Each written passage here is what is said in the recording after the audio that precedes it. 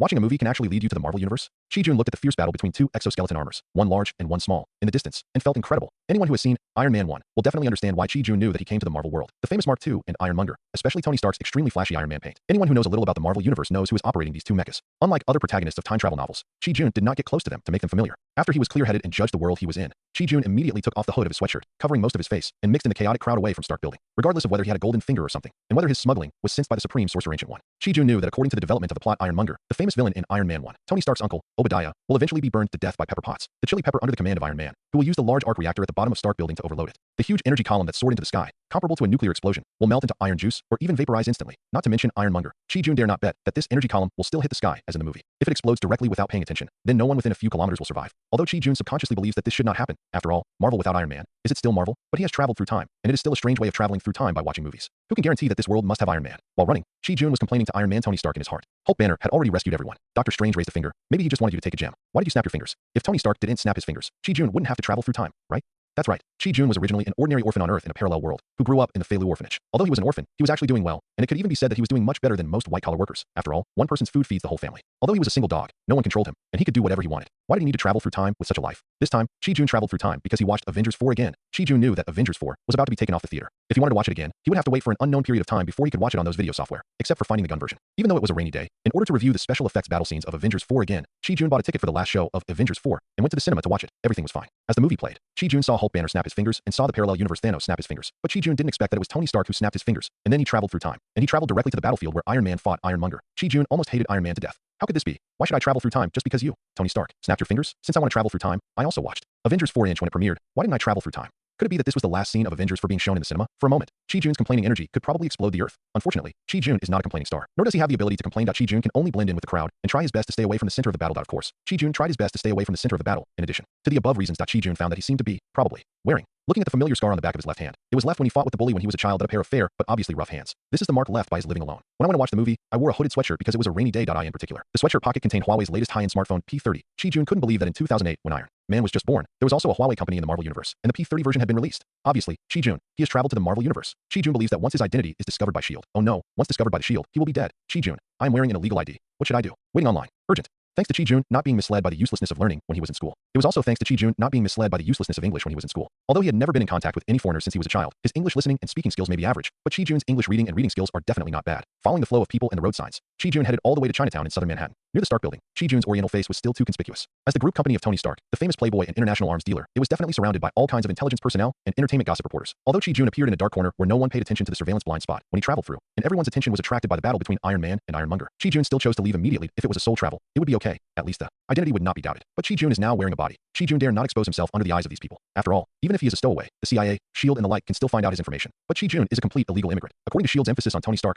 once someone like Chi-Jun who has no record at all is discovered by S.H.I.E.L.D., he will definitely be dead. That what's more, lurking under the surface of S.H.I.E.L.D. is the even more cruel Hydra. Although Chi-Jun was able to thrive before the time travel because of his ruthlessness, this kind of ruthlessness is not enough in front of S.H.I.E.L.D., especially S.H.I.E.L.D. It is better to quickly blend into Chinatown, where there are all kinds of Chinese and Chinese Americans, which is Chi-Jun's most natural layer of protection.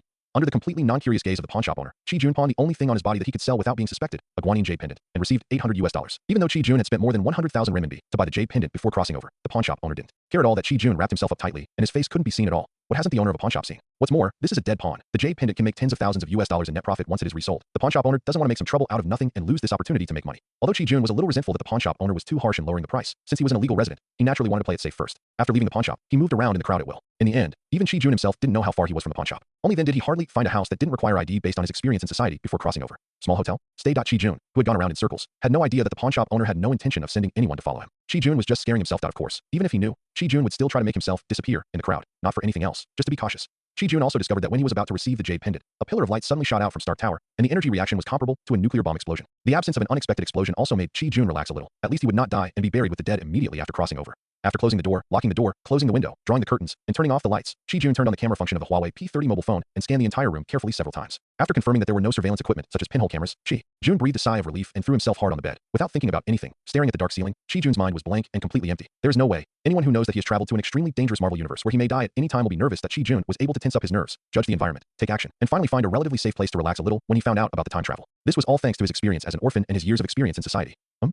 After a long time, when everyone thought Chi-Jun was asleep, Chi-Jun hummed and sat up from the bed. But at this moment, a surprised smile appeared on Chi-Jun's face. Not bad. The golden finger of a time traveler has arrived. Just now, when When Chi-Jun was lying on the bed and emptying his mind, he happened to merge with the golden finger and understand the function and role of the golden finger. Different from the golden fingers of other time travelers, which are systems, grandfathers, etc., Chi-Jun's golden finger is not a system, nor does it have a spirit that issues tasks, and it has no independent intelligence, because Chi-Jun's golden finger is actually reality, gem, stone. Chi-Jun was very excited. I also have a reality gem. Chi-Jun wanted to yell loudly, but in the end, Chi-Jun still restrained himself. The unfamiliar environment constantly reminded Chi-Jun that this was not his home, but the dangerous Marvel universe. Who knows if someone would secretly target him if he yelled for no reason. But even so, Chi-Jun was extremely excited and endured it very hard. Yes, it was the reality gem among the infinity gems. However, the reality gem that Chi-Jun had was slightly different from the reality gems in the Marvel universe.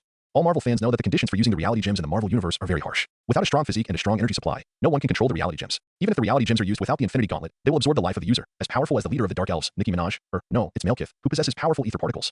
With the reality gems as the core, and is able to fight Odin, when using the ether particles, his vitality will be absorbed by the reality gems in its core, and he was eventually hammered to death by the Hammer God. It can be seen that the hidden dangers hidden under the powerful abilities of the Marvel version of the reality gems are equally huge. But Chi-Jun's golden finger, the reality gem, is not like this. In other words, the reality gem owned by Chi-Jun is a variant version of the reality gem in the Marvel universe. Even an upgraded version, because, through the information obtained after binding the mutant version of the reality gem, Chi-Jun also fully understood the ability of this powerful golden finger. The mutant version of the reality gem has all the abilities that the Marvel universe reality gem has. Even, the mutant version of the reality gem has what the Marvel universe reality gem does not have. For example, the Marvel universe reality gem can only be used in the Marvel universe. If it leaves the Marvel universe, its ability will be weakened due to the different origins of the universe, and it may even become a completely useless gem. But the mutant version of the reality gem, no matter which universe it is in, can fit the current universe origin, so as to fully exert its ability. The most important thing is, unlike the reality gem in the Marvel universe, which needs to provide huge energy when used and also absorbs the vitality of a user, Chi-Jun's mutant version of the reality gem does not absorb Chi-Jun's vitality, and even on the contrary, the mutant version of the reality gem bound to Chi-Jun will also provide defense for Chi-Jun. This defense is passive. Of course, if Chi-Jun is willing, he can also turn this ability into an active skill. The only difference is that passive use does not require additional consumption of Chi-Jun's energy, and even the mutant version of the reality gem will absorb the energy from the attack. But active use is equivalent to using the mutant version of the reality gem, which requires Chi-Jun to actively provide energy consumption. In fact, according to the information transmitted to Chi-Jun by the mutant version of the reality gem,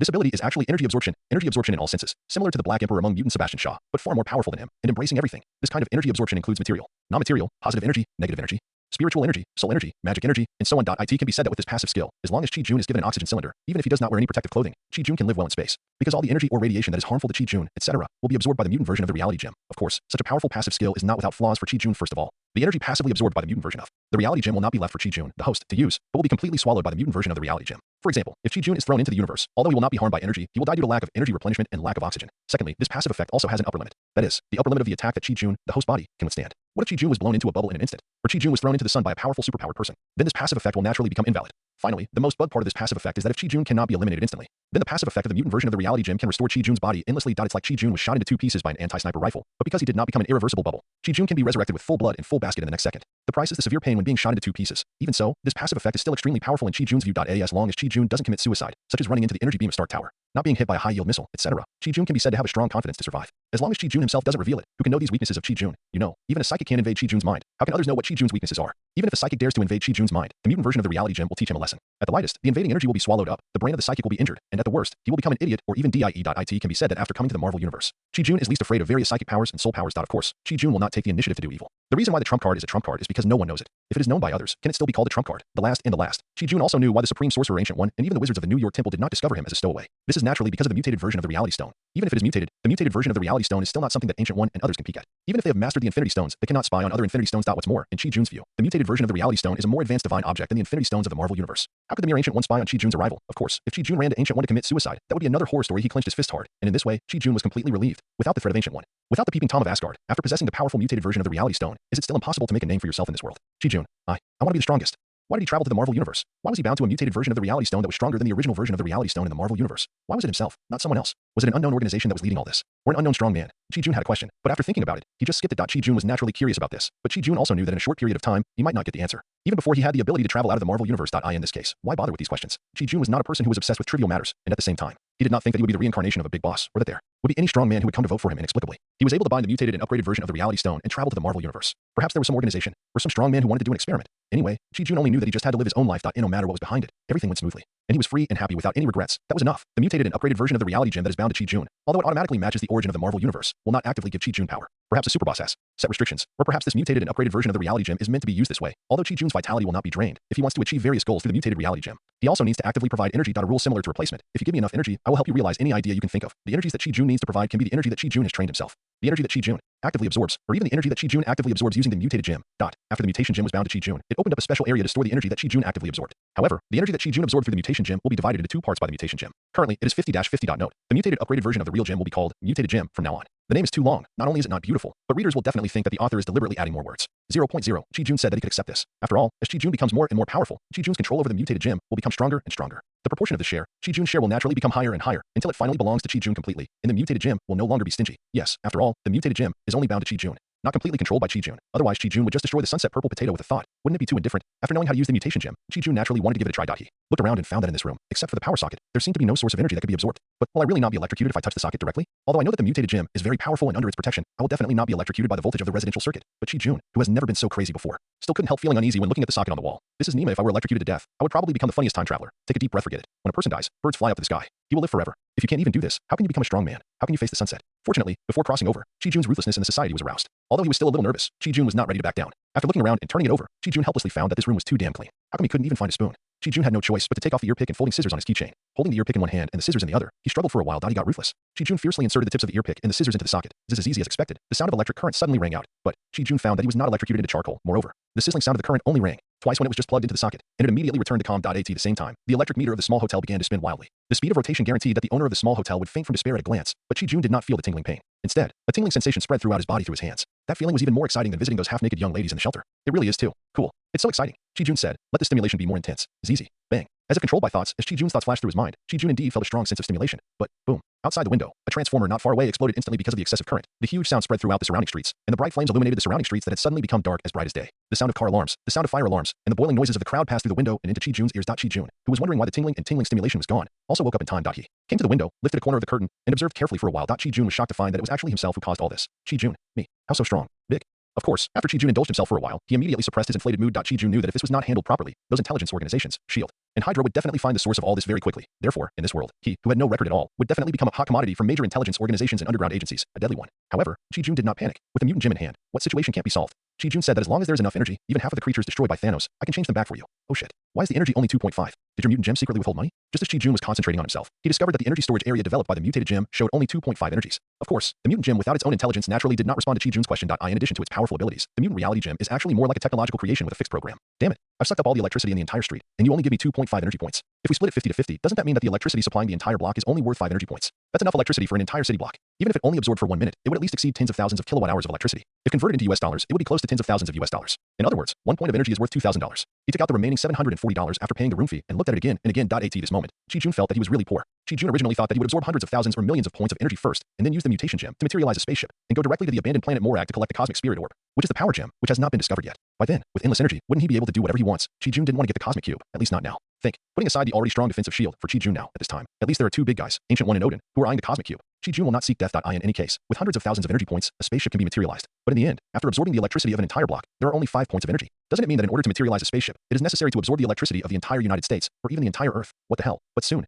Chi-Jun regained his good mood, because Chi-Jun found that although the mutant gemstones were too bad at absorbing energy and the conversion ratio was too large, this did not mean that the energy of the mutant gemstones would be bad. In other words, for the mutant gemstones, electrical energy is actually a very garbage energy. It is an extremely low-level energy. It is an energy with a very low conversion rate. If Chi-Jun hadn't taken the initiative to absorb it, I'm afraid the mutant gemstone wouldn't even look at it. Chi-Jun found that he only used a little bit of energy to restore all the damage caused by trying to absorb electrical energy. This is the good thing about real gemstones. If you want to do something, you don't have to do it yourself. You just need to imagine it in your mind. As long as the energy is enough to pay, you don't have to do anything yourself. It is simply a must-have magical item for lazy people to travel at home. Only 0.5 energy was used. Except for the transformer that exploded and burned with a raging fire, all the other damage caused by Chi-Jun's previous absorption of electrical energy was restored to its original state. The sockets and lines that Chi-Jun had absorbed too much electrical energy in an instant and were about to melt were all restored to their original state. If the innkeeper took a look at the electric meter, he would find that the meter, which was spinning wildly before, had returned to the state of the second. Before Chi-Jun began to absorb electricity. In other words, except for the transformer that exploded and was still burning, all the effects of this accident were eliminated. And even the power company's electricity consumption records were restored by invisible energy. In fact, Chi-Jun also tried to use the mutant gem to clear all surveillance and even everyone's memory. But the information fed back to Chi-Jun by the mutant gem showed that in addition to surveillance that can be changed at any time, people's memories require more energy. Different from dead objects such as surveillance and lines, it seems that it takes much more energy to make changes to humans than dead objects. Obviously, the memories of all the people in an entire block cannot be changed with just 2 points of energy. However, just because Chi-Jun wanted to change people's memories, the mutated gem fed back to Chi-Jun a more exciting news. Because it contains life energy that is much more advanced than electrical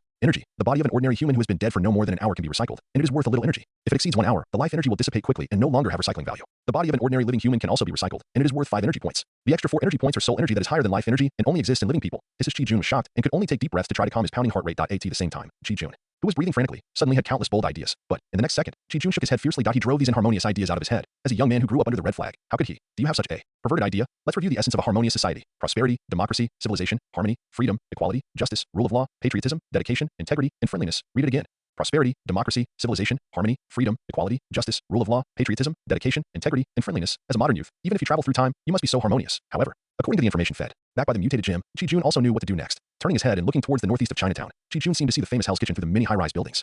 Although he had a goal, Chi-Jun did not leave immediately. After all, Chi-Jun's identity was a big problem. After coming to the Marvel Universe, Chi-Jun had no record of him in this world. Unlike the panic caused by the battle between the two Iron Men in Stark Tower, no one checked Chi-Jun's identity at that time. But that did not mean that there was no record now. What's more, a transformer suddenly exploded in Chinatown, and Chi-Jun did not believe that no one would check along the way. If Chi-Jun walked out at this time, the chance of being caught was 100%. Therefore, before going to Hell's Kitchen, he had to use the remaining energy to create an identity for himself that could withstand verification. Since changing human memory requires a large amount of energy, so huge that Chi-Jun did not know how much it was for the time being. This made Chi-Jun directly give up the idea of making a Native American federal. After all, paper documents are easy to make, but once a policeman or agent takes it seriously and visits the address made by Chi-Jun, everything will be exposed. Why then? Not only will he not be able to get rid of his illegal status, but he will also attract the attention of some intelligence agencies, which is not worth the loss. Although by that time, Chi-Jun is expected to have grown to the point where he doesn't need to worry about those intelligence agencies. It is still a trouble anyway, and it is better to avoid it. So, if you want these intelligence agencies to think that Chi-Jun's identity is real, but you don't have enough means to verify it, what should you do? In fact, in Chi-Jun's opinion, it is also very easy. That is to directly use the mutated gem to directly create a real identity of the ancient Oriental country and a visa to travel to the United States Federation. Although S.H.I.E.L.D. has tentacles all over the world, it can't intervene in the ancient Oriental country, especially in the inland of the ancient Oriental country. At most, it can only set up a district office. It's hard to say how many people in it are on S.H.I.E.L.D.'s side. Because Chi-Jun has no more energy points, he can only do this much.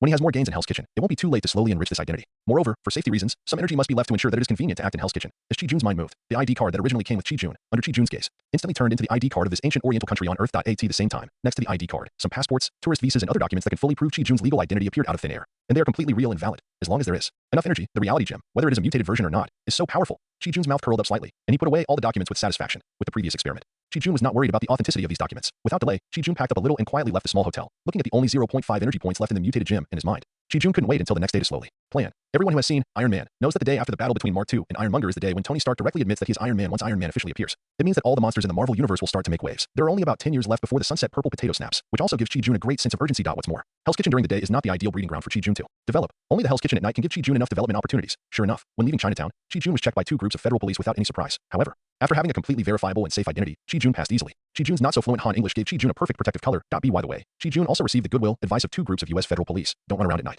The public security in the United States is not as safe as reported by the media. As a country where everyone is armed with guns, sometimes a quarrel can inexplicably escalate into a gunfight. What's more, Chi-Jun just heard someone discussing a gunfight that happened during the day along the way. Although Chi-Jun stumbled, he still got the general meaning. It was probably a person who was fired from his job who wanted revenge and directly shot at the crowd, killing as many as 13 people. After figuring it out, Chi-Jun had decided that it was indeed the irritable people in the United States who used guns to vent when something went wrong. But at the same time, it also gave Chi-Jun a great sense of crisis. A gentleman does not stand under a dangerous wall, and Chi-Jun does not want to leave his life to so-called luck. If he does not want to be killed, inexplicably, he must have enough strength, whether it is his own strength or the power of his subordinates. At the same time, Chi-Jun also had a look of regret. These are 13 recyclable treasures. If Chi-Jun recycled them, wouldn't there be 13 extra energy points out of thin air? A little energy can do so many things. 13 points of energy can definitely give Chi-Jun a perfect start. What a pity. It was wasted like this. Hell's Kitchen is a very interesting place. It is an area where gangs gather, but there are no police officers to crack down on gangs. Even at night, gang members run rampant. Even if there is a gunfight, there will be no police officers to patrol this magical place all night. After arriving at the outskirts of Hell's Kitchen, the taxi that Chi-Jun took refused to move even 1 meter inside. Chi-Jun had no choice but to pay the fare. Add a little tip, get off the car, and choose to walk into the Hell's Kitchen neighborhood. Chi-Jun did not enter Hell's Kitchen in a blatant manner, but hid in a dark corner first, preparing to materialize some props. Before entering in Hell's Kitchen at night, there are all kinds of monsters, not to mention Chi-Jun is alone. Even if a whole team comes to Hell's Kitchen, it will be targeted in a matter of minutes. First, Chi-Jun used 0.1 points of energy to materialize a standard night suit, similar to the Men in Black, and a toy gun. Yes, a real toy gun. In addition to the appearance that is exactly the same as a real gun, is completely lined with light plastic. Not to mention real bullets, even water bullets, can't be fired. However, when Chi-Jun put it on his waist, the bulging lump can definitely deter at least some gangsters. This makes these gangsters need to think carefully before targeting Chi-Jun, whether it is worth it. Then, Chi-Jun used the last 0.4 points of energy to materialize a pair of sunglasses that can make people subconsciously ignore the wearer. Lurking sunglasses, under the premise that the wearer does not take the initiative. It can make everyone around ignore the wearer to the greatest extent and block all surveillance equipment. The effect lasts for 40 minutes and is produced with 0.4 energy points. The above are the properties of the sunglasses materialized by Chi-Jun. The sunglasses themselves cost almost no energy points, but 0.1 energy points have a 10-minute effect, and 0.4 energy points are exactly 40 minutes. After 40 minutes, without the energy blessing, this pair of sunglasses is really just an ordinary pair of sunglasses. But for Chi-Jun, 40 minutes is definitely enough for Chi-Jun to plan, and it is even more than enough. Putting on the sunglasses, Chi-Jun appeared in a standard outfit of a man in black. Wearing sunglasses in the middle of the night should have been an extremely strange scene, but the people around him turned a blind eye to it, as if this person did not exist. Chi-Jun even tried to walk openly in front of these gangsters, but these gangsters really ignored Chi-Jun and treated him as air. Seeing this, Chi-Jun was completely relieved. He turned around and returned to the darkness again, starting to look for his prey, although he was very confident in the ability of the mutated gem. This is a Marvel universe with many superpowered people after all. God knows if there's anyone who can ignore the effect of the lurking sunglasses before he grows up, it is better to act quietly and not be ostentatious. Bang bang boom. Not long after walking, Chi-Jun heard a fierce gunfight and explosions. Chi-Jun was so excited. Hell's Kitchen was indeed my favorite place. Following the direction of the gunshots, Chi-Jun ran over excitedly. Puff squeak. A stray bullet flew past Chi-Jun and hit the wall in front of him, stirring up a cloud of dust. The broken cement block hit Chi-Jun's cheek, causing Chi-Jun's excited blood to cool down immediately. He braked suddenly and stopped at the corner. Taking a deep breath, Chi-Jun suddenly remembered that this was a real gunfight. Oh shit. You scared your dad to death. This is a gunfight that will kill people. Are you running over here stupidly to get yourself killed? Gulp. Chi-Jun swallowed hard and suddenly fell into a struggle between heaven and man. Continue? But this is the center of the battle. I was lucky to survive. What if a stray bullet kills me? Retreat? Then what was the purpose of coming here? Just to feel the threat of death? That was absolutely not acceptable. There's no such thing as a free lunch. If you want to be powerful, how can you be timid? But once dead, how can I become strong again? Hearing the roar of gunfire around him, Chi-Jun became more and more entangled. Damn, it's really hard for a young man like me who lives in a harmonious society to make such a choice. In the end, no matter how ruthless he is in society, Chi-Jun is just a peaceful citizen who has never seen blood. Chi-Jun scratched his hair in annoyance. Hey, Chi-Jun felt that he had touched the tipple of his sunglasses and was stunned. Yes, I have a mutated gem. As long as I am not blown into foam, I will not die at all. What the hell am I tangled up about? Pa. After spitting fiercely, Chi-Jun stood up again with a fierce look on his face. After he no longer had any worries, Chi-Jun's previous ruthlessness in society was once again aroused. Since he won't die, the worst that can happen is just a little pain. As long as I can't die, I don't believe there is any pain that I can't bear. When he saw a gangster's body behind a motorcycle that was riddled with holes and on fire in the distance, his eyes suddenly lit up. At this moment, all the threats of death disappeared from Chi-Jun's mind. At this moment, it seemed that he had never been afraid of corpses. Rubbing his hands together, Chi-Jun suddenly burst out at the fastest speed in his life and rushed towards the corpse. At this moment, in Chi-Jun's eyes, there was no longer a bloody corpse on the ground. At this moment, in Chi-Jun's eyes, this was a golden treasure. Quick, suck it for me. Suck it hard for me. Chi-Jun rushed to the gangster's body like an extreme sprint and shouted wildly in his mind. The body was visibly shrinking and withering rapidly, as if time had accelerated hundreds or thousands of times on his body. First it shrank, then withered, then turned into bones, and finally turned into sand. As the gentle breeze blew, even the last trace of the sand disappeared into thin air. Even the blood that had originally flowed from the corpse disappeared without a trace. Chi-Jun's eyes widened when he saw this strange sight. This hyacinth is a special effect like a sunset purple potato snapping its fingers. This mutated gem is too powerful. It didn't even leave any clothes or bullets on the body. All traces disappeared cleanly, and even the road that was originally soaked by the blood became dry. Is this a powerful mutated gem? After a while, Chi-Jun came back to his senses. Although this special effect has been seen several times in movies, but when Chi-Jun really faced it in person, he could feel the magic. It was also at this time that Chi-Jun's mentality began to change. In the final analysis, before this, Chi-Jun was really just an ordinary young man in society. But now, Chi-Jun has decided that in this life, he will be a real strong man. A strong man who can easily reach this level with his own strength. A strong man who will be 1,000 times, 10,000 times, and 100 million times stronger than this level in the future. Chi-Jun, me. I don't want to be bald, but I have to become stronger, thanks to the magical effect of lurking in sunglasses. Although Chi-Jun lay here for a long time, no one looked at him, and not even a stray bullet flew in this direction. However, looking at the gangsters from both sides fighting fiercely, Chi-Jun's eyes became brighter and brighter. So many energy points. They're all mine.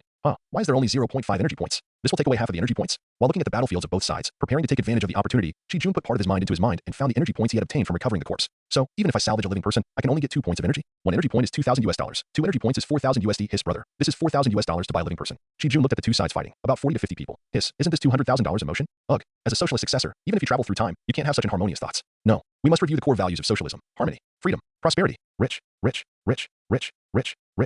powerful, rich and powerful, rich, money, Krypton gold, money. Something seems wrong. Forget it. Never mind. In the game of life, how can you become stronger without spending money? For the sake of a harmonious society, the money that moves around is fine. It would be a waste if you don't pick up those money that are lying there. You have to pick them up now. To earn gold. To become stronger. Go. Chi-Jun muttered to himself and rushed towards the next pile of money again. Pay for it. You can become stronger as long as you pay for it. Beat it hard. It's best to fight until both sides suffer losses. It would be even better if we could die together. The gangsters on both sides of the war did not know that when they were fighting for their lives, there was a man who quietly followed behind them, muffled his voice, and made a fortune, while paying attention to the energy points in his mind. He observed the two sides of the exchange of fire. Strangely, Chi-Jun did not feel any discomfort at all when he saw blood for the first time. For others, after reading the world, there is no code in their hearts. But looking at Chi-Jun again, it is probably the opposite. The battlefield in his eyes automatically fills in the code. The horrible wounds caused by the original gunfight and even the explosion of the rocket launcher have completely lost their scary attributes in Chi-Jun's place, and directly turned into a golden special effect. Hit him. Why are you hiding? Stand up. Oh shit. You were holding an AK, but you don't even dare to suppress the enemy. And you, holding a broken pistol, you didn't even aim. You shot at the air. Seeing that the energy point in his mind had been stable at the number 9 for a long time, Chi-Jun was so angry at the gangsters on both sides that he wanted to teach them what it meant to not lie down and stand up to shoot. Fortunately, Chi-Jun was not idle and really stood up to do it. Before that, although no one picked up the bundles of money lying on the ground, Chi-Jun was very happy to collect them. But on the battlefield where bullets were flying, the lurking sunglasses, that only worked on people, and surveillance did not work on stray bullets. A stray bullet that came from nowhere accurately hit Chi-Jun's arm. Chi-Jun screamed miserably at the time. If it weren't for the mysterious effect of the lurking sunglasses and the roar of gunfire in the center of the battle, Chi-Jun would have been discovered long ago. And how could he make a fortune quietly? However, it must be said that the passive protection effect of the mutated gem on Chi-Jun is really very awesome. Chi-Jun saw with his own eyes that under the cover of an inexplicable energy, the stray bullet that had smashed Chi-Jun's arm was directly squeezed out by the arm muscles. Then, with a feeling of itchiness and numbness, the broken arm suddenly returned to its original state. White and tender. If it weren't for the sleeve pierced by the stray bullet and the bloodstains on it, it would be impossible to tell that this was an arm that had been shot. Despite this, Chi-Jun still didn't want to go and face dozens of guns in person. You know, it really hurts. The high-speed rotating bullet penetrated the flesh and finally stopped in the bones. Chi-Jun definitely didn't want to feel that kind of pain again. After that, Chi-Jun, who was picking up corpses, picking up money, moved even more coquettishly. Chi-Jun, you little money movers. If you don't have voting tickets and flowers, be careful that I will pick you all up in a while. Is it just a mess on TV and in movies? Or are the gangsters so afraid of death in battles? With less than 10 minutes left, the fantasy special effects of lurking in sunglasses were about to disappear, but Chi-Jun was helpless as he saw the two gangsters still hiding behind the bunkers and firing randomly. Think about the TV movies you have seen. Which gangster villains in them are not desperate and mindless, directly giving experience to the protagonist? Why are these gangsters so afraid of death when it comes to Chi-Jun? Why is there not even one who dares to stand up? Damn, you don't have the courage. How did you fight this exchange of fire? With your performance as a rookie, how did these guns got it? Oh, okay. I almost forgot that this is a country with a lot of guns. Chi-Jun was speechless. He pushed his sunglasses, which were about to expire in a few minutes, on his nose. Chi-Jun also began to think about how to add some fuel to the warring gangsters and speed up the end of this battle. After all, although Chi-Jun can use mutated gems to continue to replenish energy for the lurking sunglasses, to maintain the fantasy special effects attribute, but Chi-Jun is reluctant to waste the energy that he has collected with great difficulty. If he wastes energy for a bunch of gangsters who are fighting each other, isn't it too extravagant? Puff, puff, puff, puff. Just then, Chi-Jun heard a faint but continuous sound coming from the building above him. As these sounds rang out, Chi-Jun discovered that the group of rookie gangsters from both sides who were in a stalemate in the melee just now began to die in large numbers. Such a scene made Chi-Jun's eyes horrified. He was not shocked by the gunman's shooting skills, but by the person who came silently behind him. He mechanically turned his head to look at the not-so-high building behind him, and two figures, one big and one small, appeared in Chi-jun's sight. Both of them were holding a rifle with a silencer in their hands, pulling the trigger with one finger, accurately killing the gangsters one by one. Chi-jun squinted his eyes and distinguished carefully. What they were holding seemed to be 416 Hong Kong dollars, or M4A1. It was not clear, and Chi-jun was just a pseudo-military fan, so he couldn't tell them apart at all. Anyway, they were all good guns. Run. The devil appears. The boss has been killed. Run. Go back and tell the boss. Someone is robbing the other gang. With a burst of precise shots from the two gangs, the number of the two gangs that had been fighting back and forth suddenly dropped sharply, and soon there were less than 10 people left. But obviously, this was not the end. The two gangs fled in an experienced manner. But it did not panic the two upstairs. Instead, they aimed their guns more steadily and began to fire in short bursts. 222 figure ta-ta-ta. After a series of dull and rapid sounds, all the gang members from both sides who had fled were killed, without exception. Chi-jun's eyes widened immediately. After all this time, the two gangs before him were really just noobs. As soon as the two masters came out, they all went back to the spring to take a bath. If there is a spring in hell, bang bang. Just when Chi-jun was still thinking about it, two sounds of falling objects sounded behind him, which made Chi-jun tense up. The footsteps that followed let Chi-jun know that the two guys upstairs had jumped down. Damn. Have these two found me? Are they here to kill me? What should I do? What should I do? Should I kill them? Is it really inevitable that I have to do it myself? I was a good socialist young man who was just eating and waiting to die the day before. Speaking of which, if I want to kill someone, is it better to cut the throat or shoot them in the head? Hey, I only have a toy gun. How can I shoot them in the head? Is it inevitable that I have to cut the throat? If I cut the throat, what kind of posture should I use? How much force should I use? I've only killed chickens, not people. What should I do? What should I do? Should I jump up suddenly to scare them? Or should I rush over and strangle them? Can I twist them with my strength? Shit, I suddenly discovered a bug in the passive protection of mutation gem. What if they cover my mouth and nose and suffocate me to death? By the way, if they suffocate me to death, will mutation gem revive me? At this moment, Chi-jun thought about a lot of things. He thought about the unforgettable massages, the young ladies in the shelter who were too poor to afford clothes, and the many wonderful lies that he had not yet enjoyed. Chi-jun thought of it again. Why are the footsteps getting farther away? Chi-jun raised his head and saw two figures, one tall and one petite, passing by Chi-jun who was lying on the ground. The two came to the group of gangsters they had killed and started touching corpses. Holy shit, with such powerful strength, killing gangsters like horses, cough cough, two sharpshooters like killing chickens, actually want to touch corpses. It's like your god is suddenly poops in front of you, and poops loudly. The image of the two big guys suddenly collapsed and Chi-jun's mind crack shattered. It's a good thing that I wasn't discovered by the two assassins who suddenly appeared. Chi-jun silently thought to himself. Touching the lurker sunglasses on the bridge of his nose, Chi-jun couldn't help but give a silent thumbs up to the mutated gem in his heart. Phelps, no, mutated gem is awesome. Hey, why does this big guy look like Batman? Shit, is this not just the Marvel world, but also DC? Also, who is this petite guy next to him wearing a purple battlesuit? Why does this Batman? Like I wear a gold belt? Is he afraid that it's too dark at night and he can't see? Or is it because I'm rich and you want to rob me? Also, why are the letters BD engraved on this gold belt? Hey, this petite guy is wearing a pink belt. There's an HG engraved on it. Hiss. Wait, this scene is so familiar. I feel like I've seen it somewhere. When did you see it? That's right. I remember it. Big Daddy and Hit Girl and Kick-Ass. Thinking of this, Chi-jun almost exclaimed in surprise that I saw Iron Man and Ironmonger before. But I didn't expect that it had only been a short time. Now I saw two more Marvel heroes. At this moment, a lowly voice sounded, these guys are really too poor. Luckily, I only used one bullet, or I would have lost a lot of money. Corpse, I'm so weak. It's really my fault. Okay, Mindy, speed up and clean up these guys. This is Hell's Kitchen. The gunfire was so intense that no one came to watch. But now as soon as the gunfire stops, a large group of people will come to check. If you don't want us to be surrounded, hurry up. A mature male voice sounded, stopping Hit Girl's complaints. Got it, Big Daddy. Hit Girl rolled her eyes, but her hands unconsciously sped up their movements. But why does it feel like there are a dozen people missing? Is there something wrong with our intelligence? Well, when we get back, we'll give a proper greet to the guy who sold us the information. With more than a dozen people missing, this business is obviously a loss. As the father and daughter moved faster, Chi-jun, who was lying on the ground, could no longer hear the two people's low voices. Well, with Chi-jun's English listening and speaking ability, half of it was actually guessed. But even so, it was enough, wasn't it? Is it really from Big Daddy and Hit Girl? I wonder if Big Daddy will be killed by that idiot Kick-Ass in the future. Maybe not. According to the original plot, it seemed that these two guys were put on live trial after being caught. It seems to be live broadcast. If the trial is live, then he won't necessarily die. New York is now the territory of Tony Stark, the new superhero Iron Man. If these two guys were killed live by some gangsters, where would Iron Man put his face? Moreover, New York is a key monitoring area of S.H.I.E.L.D., and you want to broadcast something live online. Chi-jun carefully searched through the memories that were about to be forgotten in his mind, and finally remembered the origins of the two people with BD and HG engraved on the belt. Although he didn't remember most of the plot clearly. As long as a special scene was mentioned, it would definitely make Chi-jun remember these two people again. A father, facing his daughter, shot. A gun. Yes, the Big Daddy is such a devilish father. Not only did he not hold his daughter in the palm of his hand to cherish her, but he also personally trained his daughter to be a killer. Oh my god. Thinking back to the past, Chi-jun couldn't believe the scene he saw. In this world, there are such unscrupulous fathers. Is this really his biological child? Let's get back to the topic. After thinking of Big Daddy and Hit Girl, Chi-jun realized that fighting and killing were too troublesome. Sure enough. Picking up leaks is the hard truth, especially picking up leaks behind powerful people. It's even more fun. You know, many of the superheroes in Marvel are saintly bitches, with saintly attributes, especially some blind streak heroes. They're simply saintly. Bitches, the representative of saints. To sum up, I won't kill anyone. You can abuse me thousands of times, and I will let you go like my first love. That guy was afraid that the subsequent plot would not continue after the villain died. He just didn't kill a group of villains, just to let them come to these street heroes for revenge repeatedly, so that more innocent guys could be killed. Chi-jun is absolutely not interested in these guys. Only people like Big Daddy and Hit Girl, who never show mercy to villains, are standard heroes. How did Captain America gain such a fiery reputation? It was not because he killed Nazis, although later, for his own selfishness, even Captain America was a bitch. Forehead. I've gone off topic. Anyway, even if it's just for the golden energy lying on the ground waiting for Chi-jun to pick up, Chi-jun has to follow these street heroes who dare to kill and kill hard. By the way, there seems to be a street punisher. It seems to be a comrade in arms of Black Egg from S.H.I.E.L.D. Well, this guy is ruthless when it comes to killing people. I must get to know him if I have the chance. As an upright socialist successor, how could I, Chi-jun, take the initiative to kill people? It's impossible to kill people. Only by following the emotionless street heroes to pick up the leftovers can I maintain a semblance of life. Seeing that Big Daddy and Hit Girl were walking away, Chi-jun quickly used the mutation gem to spend 3 points of energy without Hit Girl noticing, and materialized a completely harmless, undetectable, but global positioning biochip under Hit Girl's skin. What? Spying on the little girl taking a bath through a biochip. Slander. This is an absolute slander. I, Chi-jun, the successor of socialism, am so upright, kind, prosperous, harmonious. I, Chi-jun, just want to observe the changes in the position of Hit Girl's little girl, so that I can help her when she is in danger. You know, how could I, Chi-jun, do such a peeping thing? Hey, is there a sound in the distance? Someone seems to be coming. Damn it. Hurry up and pick up the small coins lying on the ground. Chi-jun quickly got up and rushed to the place where a large group of gangsters fell. Because the two gangs were too bored when they were fighting each other, Chi-Jun did a small experiment. Chi-Jun found that he didn't have to touch the body himself to recover it, but there was a limit. That is, it must be within Chi-Jun's sight and within a 5-meter range in front of Chi-Jun. Moreover, Chi-Jun guessed that this range should be expandable. I just don't know whether it requires Chi-Jun's own strength to be enhanced or Chi-Jun's control over the mutated gem to be enhanced. Or both. Conditions must be met at the same time, but at least now, the distance of 5 meters is completely enough for Chi-Jun. So, while Chi-Jun was running quickly, he issued an order in his mind to recover Golden Can-Can. The benefits of mind control are really great. You only need to think about it, and the mutated gem will arrange everything for you clearly. He ran a circle quickly and recovered all the Golden Can-Can that had been touched by Big Daddy and Hit Girl, taking advantage of the last 2 minutes of lurker sunglasses, relying on the mysterious properties. He passed by a large group of other gangsters from Hell's Kitchen who came to check the results, and quickly disappeared from Hell's Kitchen, taking a taxi back to Chinatown. This time he was not even interrogated by the police. Chi-Jun couldn't help but curl his lips at this. Check out, don't care when you come in. This is completely invisible discrimination. But Chi-Jun didn't bother to pay attention and went straight back to the small hotel he had stayed in before. As a 5 good youth, Chi-Jun would not waste money on the room he had opened in the small hotel. Well, in fact, Chi-Jun was afraid that if he stayed in other places, it would be bad to reveal his flaws. After all, the more high-end the hotel, the more advanced the secretly installed surveillance equipment is. It's a joke to think that you can find it with just a mobile phone camera. After traveling to this world, especially to the Marvel world, Chi-Jun is always in a state of nervous tension. It's better not to leave any flaws as much as possible. Although those flaws can be eliminated by relying on mutated gems, the energy points are free, right?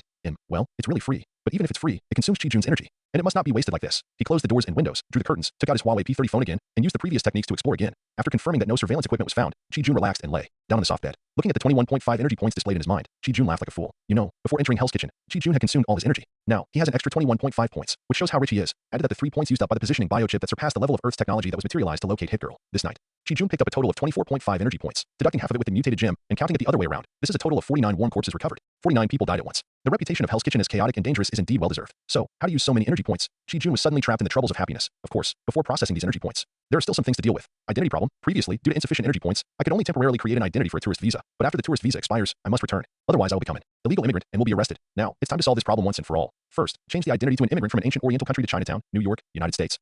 There's also an address problem? What a hassle. However, this is also simple. First, use 0.5 energy to materialize a top-of-the-line Huawei laptop, connected to the network that the small hotel has opened after the power supply has been restored, and choose a small apartment in Chinatown that is sold online. Through the ability of Mutation Gem to change reality, spend 0.5 energy points to transfer this house to your name. Of course, Chi-Jun did not occupy someone else's house in vain. While changing the ownership of the house through Mutation Gem, Chi-Jun also added an equivalent amount of US dollars to the original owner's account through Mutation Gem, spending 1.5 points of energy. Mainly to change the memory of relevant personnel, the funds modified by Mutation Gems are completely reasonable and legal, and there is no need to worry about the attack of the vicious dogs tax bureau of the United States Federation. In this way, Chi-Jun officially owns a legal property in the United States after spending a total of 2.5 points of energy. Secondly, modify the memories of the police who have seen him, because there are not many people, and only the law enforcement recorder and the tourist visa in the memory are changed to a legal green card. It is completely OJAK, of course, because it involves living people such as humans who are worth several energy points. Chi-Jun's modification has consumed a full 3 points of energy. Finally, for insurance, Chi-Jun also spent 2 points of energy to add some virtual memories of the relevant personnel of the distant ancient country in the East on Chi-Jun's ID card address through Mutation Gems. As for why not directly change the identity to a Native American Federation? Maybe it's because of the clothes, or maybe it's because Chi-Jun can't accept that he's a Native American Federation from the bottom of his heart. In short, all of a sudden, Chi-Jun's energy points dropped from 21.5 to 14 points. However, seeing his passport, tourist visa, etc. suddenly disappear, and then a bunch of green cards, driver's licenses, bank cards, credit cards, etc. suddenly appear out of thin air, Chi-Jun finally showed a happy smile on his face. His identity has been completely resolved, and now he can rest assured. No need to worry all the time. There will be SHIELD agents suddenly appearing and saying, "You are an illegal immigrant. Just follow me to the bureau." Lying on the bed, after a series of exciting events, the mind suddenly relaxed. After a while, Chi-Jun fell straight into sleep. In the dream, Chi-Jun seemed to see himself completely controlling the mutated gems, becoming the super boss of the entire Marvel and even the heavens and the world. Very majestic. Chi-Jun slept until dawn. He was awakened by the noise of people. After washing up, he stood by the window and looked at the prosperous scene of people coming and going in Chinatown. Chi-Jun couldn't help but sigh. Sure enough, as long as you have Chinese blood, no matter where you go, you can turn it into a prosperous place. After leaving the small hotel and eating an American-style modified Chinese meal in Chinatown, Chi-Jun walked towards the small apartment that had just been transferred to his name with a strange look on his face. Think about it. He could eat delicious Chinese food anytime and anywhere the day before. What on earth is this American-style modified Chinese food? Chi-Jun dared to swear that he had never eaten such a terrible Chinese food. In the end, Chi-Jun had to spend a full $10 in the supermarket, bought a bag of completely tasteless whole wheat bread, and a bottle of the legendary Lao Qian Yang from the ancient Oriental country to eat with it, which barely soothed his rebellious stomach. With a sigh, according to the address navigation, Chi-Jun still hardly found himself new home. After groping on the doorframe for a while, he found a key and opened the door. Chi-Jun was completely unable to complain. Sitting in the new home, he no longer paid attention to the old furniture, since it was just a temporary residence anyway. Chi-Jun began to think about how to maximize the use of the remaining 14 energy points. The language problem must be solved just now. Although most of the people around him were Chinese and Chinese Americans speaking Chinese, the awkward intonation still gave Chi-Jun a headache. Moreover, the thought of leaving Chinatown made communication a problem, so the language problem must be solved. Although it was no problem to blend into the surrounding crowd and use the environment to subtly solve the oral communication, it was too time-consuming. And Chi-Jun's worst problem was time. The sunset, purple sweet potato, and the like were still far away, so let's not talk about it for now. Let's say that when night falls, Chi-Jun must follow Hit Girl's location and follow behind to pick up leaks. Although picking up leaks does not require language communication, you must know what others say and do. If you want to know, you must first understand it. Therefore, it became a top priority for Chi-Jun to use the mutated gem to quickly learn English. Chi-Jun first tried to use the mutation gem to give himself the ability to speak, listen, read and write English, but the information the mutation gem gave back startled Chi-Jun, and he quickly sent the mutation gem the idea of canceling it. A full 10 energy points. Mutation gem gave Chi-Jun the same information. Chi-Jun didn't Know if it really took so much energy to give a human a proficient skill? Or did it only take so much energy for himself? Chi-Jun also didn't know if 10 points of energy were needed to give a human a proficient skill. Was it too much? Or too little? But Chi-Jun only had 14 points of energy. If he directly gave himself the ability to be proficient in English, wouldn't that only leave 4 points of energy? What can 4 points of energy do? Maybe you can make more money in your bank card. But if you want to make this money legal and reasonable, you must modify the memories of a large number of relevant people. These 4 points of energy are not enough. Materialize some gold out of nothing? What for? Let people rob you. The most urgent thing now is to give yourself the ability to protect yourself. At least you can't be easily caught by others, and then simply starve to death or suffocate to death. Chi-Jun thought about it carefully. And there might be some tricks in this. Chi-Jun could feel that his use of mutation gem was still too simple and crude. Let's do some experiments first to see if the ability of mutated gemstones is what I thought. Chi-Jun has a vague feeling about the ability of mutated gemstones, but before trying it, Chi-Jun doesn't know if this feeling is correct. First, Chi-Jun searched this new home and found some old plastic products and ironware in the utility room, some of which were even rusted. Then, Chi-Jun divided these ironware into XXX parts. He took out the Huawei top and laptop that he had materialized before, turned it on, and connected it to the internet. After getting ready, Chi-Jun began to experiment with the ability of the mutated gem. Experiment 1. Chi-Jun did not use anything, but directly imagined in his mind materializing a Glock 19 pistol. As a pseudo-American drama fan, only watching Marvel and its derivatives, Chi-Jun knew that this was a pistol that appeared frequently in the New York Police Department, NYPD, in American dramas. But Chi-Jun did not know the structure of this gun, and did not even know what materials this gun was made of. The purpose of the experiment was to materialize a Glock 19 when Chi-Jun only knew a name and appearance. How much energy would it take? As the thought moved, the mutated gem fed back that it required a full 1 point of energy. Of course, Chi-Jun immediately gave up the idea of manufacturing and continued to keep 14 points of energy. Experiment 2. Chi-Jun came to a pile of waste plastic and scrap metal and imagined the same thing, using the existing materials in front of him to materialize a Glock 1. The purpose of the experiment was to see if the mutated gem would consume less energy to materialize. After Chi-Jun prepared the possible manufacturing materials, sure enough, Chi-Jun guessed right. Facing the waste plastic and scrap metal in front of him, the mutated gem gave back a message that it only needed 0.7 energy. Wow, brother is really a genius. Chi-Jun jumped up excitedly. Of course, Chi-Jun quickly gave up this idea and continued to maintain 14 energy points. After a long time, Chi-Jun suppressed his excitement and started the last experiment. Experiment 3. Remember a complete gun manufacturing blueprint, and then use the waste materials to materialize Glock 19. Chi-Jun directly skipped the step of using the blueprint to materialize out of thin air. After all, if experiment 3 can save energy, it means that directly using the blueprint to materialize out of thin air can definitely save energy. And as Chi-Jun's mind moved, the result was naturally very gratifying. Mutated gemstone. The feedback is 0.5 energy points. Not bad. Only 0.5 energy points. Without blueprints and materials, a full 1 energy point is needed. However, after providing detailed blueprints and the required manufacturing materials, half of the energy was cut. Where did the blueprints come from? I found them online. Just because you can't find blueprints on the internet of the ancient Eastern country doesn't mean you can't find them on the internet of the United States, where everyone is guns. It can even be said that the United States internet not only has pistol blueprints, but also rifle blueprints. Otherwise, how do you think those craftsmen in the United States can make a gun by hand? Moreover, having blueprints does not mean that you can open an arms company. Opening an arms company requires qualifications, and not everyone can open one. Apart from anything else, if you want to enter the arms industry, you must first face Stark Industries. Well, even if Stark is not in the arms industry now, there is still Osborne Industries and Hammer Industries, especially Hammer Industries, which is a well-known low-end weapons export giant. Anyone who dares to grab meat in the low-end weapons market will have trouble with Hammer Industries and will inevitably be suppressed. Can you open an arms company in the United States with blueprints? Don't be funny. There is no need to fight with the congressmen who have 1,000 connections with those arms companies. The wolfhounds raised by those arms companies can tear some guys with fantasies to pieces. What's more, although there are blueprints, it is not easy to find materials, even if the materials for making guns are easy to find. The materials for making bullets are really controlled items. Don't think that only the ancient Eastern countries have controlled items. There are more controlled items in European and American countries. Whenever it involves huge interests, it is controlled items. Ordinary people have no way to get in touch with it. Therefore, Chi-Jun found a detailed diagram of Glock on the network of the United States Federation, and there was no problem at all. Really, mutated gemstones have some hidden properties, and these hidden attributes need to be discovered by yourself. If you prepare some nuclear materials and some other missile materials, even if there's no production drawings or something like that, but can we still save a lot of energy and directly materialize a nuclear weapon? Even a controlled nuclear fusion reactor? TSK. Tony Stark's arc reactor seems to use cold condensation reaction, and the controlled nuclear fusion reactor seems to be more powerful than the arc reactor, right? By then, if I can materialize an artificial intelligence, can I also make an iron suit myself? Can I be an Iron Man? Well, if this happens, it would be so cool. The experiment was successful, and Chi-Jun's mind was immediately filled with beautiful fantasies. But fantasy is just fantasy after all. When Chi-Jun calmed down and saw that he only had 14 points of energy, he suddenly felt like he was awakened from a daydream. He became listless. Oh, endless energy. We must find a way to get the infinity gems. When can I live my fantasy life just collecting corpses? With a sigh, Chi-Jun still cheered up and prepared to master his English skills. First, a tall building rises from the ground. After laying a solid foundation, there are naturally many ways to obtain the infinity stones. The most urgent task is to have the power to protect yourself first. Chi-Jun took out a book, held it in his hand, and walked to the window. This small apartment, new home, is only 3 stories high, so looking through the window at the street below, you can still see the characteristics of the people below. Not bad. Chi-Jun's idea is actually to materialize a skill book similar to that in online games. After knowing how to save energy points, Chi-Jun naturally wants to do it in the most frugal way. First, find a carrier for the English proficiency skill that is about to be materialized, a somewhat shabby book. Material. Secondly, find someone who looks very proficient in English, copy his memory of English proficiency, similar to drawings, materials, and integrate it into the skill book. Then, through the ability of mutated gems, the shabby book, by modifying the rules, directly materializes into a book of English proficiency skills that can be absorbed by rubbing it with your hands. As for the appearance of skill books in reality, is it too fantasy? Just kidding. The reality gem is originally an existence that changes all rules. What's wrong with fantasy? Fantasy is normal. This is a black brother. Oh, he also knows the magic of crotch covering? Don't mess with me. This Chinese guy, huh? How come he speaks fluent Chinese? Well, probably not English, forget it. Wow, this dark-skinned guy, is he a Korean African hybrid? Yo, check it out. Huh? What the hell? Not only did he sing rap, but he also unconsciously started playing basketball. I can't afford to offend him, so I'll give up. Chi-Jun took back his basketball gesture, looking confused. Hey, there's an old guy here, and he seems to have 2 bodyguards around him. This kind of person should be considered a successful person, and his English ability should be pretty good. Well, I'll choose him. After determining the target, Chi-Jun moved his mind, and the mutated gem also fed back a message. Hiki, it's true. It only takes 5 energy points to materialize a skill book on English proficiency that can be learned by rubbing it with your hands. What are you waiting for? Let's get started. With Chi-Jun's final confirmation, Chi-Jun suddenly felt an invisible force spreading out and swept across the old man. The old man did not change at all and continued to walk forward as usual. Then this invisible force finally returned to the tattered book in Chi-Jun's hand. There was no special effect, no flash of light or anything, just this tattered old book, which instantly turned into a palm-sized, gray, inconspicuous little book with a few big words on it. English proficiency skill book. Raising his palm, Chi-Jun could feel that after turning into the English proficiency skill book, the weight became much lighter, as if it was only the weight of a silk handkerchief. Of course, Chi-Jun was not interested in these. What Chi-Jun was interested in was rub it.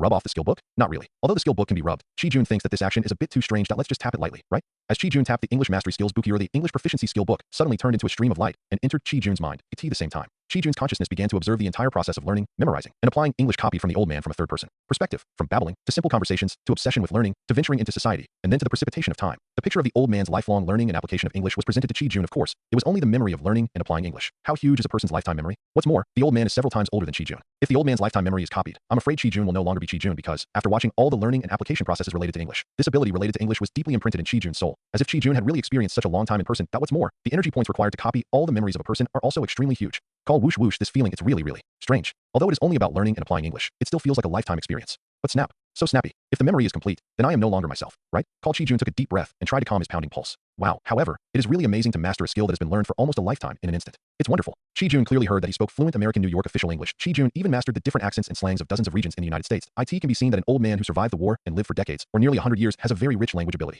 Instantly master the abilities that others have spent their entire lives learning in the form of a materialized skill book. This ability is really too powerful. Even though he had expressed his feelings before, Chi-Jun still wanted to express his feelings again. Oh yes, at night. You can also use the energy points you picked up to turn big daddies or hit girls' firearms and fighting abilities into skill books. In this way, even in this Marvel world, there's a little bit of self-protection power. Although he was in a trance for a moment after rubbing off the skill book, Chi-Jun still seemed very happy. Chi-Jun thought about turning other people's abilities into books, which was really suitable for people like himself who had no foundation at all. For people like himself with zero foundation, although they are highly malleable, it takes a lot of time to form combat effectiveness. But the ability and skill book easily solve this big problem. So how could Chi-Jun not be happy? Moreover, Chi-Jun thought that he could even use this as a basis to slowly get in touch with the more advanced people, for example agents, for example soldiers, for example scientists, even superpowers, even magicians. Why does it feel a little weird? This ability, why does it feel so much like copying?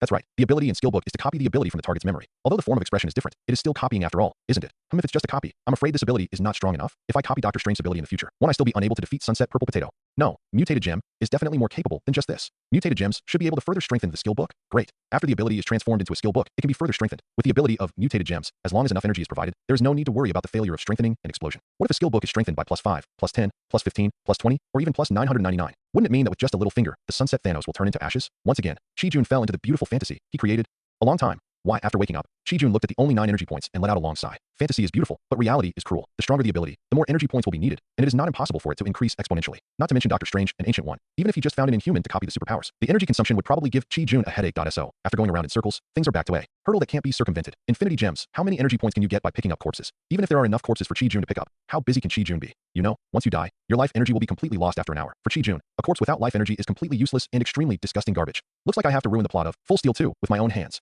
Before planting the Infinity Stones, the first generation arc reactor is enough to support for a while. Chi-Jun muttered softly.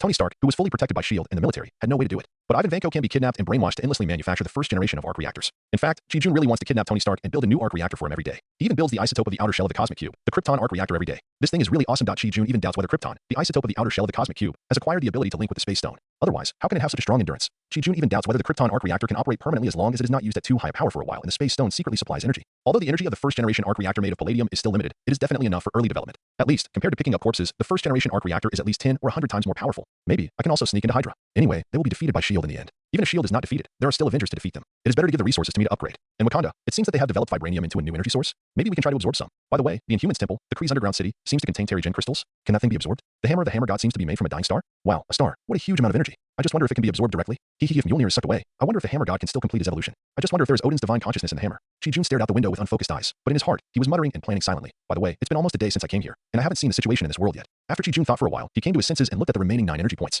He didn't know what to do. Suddenly he remembered that he hadn't learned about this world in detail. So he quickly took out the Huawei top and laptop that he had materialized before to look for information. Chi-Jun didn't check the news section when he was looking for housing to complete his identity, but now he has time to check it out. Captain America Museum? Well, that's expected. Osborn Industries. Wait, let me take a closer look. Harry Osborn, son of Norman Osborn. Let me see, 12 years old. Huh? Only 12. What the hell? Middle school? Just started junior high school. Hiss. So, based on the timeline, is it Tom Holland? But there is Osborn Industries, so the Spider-Man here is a composite type. A combination of the Amazing Spider-Man and the Holland version? No, wait for a chance to contact and see, should we turn Peter Parker into Spider-Man ahead of time? The Spider Sense is also a very powerful ability. Copying it and then strengthening it will definitely be an amazing skill. Well, forget it. Let's deal with Ivan Vanko first. Spider-Man is Marvel's own son, so copying his abilities would definitely consume a lot of energy. Well, let's look at the others. I don't know if this is a movie universe or a comic universe. See if there's any information about mutants. Well, think about it. What is the name of the school in X-Men? Chi-Jun frowned and scratched his head. Oh, it's called Xavier's School for Gifted Youngsters? I think that's it. Check it out. Chi-Jun's hands quickly tapped on the keyboard of his notebook.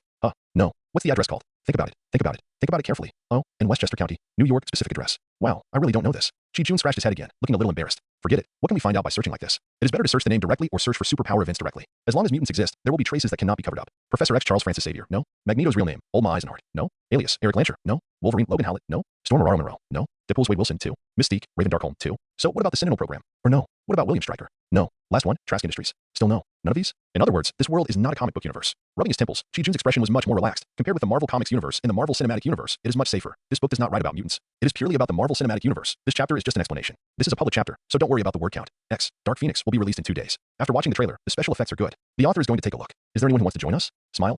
After confirming that he should be in the Marvel Cinematic Universe, Chi-Jun was relieved. At least, he didn't have to worry about one day. Without snapping his fingers, someone just had a flash of thought. And then he died inexplicably. To be honest, the comic version of Marvel is too unsolvable, and the characters in it are all smashing planets and turning the universe upside down. Once the screenwriter can't write it anymore, he will just find an excuse. Oh, the universe will restart, and everyone will be finished. The Marvel Cinematic Universe is still relatively safer, although there is also a world-destroying demon in the Marvel Cinematic Universe who wants to wipe out half of the creatures in the universe with a snap of his fingers. But this world-destroying demon is still a cosmic power that can be dealt with before collecting the Infinity Gems to summon the complete Infinity Gauntlet. What's more, with the mutant version of the Reality Gem to protect him, no matter how many times this world-destroying demon snaps his fingers, Chi-Jun himself will not be wiped out. Choose the lesser of two evils. So, relatively speaking, if he must choose, Chi-Jun will definitely prefer to stay in the Marvel Cinematic Universe. Chi-Jun relaxed his mind and didn't want to check the information anymore. He leaned back on the old sofa, stretched his body, and stretched out. Oh, it's comfortable. After stretching, Chi-Jun felt refreshed. He leaned lazily on the sofa, watching the sunlight coming in from the window, illuminating the whole room. For a moment, Chi-Jun thought that it would be a good thing if life could always be so comfortable. Unfortunately, this is the Marvel world. If you really indulge yourself, you will really be courting death. Shaking his head, Chi-Jun sat up and prepared to pour a glass of water. Wait, Chi-Jun stood up and suddenly felt something was wrong. What was wrong? Standing in place, Chi-Jun's brain was working at high speed. Did someone discover his abnormality? Is he being monitored? Since when can he feel being peeped in the dark? Is it an ability granted by the mutated gem? Or the original owner of this house installed hidden surveillance in the room? Thinking of this, Chi-Jun suddenly became excited. TMD. Although I didn't get this house through formal procedures, I also gave you enough money, and you actually monitored me? Of course, Chi-Jun thought about it and ruled out this idea. After all, who can know that he took this house at this time? So it is impossible for someone to monitor himself at this time. Unless that person traveled through time from the future. The future. Oh shit. I almost forgot that there are time travelers in this world. Chi-Jun immediately started running, quickly checking each room carefully, and even looking through the window, casting suspicious glances at each direction where he could observe the room. However, after working for most of the day, Chi-Jun still found nothing. Could it be? Am I being paranoid? Chi-Jun muttered to himself. In fact, it is not Chi-Jun's fault for being paranoid. After all, if a time traveler in a different world does not have such a constant vigilant mind, he will never know how he will die. Could it be? Am I really overthinking it? Or has the observer left? By the way, is there such a setting as an observer in the Marvel Cinematic Universe? Leaning against the corner of the window, looking through the glass at the busy crowd below, Chi-Jun frowned and thought. However, after thinking for a long time without any clues, Chi-Jun finally gave up the idea of continuing to explore. As mentioned before, Chi-Jun is not a person who dwells on trivial matters. Since you can't find the answer for the time being, just put it aside for the time being. After all, sometimes, if you don't pursue it, the answer will come out by itself. At least, I live a much happier life than those people who are rushing through the streets downstairs to make a living. Don't I? Look at them. In order to make a living, they have to sweat in the sun. Look at yourself again, watching them busy from a high position, and enjoying the sunshine. How life is. Wait, sunshine. Oh shit. As expected, you were looking for a donkey while riding a donkey. Sure enough, after I stopped paying attention to it, it popped up inadvertently. I told you something was wrong. It turns out that something was wrong from the moment the sunlight shone into the room. I really cried because of my own stupidity. The sun shines on me, but it doesn't even leave a trace of temperature. Isn't this abnormal enough? Looking at my hands stretched out in the sun, I don't feel a trace of heat, not even a trace of warmth. My hands, and even my whole body, seem to be in an absolutely constant temperature state. Isn't this state weird enough? Is your body absorbing sunlight? Could it be that I don't even know that I'm a Kryptonian? Chi-Jun's eyes flashed with self-mockery, as if he had discovered something. No, Euro is not the body that absorbs it. Rather, thinking of the function of the mutated gem, Chi-Jun had a rough guess in his mind. In order to clearly perceive this change, Chi-Jun started to experiment again. After closing all the doors and windows and drawing the curtains, Chi-Jun turned on the only old air conditioner in this new home. Although it is old and noisy, it can definitely still be used. First, adjust the temperature to 32 degrees Fahrenheit, which is 0 degrees Celsius. As time passed, Chi-Jun found that the scale on the thermometer has been decreasing, but he did not feel the temperature change. Frowning, Chi-Jun began to touch all the objects in the house, but this time, through touch, Chi-Jun felt the coldness on the surface of all the objects. Chi-Jun was slightly relieved, knowing that his touch was still normal. Then, Chi-Jun adjusted the air conditioner temperature to 104 degrees Fahrenheit, which is 40 degrees Celsius, and opened the doors and windows to quickly raise the indoor temperature, and then closed the doors and windows and waited again. As time passed, the thermometer scale rose rapidly. Similarly, Chi-Jun still did not feel the slightest heat. He still felt that his body was at an absolutely comfortable temperature, which did not change with the changes in the room. Then, Chi-Jun began to touch the objects in the room. Sure enough, with the touch, Chi-Jun's fingertips clearly felt the warmth, and even had a slightly hot feeling. Finally, Chi-Jun began to run and jump in the room. As a pseudo-houseman with underdeveloped sports cells, even simple running and jumping can quickly make him sweat all over. But, this time, after Chi-Jun's careful sensing, he finally found that although he tired himself to sweat all over, his body temperature also rose rapidly. However, inexplicably, these temperatures returned to the state before exercise in a short while, and, at the same time, there was an invisible force that jumped back and forth all over the body. Chi-Jun, who was already a little tired, found that he had regained his previous vitality. Even Chi-Jun could still feel that all the muscles in his body were condensed a little bit. Running and jumping around not only won't make you tired, but it can even exercise your body. This break from the routine almost made Chi-Jun unable to react. Mutated gemstone. It must be a mutated gemstone. Chi-Jun understood. His body could indeed maintain an absolutely constant temperature at any time. It was indeed the mutated gemstone that was causing all this trouble. Thinking of the information that was fed back to him when he bound the mutated gemstone, Chi-Jun completely understood what was going on with his current state. The passive effect of the mutation gem absorbs all the energy that is harmful to Chi-Jun. The reason why Chi-Jun can't feel the temperature of the sun is because the mutation gem absorbs all the energy of the sun. Moreover, Chi-Jun never expected that this absorption of all harmful energy actually includes the heat generated in Chi-Jun's own body. In order to ensure that Chi-Jun's body is normal, the mutation gem also actively uses energy to comb Chi-Jun's body. Chi-Jun was a little confused. What kind of energy did the mutated gem express? It absorbed all the energy that was harmful to Chi-Jun. Chi-Jun frowned. After all, people need to bask in the sun. Some vitamins still need to be synthesized by basking in the sun. But now, because of the passive protection of the mutated gem, Chi-Jun can't bask in the sun. What should he do? At this time, Chi-Jun suddenly wanted his mutated gem to have intelligence. At least, it can tell him what the so-called damage standard is. In fact, without complete detection equipment,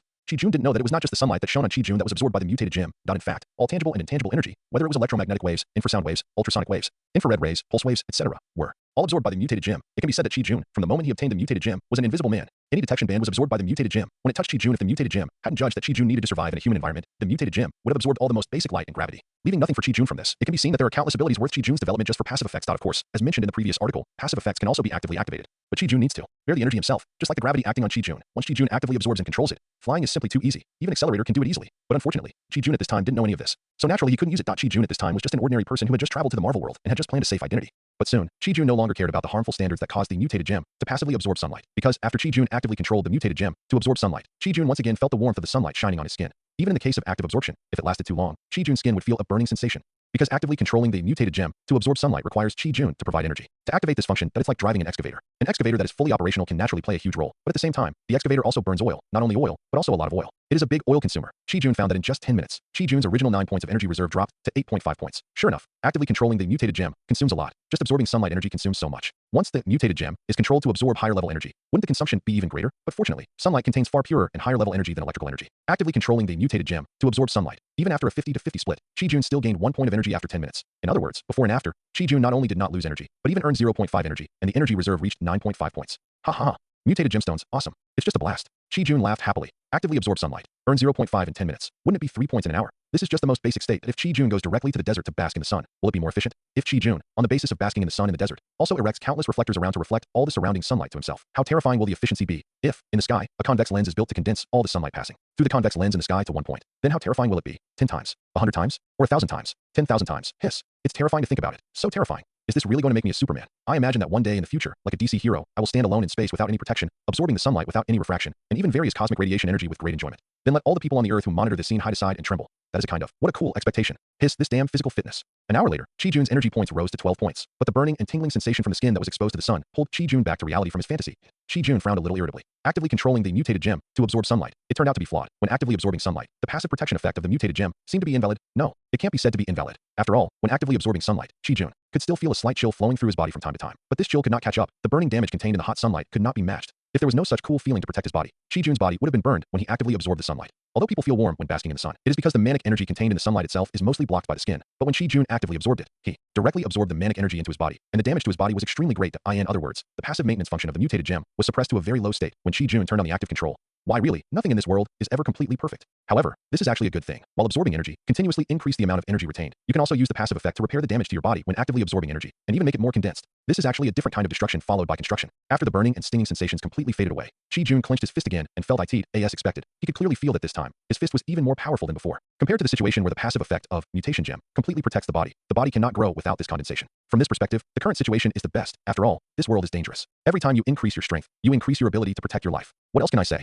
How can you see the rainbow without going through the wind and rain? Thank you for this great opportunity. No hardship is in vain. No hard work will be in vain. The good days in the future will be achieved through your own efforts. Come on. After resting for about 10 minutes, when his body was fully recovered and strengthened a little bit, Chi-Jun once again began to bask in the sun. In a cycle of refreshing stinging repair rest continued, Chi-Jun, who was so fierce, had a perseverance that ordinary people could not match. Chi-Jun didn't even have lunch or afternoon tea. He didn't end this self-torturing cultivation until the sun had completely set. However, he felt that his body had indeed become stronger, and his energy reserve reached an unprecedented 30 points. Chi-Jun finally showed a happy smile like a child. Sure enough, as long as you work hard, there will be results. Maybe the results will be good or bad, but for Chi-Jun, this result is very good. Grateful Mr. Striker Brothers reward. Thanks to Levonju just say goodnight to you 18 882 369 063215 565 373 850 monthly tickets from several brothers. Thanks to those brothers who voted for flowers and evaluations, but whose names cannot be seen. After almost a day of exploration, Chi-Jun has gained a general understanding of the ability of mutated gemstones. Mutated gem, which itself contains more powerful energy than the Marvel world, but unfortunately it cannot be used by Chi-Jun. So Chi-Jun simply skipped it and no longer paid attention to it. Mutated gems have the same abilities as the genuine real gems in the Marvel universe, and may even be stronger. What the Marvel real gems can do, the mutated gems can do, and what the Marvel real gems can't do, the mutated gems can do. Why do you say that? Because during an afternoon of self-abuse training, Chi-Jun even had a wild imagination and imagined that he could use the mutated gems to materialize a true god in the Marvel universe. Guess what happened? The mutated gems actually gave Chi-Jun a message. The feedback showed that it can be done, but it requires extremely huge energy. Damn, can it be done? It's just because of insufficient energy? Oh my god. Mutated gem. It is indeed a powerful divine object. It is a divine object that is more advanced than the Marvel world. Can the reality gem in the Marvel world manifest a real god? No. Not to mention the real god. Even the false gods like Asgard, the Marvel version of the reality gem can't do it. Mutated gemstone is such a powerful treasure to Chi-Jun. However, can only love and hate it. Powerful. So love, not completely belonging to oneself. Can't help but feel sour. After half a morning and a whole afternoon of exploration, Chi-Jun roughly explored how to use the manifestation ability of mutated gems.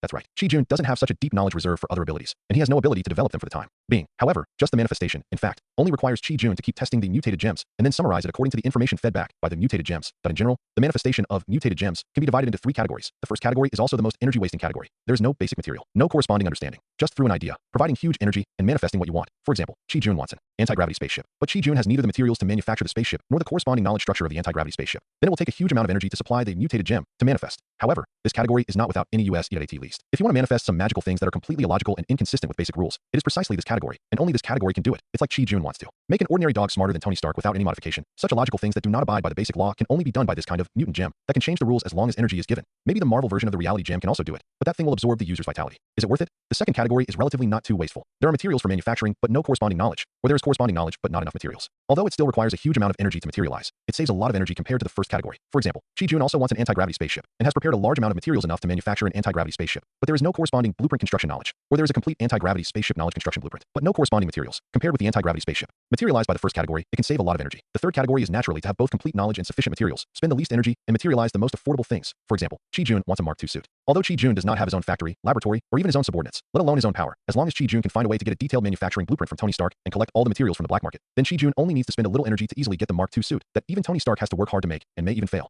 Chi Jun can even replace all the manufacturing materials with top-level materials based on the manufacturing blueprint, such as Krypton gold elements, for example adamantium, for example vibranium, and so on. Materialize and make a Mark II suit that is obviously the same blueprint, but can easily beat Tony Stark's Mark II suit. Of course, for Chi Jun now, this is just a thought. However, who can say for sure what will happen in the future? Still wearing a standard nightgown, Chi Jun left his new home in this world. According to the positioning information sent back by the global positioning biochip implanted under the epidermis of Hit Girl Mindy, Chi Jun is ready to start his bargain hunting journey tonight again. Of course, before that, he has to hide himself first. Chi Jun, who didn't know that he was actually an invisible man, once again materialized a lurker's sunglasses. However, this time, Chi Jun, who has a full 30 points of energy and is rich and powerful, directly invested up to 1 point of energy in the lurker's sunglasses. In other words, from the moment Chi Jun left the house, he had disappeared from the subjective consciousness of others, and even disappeared from all surveillance. Different from disappearing from the eyes of others, which is a kind of mental influence. Chi Jun's disappearance from all surveillance is a real disappearance. And this disappearance is not due to the lurker's sunglasses. The principle of the disappearance effect of the lurker's sunglasses is to delete every frame of Chi Jun's figure in real time. However, Chi Jun, who became the invisible man, based on the passive effect of the mutation gem, disappeared in all surveillance, which is a real disappearance. Because no surveillance equipment can capture the figure of the invisible man Chi Jun, the passive effect of the mutated gem is really that powerful. Of course, Chi Jun thought that everything was due to the effect of the lurker sunglasses and was running quickly towards Hit Girl, since the passive effect of a mutated gem can eliminate Chi Jun's negative status at any time and can even use energy to temper Chi Jun's body. Then Chi Jun will naturally not waste it and cherish it. Even if it is just a hurry, as long as it can improve his strength, Chi Jun will spare no effort. Chi Jun, who was running at full speed all the way, collapsed from exhaustion 3 times, but still half an hour later, he arrived on time outside a remote safe house of Big Daddy and Hit Girl that was not shown in the movie. After all, reality is not a movie, and it is impossible to explain everything clearly. In other words, the movie is just a microcosm of a period of time related to the protagonist. In the real world, the plot of the movie can be used as a reference, but it must not be completely believed. Just like tonight, Big Daddy and Hit Girl are not ready to go to the trouble of their mortal enemy, the drug lord Frank Amick, because these two daring guys got the news from somewhere that the Kingpin gang had a ship of contraband to be smuggled in from the dock tonight. Big Daddy and Hit Girl, who were trapped in financial constraints, are ready to fight with the Kingpin gang and rob the most valuable things in the contraband of the Kingpin gang this time, and if possible, rob more valuable things. To be honest, when Chi Jun, the biochip that materialized under Hit Girl's epidermis, sent back the news, she was a little confused. What the hell? Big Daddy and Hit Girl are going to rob the Kingpin gang. Damn, these two unlucky guys, didn't they forget to take their medicine? Frank Amick, a drug lord who has always been a headache for Big Daddy and Hit Girl, is just an insignificant dog under Kingpin. These two guys can't even deal with a dog, but they dare to go to the Kingpin gang to make trouble. Don't Big Daddy and Hit Girl know that Kingpin is a big shot who controls half of the federal underworld in the United States? Or someone wanted to kill them and deliberately leak this news to Big Daddy and Hit Girl, deliberately pitting them to death. Otherwise, this was simply the drug lord Frank Amick who bribed Big Daddy and Hit Girl's intelligence source and deliberately leaked it. After all, although Big Daddy and Hit Girl are nothing in front of Kingpin, they are still very troublesome for Frank Amick. Big Daddy and Hit Girl are just like a piece of dogskin plaster. They keep sticking around Frank Amick. You can't kill them or drive them away. They have ruined countless deals of Frank Amick. It's really disgusting. Fortunately, although Big Daddy and Hit Girl seem to have taken the wrong medicine, they haven't had any brain damage after all. The two still know that it is wrong to commit suicide. They didn't say that they were going to break into the Kingpin's headquarters and find trouble with the legendary Fat Man, who was full of muscles. Are you kidding? They can't even break into the headquarters of a drug lord like Frank Amick. So how dare they break into the headquarters of the Kingpin's gang, which is 1,000 times more dangerous? Standing by a window of the safe house, Chi Jun, who was very satisfied with the mysterious effect of the lurker sunglasses, took out 2 picture books from his bag. This was naturally a carrier specially prepared by Chi Jun for his firearms proficiency skill. I wonder if the newsstand owner, who had the 2 picture books taken away by Chi Jun, would be suspicious. Of course, as a 5 good young man in society, how could Chi Jun not pay? Chi Jun exchanged these 2 picture books for a full $10. However, when will the newsstand owner discover the $10 that Chi Jun stuffed into his low-quality cigar box? That is unknown. He shook his head and threw away the suspicious expression of the newsstand owner from his mind. Chi Jun's mind flashed, and he began to materialize the firearms mastery skill book through the mutation gem, not as expected. The information fed back by the mutation gem was higher than when the English mastery skill book was materialized before. A full 10 energy points. Whether it was Big Daddy or Hit Girl, it would take 10 energy points to materialize the firearms mastery skill book with their firearm abilities. If it was yesterday, or even early in the morning, Chi Jun would definitely be entangled in which one to materialize and which one to discard. But now, with a stable energy source, sunbathing, Chi Jun waved his hand quite extravagantly. Both. Chi Jun also considered that Hit Girl's firearm skills were all taught by Big Daddy after all, and there would definitely be a lot of overlap. But Chi Jun still decided to materialize both. Even if the two people use firearms in exactly the same way, the experience and feeling of using them will definitely be very different. This is exactly what Chi Jun values. As one of the 5 best talents of the new century, Chi Jun has never touched a real gun. Even during the military training, he only touched a realistic-looking plastic mold. As a complete novice, Chi Jun does not want to be solidified by someone's way of using and skills of using firearms. Unlike English proficiency, which is sufficient for use in smooth communication, firearms proficiency still requires more knowledge and practice, and finally forming your own style. That is the right thing to do. Therefore, Chi Jun would be so extravagant as to embody 2 firearm skills that are likely to overlap to a large extent. Just like when the English ability was manifested, the invisible power of the mutated gem first swept through Big Daddy and Hit Girl, copying their gun skills, and finally returned to the two comic books in Chi-Jun's hands. There was no special effect, and the invisible power instantly turned the two comic books into two gray palm-sized books. Firearms Mastery Skill Book. There are two almost identical skill books, but there is still a little difference. Point one of them says BD, a book that says HG. Without rushing to use his skills, Chi-Jun's mind flashed again. Mutated gem immediately responded with information. Primary enhancement 100 energy points. What the hell? So expensive. Chi-Jun's face twitched wildly. So far, although it may not be 24 hours yet, all the energy I have obtained is not enough for your one enhancement. However, there is a primary enhancement, which means there is also a mid-level enhancement, advanced enhancement, or even more advanced enhancement. In this regard, Chi-Jun said that he was very satisfied. I am not afraid of it being expensive. I am afraid of it not being available, no matter whether it is European or African. As long as there's enough energy, it will always be the European Emperor. After a while of YY, I saw that Big Daddy and Hit Girl were almost done. Chi-Jun quickly rubbed away the 2-inch Firearms Mastery Skill books in his hand.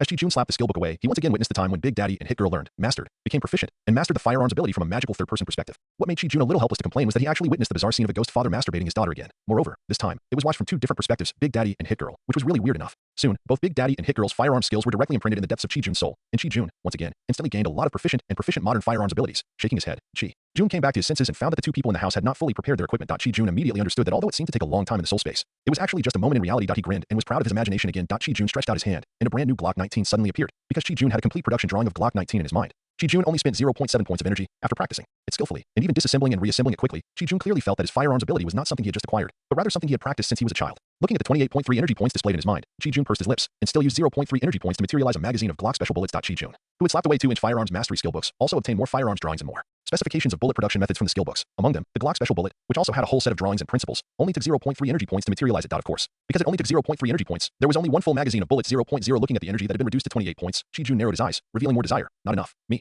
Chi-Jun. I need more energy. Seeing Big Daddy and Hit Girl sneaking out, Chi-Jun immediately put away his Glock 19 and hurriedly followed them. Although he had acquired the firearms proficiency skill, Chi-Jun was still not ready to do it himself. Asa number 5 youth who grew up under the red flag. It was really too difficult for Chi-Jun to kill people himself. Of course, if it came to a certain level, Chi-Jun would naturally not be so stupid as to not use the gun. Otherwise, Chi-Jun would not have to be so obsessed with mastering the firearms proficiency so quickly. What? With the ability, you become a superhero? Stop talking nonsense. What do we Chinese believe in the most? Moderation. Do you know what moderation is? It means that I have the ability, but I just don't show it. I just don't want you to know. Until the last moment, you scumbags don't ever know how powerful I am. What? This is called pretending. Get out of here. Pretending is because you don't have it. Am I the kind of person who pretends? Remember, I am called the mean. Besides, even if he wanted to be a superhero, Chi-Jun would not choose to be a superhero of the United States. You know, when Chi-Jun traveled through time the day before, he was still reading various reports on the news about the United States' various suppressions of Huawei. Although the United States in the Marvel world is not exactly the same as the United States on Earth before Chi-Jun traveled through time, although it is a parallel world, what is the difference between the United States in this world and the United States in Chi-Jun's cognition as a Huawei fan? You want Chi-Jun to be a superhero of the United States? What a joke. Not choosing to be a supervillain is already because of the good qualities cultivated by being born under the red flag and passed down by China for 5,000 years. Still want Chi-Jun to be especially a superhero in the United States? That's impossible. In fact, when Chi-Jun knew that he had traveled through time to the Marvel world, he had already made up his mind. Be a neutral person, after all. The ancient Oriental country in this world is not the country where Chi-Jun lived and grew up since he was a child. In this world, Chi-Jun only works for one thing to strengthen himself. As for neutral goodness, neutral evil, or neutral inaction, or neutral chaos, well, we need to analyze the specific situation. Following Big Daddy and Hit Girl all the way, while shuttling through the various dark alleys of the city. Chi-Jun, in fact, was not very satisfied with the firearms proficiency skills he had just acquired. Big Daddy, whose real name was Damon McCready, was a policeman in the past, and the firearms he had come into contact with were still mainly police series, even though he later learned and mastered other firearms and other equipment in order to train Hit Girl. He was actually more inclined to be a killer, and what Chi-Jun wanted most was actually the all-round firearms. Where can I find an all-round firearms? The top active troops. The strongest soldier king. But where does Chi-Jun have the connections to find such a powerful person? Don't say it. Although Chi-Jun didn't have any connections in this world to find an all-round soldier king. But this is not without opportunities, at least. Chi-Jun knew that. He would have this opportunity soon, because, yesterday, when Chi-Jun was looking for information about this world, he found a piece of news that was inconspicuous. But for Chi-Jun, it was very eye-catching. This news story is about an old man in the United States who became extremely violent and powerful after drinking a bottle of imported beverage from Brazil. Many police officers were dispatched to finally subdue him. Although this news was spread by reporters in the United States as containing stimulants and even washing powder in the beverage, Chi-Jun extracted very important information from this news. Old man, imported beverage, Brazil, violent. Once these key keywords were extracted, Chi-Jun was able to confirm it completely. This is the plot of The Incredible Hulk. Both of them were superpower events with huge impacts that occurred in 2008. One was Iron Man, and the other was naturally the Hulk. The all-around soldier king is hunting down Hulk Banner. Oh no, it's Bruce Banner now. I am the team hunting down Bruce Banner. There is a recognized all-around soldier king in the United States Federal Army, the famous abomination in the Marvel world, Emil Bronsky. Some people say, in the Marvel world, as long as you are not invincible, it doesn't matter how strong you are, because there is always a way to deal with it. Because there are always shortcomings. As strong as Hulk is, he has powerful and explosive power. But he is always crushed by his IQ because of his mental problems. A set of anti-Hulk armor beats Hulk to call daddy. Although Hulk at this time has not fully grown up, but even the later Hulk was beaten by Thanos to autism. There is always someone stronger than the strong, and there is always a mountain higher than the mountain. Some people also say, most of Marvel's heroes are born with strong potential, and they're that strong after that. There's no such thing as hard work and practice. Those who work hard to practice are all mortals. Most non-human beings are born strong, and mortals are just mortals after all. Even as strong as Tony Stark, even if he snapped his fingers, he still couldn't withstand the powerful energy of the 6 gems and died. Although Chi-Jun felt that there was some truth in these statements, he did not completely agree with them. Chi-Jun himself did not have much potential, especially before he traveled through time. Even though he was doing well with his ruthlessness, some white-collar workers might not be able to compare with him. But in the eyes of some big shots, he was just a slightly bigger ant. Now, Chi-Jun traveled through time and had a powerful golden finger, mutated gem. Logically speaking, the potential is higher than the entire universe. But if Chi-Jun doesn't work hard, an ordinary person can suffocate him. As strong as Tony Stark, he made Thanos bleed twice, and even turned Thanos into ashes with the last snap of his fingers. But if Tony Stark himself doesn't work hard, he will die in the cave without even Iron Man. But in Chi-Jun's view, Thanks to you, Stark. This knowledge is because he put all his energy into lighting up the physical technology tree. If Tony Stark is more involved in biotechnology, even Bruce Banner can turn himself into the Hulk. It's just a snap of his fingers. How about Tony Stark, who has lit up biotechnology? Of course, although this is said, Chi-Jun has no reason and interest to guide Tony Stark onto the road of biotechnology, right? Tony Stark, who has always been on the physical mechanical technology route, is the best Tony Stark in Chi-Jun's eyes. So, in Chi-Jun's eyes, nothing is destined. Everything can be changed. It just depends on whether you're strong enough to change it, just like Chi-Jun, if Chi-Jun gets the Infinity Stone. Now, apart from anything else, with the infinite energy supply of the Infinity Stone, even if Chi-Jun's knowledge is not very comprehensive, Chi-Jun can still grow into an absolute top powerhouse in a very short time, shatter everyone's three views, doubt life, doubt the world. The plot of the Incredible Hulk made Chi-Jun see a shortcut. Chi-Jun knew that the Hulk's ability to become infinitely stronger with infinite anger was not enough for him to copy this ability. But apart from this, Chi-Jun also found too many business opportunities in it. Hulk fought against Abomination, and the destructive power was off the charts. There were countless ordinary people and soldiers who died. In Chi-Jun's eyes, it was golden energy. Mr. Lon, whose real name is Samuel Stern, copied a room full of Hulk's blood based on gamma-ray irradiation in order to study the Hulk. In Chi-Jun's eyes, it was simply a huge vault. In the end, Mr. Lon himself, under the plot, developed into a famous villain, the Big Boss, with 1,000 times increase in intelligence, and even gained powerful telepathic ability and strong willpower. Of course, this is a plot in the comics. In the Marvel Cinematic Universe, since there is no sequel, it is not known whether the Big Boss will appear again. It is only known that Mr. Land's brain has indeed mutated because of contact and fusion with the Hulk's blood, but Chi-Jun felt that he could completely lead all of this and give it a try. After all, with the mutated gem as a backing, Chi-Jun would never worry about being controlled by people's minds, and telepathy is useless to Chi-Jun if Mr. Lon successfully evolves into a Big Boss. It will definitely be a great benefit to Chi-Jun, with the strange ability of the mutated gem. Even if Mr. Lon evolves into a Big Boss, he can be easily controlled. A biological positioning chip is only 3 points of energy. How much more can it be replaced by a biological control chip? What's more, Chi-Jun can directly use the ability of the mutated gem to modify reality and make the Big Boss absolutely loyal to himself. Chi-Jun believes that with the Hulk blood copied by Mr. Lon, after recycling it into energy, it is enough for Chi-Jun to do all of the above. If Mr. Lon knew this, would he dispose of all the plasma in advance? What's more, there is also an Abomination, which is also a huge golden in Chi-Jun's eyes. Although in the movie plot, the Hulk did not kill the Abomination, but crippled and tied it up. But Chi-Jun believes that with sufficient energy, it is not a problem to affect Hulk and kill the Abomination directly. Even when the Hulk crippled the Abomination and fainted, it is not a problem to absorb it directly with the mutation gem. According to ordinary people, there is a fourfold difference between a dead body and a living person. Then, the difference between a dead Abomination and a living Abomination will not be worse than that of an ordinary person. Even if the soul of the Abomination is the soul of an ordinary person, and the value of the living Abomination is greatly reduced, the living one is still more valuable than the dead one. Of course, again, Chi-Jun does not want to recycle living people unless it is necessary, even if it is an abomination. In Chi-Jun's view, this is the bottom line. Chi-Jun even suspects that once he dares to recycle living people, the river crab god who transcends the world and the rules will definitely teach him a lesson. Come to think of it, I'm still scared. Although he knew that there were huge benefits hidden in the battle between Abomination and Hulk, Chi-Jun was not in a hurry to pick up the money immediately. Not to mention that the money was there. Let's say General Thunderbolt tried to capture Bruce Banner, then failed, and the Hulk escaped. Then it would take some time for the Hulk to recover as Bruce Banner and meet Mr. Blue again. Bruce Banner, who escaped from capture, wanted to smuggle back to the United States from Brazil. Even if he had extremely skilled smuggling experience, it would not be done in a short time. Before that, Chi-Jun still had something to do. That was to ensure the safety of Big Daddy and Hit Girl in this suicide. Chi-Jun has a complete outlook on life, values, and the world that belongs to him. In this world, he can ignore the life and death of anyone, because this is not the world where he was born and raised. In fact, Chi-Jun has no sense of belonging to this world. However, Chi-Jun has his own mature 3 views, regardless of whether these 3 views are correct or not. At least, Chi-Jun is not the kind of person who takes advantage of others and then immediately ignores them, throws them directly to the country of Wazhao, and forgets them behind his head.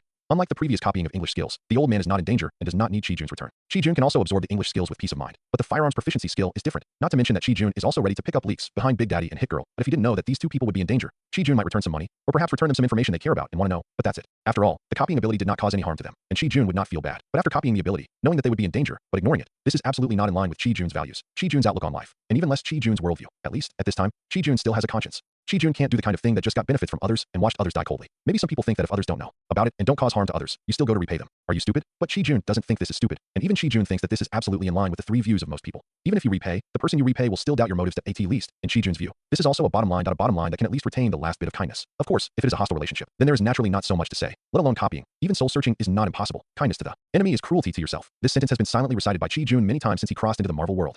Looking at Big Daddy and Hit Girl, who were on edge all the way, Chi-Jun shook his head. Chi-Jun would not push himself to this point just to be a street hero. In Chi-Jun's worldview, no matter what he does or what his purpose is, it is ultimately for his own comfort and ease. But Chi-Jun cannot agree with Big Daddy and Hit Girl, who keep their nerves tense all the time, often go out and frantically test the edge of death at any time, and do not know how to enjoy life. Crazy calculations for survival are understandable, but having the ability to survive easily and even enjoy life easily, but forcing yourself to tense your nerves and do things that test death, in Chi-Jun's opinion, this is a pit in the brain. You said that brother fought so hard because he knew there was a threat from the sunset purple potato. That if you don't fight, even if you are not wiped out by the snap, you will be killed by aliens. What are you fighting for? To defeat the drug lord? After hiding all the way, finally, when the lurker sunglasses only had half an hour of special effects left, with a tail, Big Daddy and Hit Girl finally arrived at the dock where the Kingpin gang would receive the goods according to their intelligence. On this way, they actually wasted a full 40 minutes. Chi-Jun, who was following behind, rolled his eyes helplessly. This is a waste of 0.4 energy points. 0.4 energy points. It's enough to materialize another full magazine, plus a few scattered Glock 19 bullets. Chi-Jun did not continue to complain, because Chi-Jun found that there were indeed quite a few gangsters in this dock, but he asked for whether it was the Kingpin gang. Chi-Jun didn't know. After all, no one would bring up the mode of our Kingpin gang is like this and that in daily chats. Even Hydra only whispered to each other, Harry, High Claws. At the end, the Kingpin gang is not more powerful than Hydra. At least, relying on the special effects of the lurker sunglasses, Chi-Jun, who was freely moving around the dock, did not hear such arrogant words. After a leisurely stroll, Chi-Jun found the place where Big Daddy and Hit Girl were hiding. From Chi-Jun's third-party perspective, it was relatively hidden. After all, they were a father and daughter who had been in the underworld for quite some time, and they had certain hiding skills. Otherwise, how could they have annoyed drug lord Frank Amick? Just like in the movie, the younger and more agile Hit Girl hid in a group of containers closer to the dock. Big Daddy, on the other hand, was hiding in a small building on the periphery, carrying a police Remington sniper rifle, providing Hit Girl with real-time on-site environmental information and long-range support. Chi-Jun didn't find it strange to see this. After all, his firearms ability was copied copied from Big Daddy and Hit Girl. In Chi Jun's imprinted firearms memory, the father and daughter often fought in this way, and their skills were already very skilled. Here we come. Here they come. Soon, along with the noise of gangsters hiding in the dock, a fishing boat, slowly approaching the mooring eye, was delayed today by something. And there will be 2 more chapters later. Please give me flowers and collect them. Go, go, go. According to the previous instructions, everyone goes to their respective positions. If anything goes wrong, Boss Jean Bing won't let you die easily. Before the fishing boat could stabilize, a group of gangsters holding various guns emerged from all corners of the dock. Some of them came to the outside of the dock and blocked the roads openly. The other part gathered together and walked towards the fishing boat. It seemed that they were the ones responsible for the transaction. However, from what they said, it seemed that these guys were really members of the Jean Bing gang. Chi Jun, who was hiding near Hit Girl, saw with his own eyes that when a large group of gangsters emerged from all over the dock, Hit Girl Mindy was completely stunned. Her pupils contracted, her mouth opened wide, and she was extremely shocked. In fact, not only Hit Girl was shocked, even Big Daddy, who was hiding in the distance to provide remote support, was also shocked. Just these gangsters who appeared, they were all holding rifles or submachine guns, and there were hundreds of them. How could they be gangsters? They were terrorists. In the impressions of Big Daddy and Hit Girl, shouldn't most gangsters hold pistols, with only a few holding rifles or submachine guns? Some gangsters who were so poor that they didn't even have pants to wear didn't even have a pistol. All of these people were holding rifles. Not a single one was holding a pistol. Oh, no. It seems that among the people who went to the fishing boat to trade, some leaders only had pistols on their waists. But what's the difference? Hundreds of people holding rifles and submachine guns, asking how to fight, asking how to fight, asking how to dare to fight. However, in Chi Jun's opinion, this should be in line with the style of the Kingpin gang, as a direct descendant of a big boss who controls half of the federal underworld in the United States. The Kingpin gang is so unscrupulous. It really looks like the style of the Kingpin. Don't look at Jean Bing, who is dealing with various high-class societies as a business tycoon during the day, but once he returns to the underground, he will angrily vent all the dissatisfaction he suffered during the day to those weak gangs. Gangs are gangs, and they will never be on the stage. Even if Jean Bing is a big boss who controls half of the underworld of the United States, but in the face of the more terrifying capital power, he can only endure it. If Jean Bing had not been sensible enough and had paid a lot of interest, how could he have controlled half of the underworld of the United States if it weren't for the support of the capital that actually controls the United States? Those military forces would have torn Jean Bing's fat meat clean. The most powerful force in human history, in front of the major forces, it's just a joke. If it weren't for feeding those capitals with enough interests, the so-called most powerful human limit muscles on Jean Bing's body, isn't it still a matter of cutting off as many pieces as you want? Jean Bing, who dared not confront capital or even the military, could only vent his anger on gang members who disobeyed him, or even on weaker gangs that, of course, as the underworld emperor has been in office for a long time, his foundation has naturally become stronger, with congressmen serving him, police forces that almost lick his boots, and enough commercial capital. Jean Bing seems to have slowly expanded, following the example of his superiors. The entire Jean Bing gang seems to have become a bully who only bullies the weak and fears the strong. Outside the territory under their jurisdiction, they consciously restrain themselves, but in their own territory, they can be as arrogant as they want.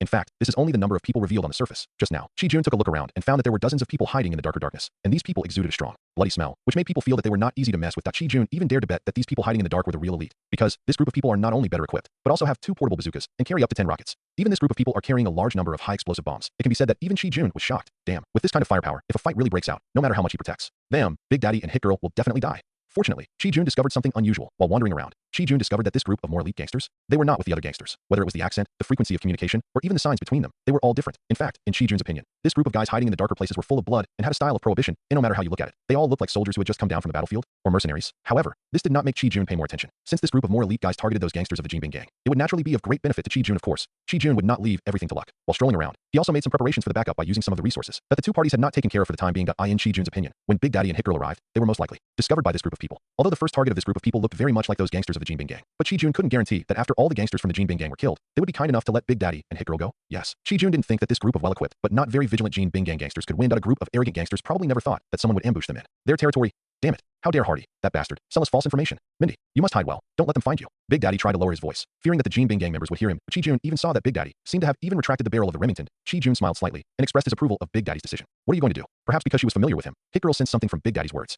Don't get excited, Mindy, they may not be able to find us. Tonight's action is cancelled. After they get the stuff and retreat, we'll go find that bastard Hardy. Sensing the anxiety in Hit Girl's voice, Big Daddy calmed down and gently advised, but if Hit Girl could see Big Daddy's eyes, she would have found that there were several indescribable expressions in his eyes. In the end, as if he had made up his mind. He subconsciously nodded fiercely. Got it, I'll hide it. Dad, you have to hide well too. When we get back, I'm going to stab that son of a bitch Hardy 100 times myself. Perhaps because of Big Daddy's calm voice, Hit Girl frowned, as if she thought she had just sensed it wrong, and she was relieved when she responded. Chi Jun rolled his eyes wildly. What the hell? Listen, is this what a 10-year-old loli can say? This damn Big Daddy. What has he taught his child to be like? Not to mention the swear words. He stabs people with 100 holes at any time, and it seems like he has done something insignificant. Sure enough, Big Daddy in the original plot died, which was what he deserved. This is not a world where people eat each other. Where would a father teach his daughter like this? Being tortured to death is also retribution. Ahem, of course, with Chi Jun as a variable. Chi Jun will not let Big Daddy die like that. And no matter how bad Big Daddy is as a father, but for Hit Girl, he is her closest relative after all. Since she has gained abilities from them, she should try her best to prevent such tragedies from happening again. It can be regarded as living up to her conscience. While the 3 of Chi Jun were thinking about their own things, dozens of figures also appeared on the fishing boat that had been completely moored. Chi Jun concentrated his mind and quickly raised a pair of binoculars that he had taken from the spare supplies of the previous group of guys who might be mercenaries to check. The reason why Chi Jun thought that most of these people were mercenaries was actually mostly because of the binoculars in his hand. As a pseudo-military fan, Chi Jun did not recognize the model of his binoculars, nor did he know which company produced it. But when Chi Jun put the binoculars on the bridge of his nose, various real-time data appeared clearly in his field of vision. Laser distance measurement accurate to millimeters, real-time data on wind direction and speed, air temperature and humidity, dust content, and even longitude and latitude were all displayed. This kind of high-precision military binoculars. Not to mention how much it is worth in US dollars. How can gangsters get it? Chi Jun even once doubted whether this was the regular army sent by the US Federal Military Department. In the United States, a capitalist country, it is not uncommon for some capitalists to pay a price and send out regular troops to fight against the thorns in their eyes. Perhaps it is because the inflated Jean Bing has touched the cake of some capitalists, or is it a certain shield troop dispatch for warning? However, Chi Jun regretted that he did not find any identity documents on these guys. As Chi Jun was daydreaming, the figures on the fishing boat appeared in his sight. Asians. Seeing their figures and skin color, Chi Jun raised his eyebrows, but then Chi Jun frowned. Because this group of Asians, except for the laborers carrying the boxes, the rest of them were wearing Bushido uniforms. Even if some of them were wearing suits and leather shoes, what they held in their hands were not guns, but Bushido similar to Tang swords. Island country? Could it be? After thinking about it, the island country figures in Marvel seemed to be the hand. Sure enough. Just as Chi-Jun was thinking about it, a gang leader who was in charge of the transaction started to yell. Haha. It turns out that the leader of the team this time is Mr. Sasaki from the hand. If we had known that it was Mr. Sasaki who was coming, we would have brought Mr. Sasaki, your favorite big horse girl. The leader of the Jinbing gang who was in charge of the contact seemed to have no idea what a big horse girl of the same race as himself meant. He shouted loudly and hugged Sasaki warmly. The slaps from the palm leaf fan hit Sasaki's back, but Sasaki of the Shihewi seemed not to feel any force. Even his expression did not change. He was still smiling. Sasaki even patted the leader of the Jinbing gang on the shoulder and said, haha, it doesn't matter.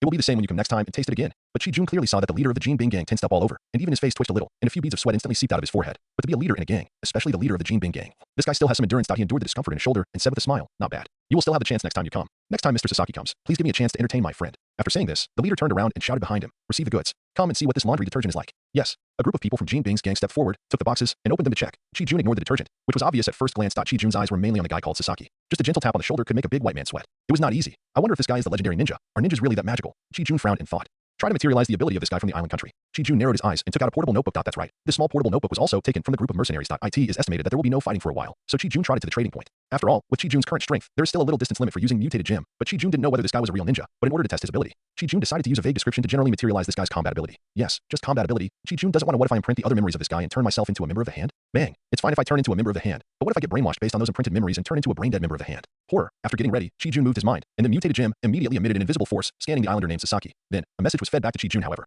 the message sent back to Chi-Jun made Chi-Jun dumbfounded. It only takes 20 energy points to manifest Sasaki's combat ability? What the hell? This guy, isn't he a ninja? Chi-Jun looked at Sasaki with a look of disbelief. In Chi-Jun's opinion, he could endure the slap of the white leader's palm leaf fan without expression, and he could pat the white leader's shoulder lightly to make him sweat profusely. His strength must be very high. In Chi-Jun's opinion, to copy and materialize the combat ability of such a person, at least 100 points of energy would be enough. But Chi-Jun never expected that it would only take 20 points to get rid of it. Although Chi-Jun did not have 20 points of energy for the time being and could not materialize his combat ability, Chi-Jun did this to test how strong this Sasaki would be, didn't he? Originally, according to Chi-Jun's guess, if the Sasaki of the hand was really a ninja, a superpowered person who surpassed ordinary people, then Chi-Jun would definitely not be able to materialize, according to Chi-Jun's original plan. Although this would prevent him from materializing, he was ready to materialize in this guy called Sasaki. A global biological positioning chip. Find the lair of the hand, and then go and rob it when you have the strength. But the materialization condition of only 20 points of energy made Chi-Jun hesitate. The firearms ability alone is worth 10 points of energy, and Big Daddy and Hit Girl are just ordinary people who have been trained. Even if Sasaki is stronger than Big Daddy and Hit Girl, how much stronger can he be? The combat ability is only worth 20 points of energy, but the action of this guy slapping the white leader before, and the performance of the white leader, did not seem to be fake. Could it be that there is some unique technique in this? Similar to acupoint pressing the painful point. If that's the case, then this guy is not worthy of Chi-Jun's materialization, even if he only has this little combat power. He may just be a small leader or a medium leader in the hand. It is absolutely impossible to locate the hidden headquarters of the hand through him. Actually, it's not surprising that Chi-Jun thought so. After all, this is a world that can travel in space, and the enemies are mostly aliens. You can't expect that an acupuncture that can effectively attack humans can hit aliens, right? Who do you want to hit? Ego, the god whose body is a ball? Daifan, the cosmic elder collector? Gao Tianzuan, the cosmic elder in the amusement park? Or Thanos, the sunset purple potato spirit? Forget about aliens. Why don't you try to hit the Hulk? See if the green fat man will slap you into foam with a backhand. Chi-Jun put the palm-sized record book back into his pocket with some disappointment, shook his head, and returned to the container where Hit Girl was hiding. Chi-Jun decided to observe it again. If it's not valuable, forget it. In fact, Chi-Jun didn't think that the ninjas in the hand could be that strong. Otherwise, the hand wouldn't have to be afraid of a mere ordinary person kingpin. Even if there are a lot of capital forces behind the Jinbing gang, if Madame Gao and the other 5 Kunlun traders are really strong enough, why would they care about a mere Jinbing? And why would they act according to the attitude of the capital? Of course. If these guys are not worth using alive, then the value of recycling them is not low. A careful count shows that there are almost 200 people in the Jinbing gang and the Han Society alone. What's more, there are dozens of well-equipped, armed to the teeth suspected mercenaries in secret. With so many people, even if only half of them lose their lives here, for Chi-Jun, it is a 100% profit. This is simply a real money grab. In fact, when Chi-Jun saw that these guys were trading washing powder, he was not going to let them go, because Chi-Jun knew very well how harmful washing powder was. If he didn't know, it would be fine, or even if he didn't have the power. But now there is a golden finger, mutated gemstone, in hand, and possessed the firearms proficiency that ordinary people could not possess. With Chi-Jun's values, when he was able to intervene, he would never allow washing powder to be traded in front of him and ignore it. Of course, Chi-Jun would not be stupid enough to do it alone. A higher life with wisdom. Those who can't use the tools in their hands, or even at their fingertips, are rubbish. Is Chi-Jun rubbish? Of course not. Chi-Jun used his actions to show what it means to make the best use of everything. Chi-Jun directly used all the detonators and explosives brought by the suspected mercenary team to buy up the entire dock. Anyone who participated in this transaction. No, one can escape. Think about it. Full of expectations. Chi-Jun. I want to take back everything. Chi-Jun. I want to get rich overnight. In order to completely stop all the guys from the hand and the kingpin, Chi-Jun quietly ran around the dock again and checked all the originally buried detonators and explosives again. As for how Chi-Jun assembled explosives, of course, it was because it was included in the Firearms Mastery Skill Book. Although it was just some of the things that Big Daddy taught Hit Girl when he was teaching her the principles of firearms and gunpowder, these memories were enough for Chi-Jun to use in order to completely consolidate the results of the battle. Chi-Jun even extravagantly spent the few remaining energies to materialize several remote-controlled detonators controlled by Chi-Jun's mind. Because, during this second inspection, and the addition of detonators and explosives, Chi-Jun found a pile of containers full of crude oil. The outer skin of the container was clearly printed with the words sports materials. Obviously, the crude oil in these containers was also smuggled in. But I don't know who the owner of this crude oil is. Why is this crude oil placed here? Of course, Chi-Jun doesn't care about these at all, and even wants to kill people. This discovery scared Chi-Jun a lot. Chi-Jun thought that with the golden finger, he would be very successful in this world in the future. But he didn't expect that any ordinary place could very likely become the place of his death. If Chi-Jun hadn't checked carefully at the dock this time and smelled the pungent odor, Chi-Jun would not know how he died. According to the information transmitted to Chi-Jun by Chi-Jun's golden finger, mutated gem, the passive effect of mutated gem will not revive Chi-Jun who has been reduced to dust. What's more, if these containers filled with crude oil are affected by accident, let alone dust, Chi-Jun will not even be left with a piece of ash. But this also gave Chi-Jun a bolder idea. Of course, while Chi-Jun was checking his traps, he also discovered that those suspected mercenaries had all quietly come out from their hiding places. Chi-Jun, who was following behind them, naturally discovered the strong military qualities of these guys. They were silent throughout the whole process, no one spoke. They walked silently, and they moved forward with gestures throughout the whole process. Soon, a group of people dispersed and sneaked towards their respective destinations. Obviously, these guys had already been familiar with and remembered the location of the dock. He followed some mercenaries very happily and retrieved the Jin Bing gang members whose necks they had silently wiped without any pressure. If these mercenaries looked back, they would find that the bodies of the Jin Bing gang members whose necks they had wiped before had strangely disappeared completely. Chi-Jun had never expected that there would be such a good thing. There is no pressure at all to pick up this energy. Chi-Jun said that if possible, there should be more such good things. But Chi-Jun did not find it in many dark corners. Some extremely small pinhole cameras recorded these weird and terrifying scenes.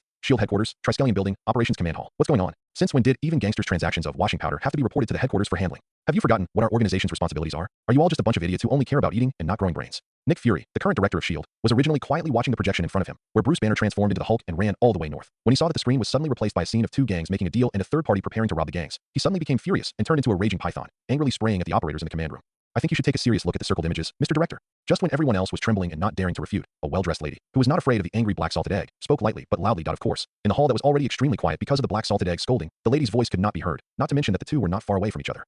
The cursing black-boiled egg obviously heard the lady's voice and immediately stopped cursing and looked at the projected picture again. This time, Nick Fury focused on the circled picture and immediately found something wrong in the picture. A team of gangsters who were killed silently one after another disappeared one by one strangely. Moreover, they did not disappear slowly, but strangely disappeared instantly. The previous frame was still there, but in the next frame it had strangely disappeared completely. A brand new superpower event. Hey Lu Dan confirmed it with certainty. His face was so dark that it was hard to see his expression, and he didn't show any embarrassment of scolding the wrong person before. Thank you, Deputy Hill. Black Egg turned to the capable lady and said something, then immediately turned his head back, staring at the projected image, thinking silently. The lady called Hill did not say much, and did not even respond to Black Egg. She also looked at the projected image solemnly, not worried about being tricked by Black Egg. Of course, as a nail planted in S.H.I.E.L.D. by the World Security Council, S.H.I.E.L.D. Deputy Director, Hill Maria, had prepared a vibranium heart long before taking office, and was not afraid of any tricks. Mobilize the nearest level 7 agents nearby to check and investigate as quickly as possible. Black Sauce Egg calmly gave the order, and Hill Maria did not say anything, but frowned slightly. Why after the Playboy Tony Stark announced his identity as Iron Man, more and more superpower incidents emerged all over the world. Hill Maria, who could not find the answer for a while, always felt that such things would probably become more and more frequent in the future. Luck did not always favor this mercenary group. Soon, the mercenary group's actions were discovered by patrolling members of the Jin Bing gang. In an instant, the sound of gunfire continued. The battle broke out in an instant, but Chi-Jun slipped away. He knew that there were a bunch of containers full of crude oil here. Whoever stayed here when the battle started would be an idiot. Even the energy that Chi-Jun thought was fragrant was not even taken care of by Chi-Jun except for the sparse bodies of the Kingpin gang members lying on the road ahead, which Chi-Jun subconsciously recovered. Chi-Jun didn't even think about the others. Speeding all the way, Chi-Jun finally got back before the war affected Hit Girl. However, the imagined situation of the little lowly hiding in the container and shivering did not happen. Looking at the little lowly who cautiously poked out her little head, her eyes were full of excitement, and she even wanted to participate in person. Chi-Jun could only raise his hand speechlessly to cover his forehead and sighed. She is indeed a violent little lowly taught by a ghost father. However, it is obvious that this battle is no longer something that Big Daddy and Hit Girl can participate in. Although the two are street heroes, they are just ordinary people. Although they have received training and participated in several bloody massacres against gangsters. But to face an elite, fully armed, disciplined mercenary force that is 20 times their number, Big Daddy and Hit Girl are obviously not enough that we have to think of a way to get Big Daddy and Hit Girl to leave quickly.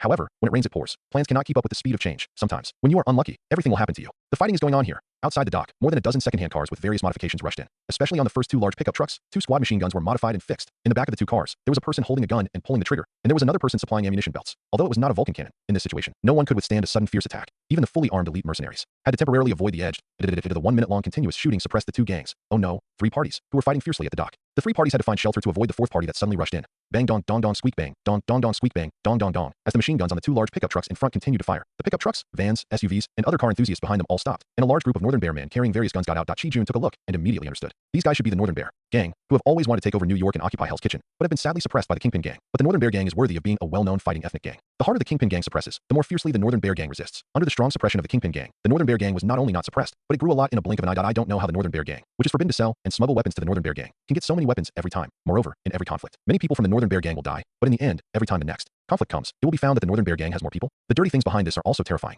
Jin Bing, who has been unable to find out who is smuggling people and weapons to the Northern Bear gang, is actually very annoyed. This time, it was also the Northern Bear gang that learned about the washing powder deal between the Kingpin gang and the Hand from their longtime intelligence supplier, based on the idea that the Kingpin gang's friends are enemies, and there was a shipload of new washing powder, plus the Hand was unwilling to cooperate with them, and so on. The Northern Bear gang immediately had the idea of robbing the gang. In order for this robbing to go smoothly, the boss of the Northern Bear gang even spent a lot of money to bribe some high-ranking officials of the New York Police Department, not to say to help him, but at least not to help Kingpin. In short, in one sentence, even if the people around have bombarded the police phone, don't send the police. Sending the police is not as fun as talk shows, and not as good as watching adult TV. Yes, the boss of the Northern Bear gang, who was born in a fighting nation, finally learned some strategies after a long battle of wits and courage with the Kingpin gang. The scene changed in an instant, leaving Chi-Jun dumbfounded. Will there be any Irish gang or skeleton ghost gang running out later? However, this is also a good thing for Chi-Jun. The dock is in such chaos now. Big Daddy and Hit Girl should be preparing to retreat. So many people, so many guns, and stray bullets flying all over the sky like stars. If you really dare to insert yourself at this time, you might get hit by one or even a bunch of stray bullets, and you won't even know how you died. But sometimes, whatever you fear, it will come true. Mindy, can you hear me? Big Daddy's somewhat urgent voice came from Hit Girl's headset. What? How did Chi-Jun hear it? Do you really think that the global biological positioning chip really only has the positioning function? On the other hand, Big Daddy was already regretting it, knowing that it was very dangerous to rob the Kingpin gang this time. Why did he let his daughter go deep into the dock? Obviously, Big Daddy should be inside and Hit Girl should be outside. Well, for a Big Daddy who can cultivate his daughter, who likes Barbie dolls, and a Hit Girl who likes butterfly knives and likes to stab people a few times, you can't expect him to regret his daughter's education. Receive. What do you want, Dad? Staring excitedly at the battlefield where bullets were flying, the little girl could no longer hear the slightest hint of something wrong in her father's voice. Listen, Mindy, it's time for us to go. This is no longer something we can participate in. There was a hint of anxiety in the voice of the Big Daddy. He had already seen several members of the North Bear gang rushing towards Hit Girl. The fighting nation is the fighting nation, and they immediately found Hit Girl's secondary commanding height on the battlefield. The best gantry crane commanding height has been occupied by the group of mercenaries, and the secondary commanding height where Hit Girl is located has naturally become a hot commodity. These North Bear men may not have discovered Hit Girl hiding in the cracks between these containers, but their fight will inevitably affect Hit Girl's position. If it comes to that time, it will be very difficult to get out. Apart from anything else, the machine guns on the tops of the two large pickup trucks. Even though the barrels are red and no one is using them, but it is not a problem to turn around and shoot at the container where Hit Girl is. The iron sheet of the container shell will be torn to pieces by the squad machine gun in minutes, and Hit Girl hiding in the cracks between the containers will definitely not escape the fate of being shot into a sieve. Why? Didn't you teach me that when the clam and the oyster fight, it is the fisherman who benefits? Look how fiercely they are fighting. They have no time to think about anything else and can't even notice us. We'll wait until they're done fighting, then we'll go in and clean up the place and pierce the stomachs of those bastard gangsters, taking away their most valuable things. Isn't that exactly in line with our plan? Retreat? Impossible. I am Lolita. No, I'm Hit Girl, and I am the best and qualified street hero only if I can stab these gangsters 3 times and 6 times. No. Mindy, you must retreat. I don't have time to explain it to you. No. Immediately.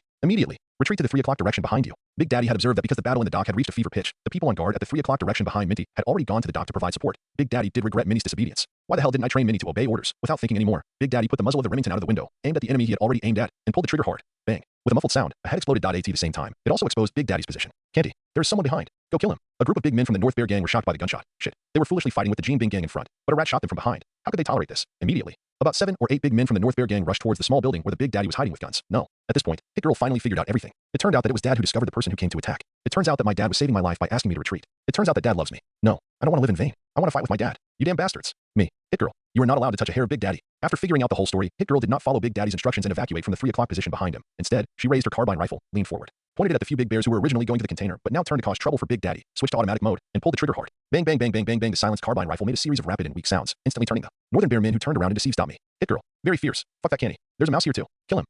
Although the sound of the carbine rifle with the silencer was covered up, the Beisheng men were shot like sieves. The Beisheng gang members were not fools. Suddenly, a large wave of bullets attacked the direction of Hit Girl. Dang, dang, dang, dang, dang, dang, dang, ding, ding, ding, ding, ding, ding. Fortunately, Hit Girl was not stupid. After angrily firing all the bullets in the magazine, she immediately pulled back her body and moved immediately. The next second, the place where Hit Girl was originally staying was suddenly filled with the sound of bullets and iron sheets colliding. However, Hit Girl's goal was achieved. Fuck. I told you to retreat, not to shoot. Are you stupid? Big Daddy's pressure suddenly eased a lot, and he even had the energy to scold Hit Girl. On the other side, watching Hit Girl who was only dodging, not refuting, and giggling at the same time. Looking at this scene, Chi-Jun felt that his father and daughter were indeed weird, but at the same time, he also felt tired. Why the hell did I come to protect them? Was it for their weird family relationship? Sure enough, in the end, it is still me who has to save the world. Sighing. Chi-Jun raised a 416 Hong Kong dollars picked up on the battlefield, opened the safety, pushed the bullet into the chamber, and prepared to shoot. Chi-Jun suddenly seemed to think of something, paused, and took off the lurker sunglasses on the bridge of his nose, absorbed all the recoverable corpses around. Adding the remaining before, the energy returned to 10 points again. Look, the lurker sunglasses only had 0.1 points of energy left. Chi-Jun curled his lips and finally invested another 5 points of energy. With a thought, this lurker sunglasses suddenly turned into a mask of Rorschach in the DC universe. Watchers, Rorschach's forgotten mask, modified based on the lurker sunglasses. It has the appearance and special effects of the Rorschach mask in the DC world, and has the ability to monitor real-time deletion, and the intelligent creatures will subconsciously forget the wearer's relevant details, because the lurker sunglasses has a characteristic that the fantasy attribute will be invalid if it takes the initiative to attack. Chi-Jun didn't want people to remember this face of his, so he spent 5 huge points of energy to modify reality and materialize this Rorschach's forgotten mask. Of course, because it took 5 points of energy to materialize. The attributes of the Rorschach's forgotten mask will not disappear over time. In other words, if Chi-Jun takes any action in the future, he only needs to wear this Rorschach's forgotten mask, and no one will be able to recognize him. Even if I force myself to remember something, I will quickly forget the details and become overwhelmed. The newly released Rorschach's forgotten mask is more like a hood that covers the entire head. When worn on the head, it looks tight, but in fact, Chi-Jun doesn't feel that he's wearing a mask at all. Chi-Jun found that his vision was not different from when he was not wearing the mask. If he hadn't touched it with his hand and felt a very obvious touch, Chi-Jun would have doubted whether he was wearing a mask at all. He wasted 0.1 points of energy and materialized a mirror. In the mirror, the appearance of the Rorschach's forgotten mask really flowed with black ink color irregularly with his breathing. But after looking at the bald head after putting on the mask, Chi-Jun thought about it and simply wasted 0.9 energy points again to materialize a cowboy hat that suits his aesthetic taste. As for why it is not a peaked cap or something like that, we should also adapt to the local customs. When we arrive in the United States, we should pretend to be more like a cowboy. What's more, with a set of black night clothes, Rorschach's forgotten mask, and a low-key but luxurious cowboy hat, it really has a unique temperament. It's a pity that with Rorschach's forgotten mask here, this unforgettable unique temperament may not be remembered. However, fortunately, the fantasy attribute of Rorschach's forgotten mask will not work on Chi-Jun, the creator, and it can even be set to have no effect on the target. Otherwise, Chi-Jun might want to kill himself. Everything was ready. When Chi-Jun came out of his hiding place with a gun in hand, without the special effect of the lurker sunglasses, he was immediately discovered by the members of the Northern Bear gang who were always paying attention to the battlefield. Chi-Jun was not surprised by this. He already knew this and made changes. After all, if he took the initiative, the effect of the lurker sunglasses would naturally disappear. He ignored the shouting gang members. Chi-Jun immediately aimed the gun in his hand at the already red-hot barrel of the squad machine gun on top of the pickup truck. Yes. In order to ensure the safety of the rear, the members of the Northern Bear gang were ready to use the squad machine that was placed aside to cool down again.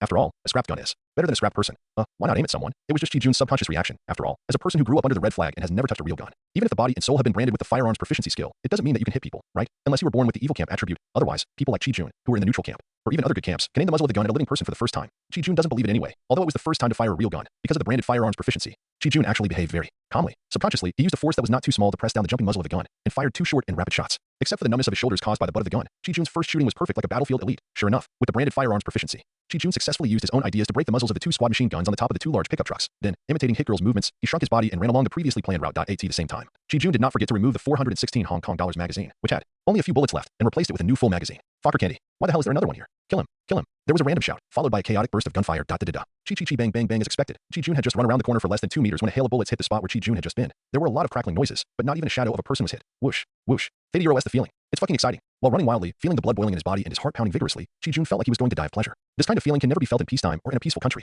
Praise you, my motherland. I love you so much. My time travel. With the first exciting experience of real shooting, Chi-Jun seemed to be inspired to have some adventurous attributes. Bang bang bang, hey, Hit Girl. This way. Follow me. After walking around carefully twice, Chi-Jun found that neither Hit Girl nor the Northern Bear Gang were as familiar with the terrain of the dock as Chi-Jun. Chi-Jun quickly shook off the Northern Bear Gang members who were chasing him, and caught up with the little lowly Mindy who was running for her life. He fired a shot to scare off the Northern Bear Gang members who were chasing the little Lolita, and ran at full speed. It was not that Chi-Jun didn't want to aim and shoot, but he didn't have the strength to do so. 0.0 regardless of whether the little Lolita listened to him or not. Chi-Jun ran away along his own route. Fortunately, this direction was towards Big Daddy. Mindy hesitated for a moment, but still chose to follow. Call, who are you? Call, why are you helping me? Call, are you here to rob as well? The little girl followed quickly with her short legs, holding a gun, approaching Chi-Jun cautiously, panting and asking curiously. Chi-Jun rolled his eyes at the little girl and told her to experience it herself. My God, do you think everyone is like you? Robbing for fun. Chi-Jun, I don't play the game of robbery. Chi-Jun, rob, collect, hand over the flowers, hand over the full score evaluation vote. Chi-Jun, it smells really good. Chi-Jun was also very upset when he heard the footsteps and curses following closely behind him. Could it be that he had to shoot people today? Chi-Jun was a little entangled as he stared at the 416 Hong Kong dollars in his hand, which he had forgotten where he had picked up. Although Chi-Jun also knew that on the battlefield, it was either you die or I live. But once he really shot at a real person, that means Chi-Jun, no longer pure. Chi-Jun was very scared when he thought that he was about to become no longer pure. Will he become dirty if he is no longer pure? Will he become an old driver? Will he become an old driver who whines? When he thought about becoming an old driver who can drive any car, Chi-Jun felt a wave of fear in his heart. Me. Chi-Jun, I only want to drive a young, beautiful car. No, me. Chi-Jun, I only drive a brand new car from the factory, with complete procedures, exuding a strong sense of humor. A new car that has not been repaired. New car. New car. New car. Important things must be said 3 times. Thanks for your help. But who are you? Mindy. Didn't your OT I tell you to retreat? How dare you disobey your father? Come here quickly. Who is he? Using the same method, he beat back a group of North Bear Gang members who were about to attack the Big Daddy small building. Then, he took the little lowly and turned a corner and ran to the back of the small building to meet the Big Daddy who jumped down. He immediately stepped on the horse and ran out of the dock. On the way, the Big Daddy thanked Chi-Jun while also being wary of him. Chi-Jun rolled his eyes speechlessly, but didn't say much. After all, this scene was expected, wasn't it? As for the little lowly Mindy, she just giggled and didn't answer. Why don't you go upstairs and join Big Daddy? You're looking for death. Are you waiting for a large number of people from the North Bear Gang to completely surround the small building? There's no need to attack the building. Just throw a bunch of grenades up in a split second, and they'll all die. What's more, from such a distance, Chi-Jun heard a huge explosion near the dock. I don't know if the mercenary guy used rockets and explosives, or if the North Bear Gang brought more powerful weapons. What's more, a group of people fought wildly. But they didn't notice that some of the detonators and explosives buried by Chi-Jun were blown up. As for why not all of them? What a joke. After knowing that there were full containers of crude oil in this dock, how could Chi-Jun dare to connect those detonators and explosives in series? Anyway, no matter what it was, it meant that the people inside were already killing each other. After all, even the explosives with huge lethality appeared, even if this was actually planted by Chi-Jun. It was obviously impossible for this group of people to verify whether it was done by the people they were fighting. If you use it, I can use it too. After all, this is not an exclusive patent. Who can't do it? It can even be said that because of the addition of powerful firepower, this battle will soon be over. No, you can't escape if you run like this. Chi-Jun suddenly stopped and hit himself in a corner, stopped moving forward, and shouted to the Big Daddy and Hit Girl. After carefully walking around the entire dock twice, Chi-Jun was very familiar with the terrain of the dock. He also knew that outside the dock, there were only a few long asphalt roads that intersected each other, and there was not even a small bungalow around. The nearest building was almost 1 kilometer away. With the speed of the Northern Bear Gang members chasing behind, Chi-Jun didn't think that he and his men could run out of the effective range of their guns in such a short time, let alone run 1 kilometer and hide behind those distant buildings. The containers and bungalow warehouses everywhere in the dock caused great trouble and obstacles to the pursuing Northern Bear Gang members. But once they left the dock and came outside, there was a shooting range of a full kilometer. Even if these guys were not good at shooting, so many people combined, a random shooting would be enough to stop them. Good. We must get rid of the pursuers first. Otherwise, we can't escape. What's more, they have more than a dozen vehicles ready to go at any time. We must kill these pursuers and build some barriers at the entrance and exit of the dock. Big Daddy and Hit Girl sneaked in from outside the dock, so they naturally knew how unfavorable it was outside the dock for them. It can even be said that anyone who didn't come here by boat from the sea would definitely know that the excellent shooting range outside the dock. This is the real world. There is no halo for you to perform 100% bullet dodging skills. Then let's fight. With a sigh, Chi-Jun held his gun, listened attentively to the sound of the pursuers, and determined the distance. Get ready for battle. Big Daddy and Hit Girl didn't hesitate, and also dispersed, pointing their guns in the direction of the pursuers behind them. Asking Chi-Jun about his identity, is this what they should do now? Here they come. After all, the elder father was more experienced and quickly determined the distance. Start fighting. Da-da-da. 2-2-2-2-2-2. Chi-Jun pulled the trigger subconsciously. This time, he did not avoid the body, and the distance was very close. He saw with his own eyes that a group of Northern Bear men who rushed out were beaten into a sieve. Puff puff puff. The sound of the bullet hitting the flesh clearly entered Chi-Jun's ears. A long time. Why, I'm not pure anymore. Looking at the bodies of the Baisheng Gang members he had killed, and throwing away the 416 Hong Kong dollars that had run out of bullets, Chi-Jun sighed softly. At the same time, he was a little speechless. Did he recycle too many bodies? He didn't feel anything when he saw these sieves he had killed with his own hands. What? Impure? Are you going to turn evil? Because she was close, little lowly Mindy still heard Chi-Jun's whisper, but the little lowly didn't understand. How could she be impure if she killed a few gangsters? If she was impure if she killed gangsters, wouldn't she be able to become the Lord of Hell? The little lowly blinked curiously. JPG, 3 years no.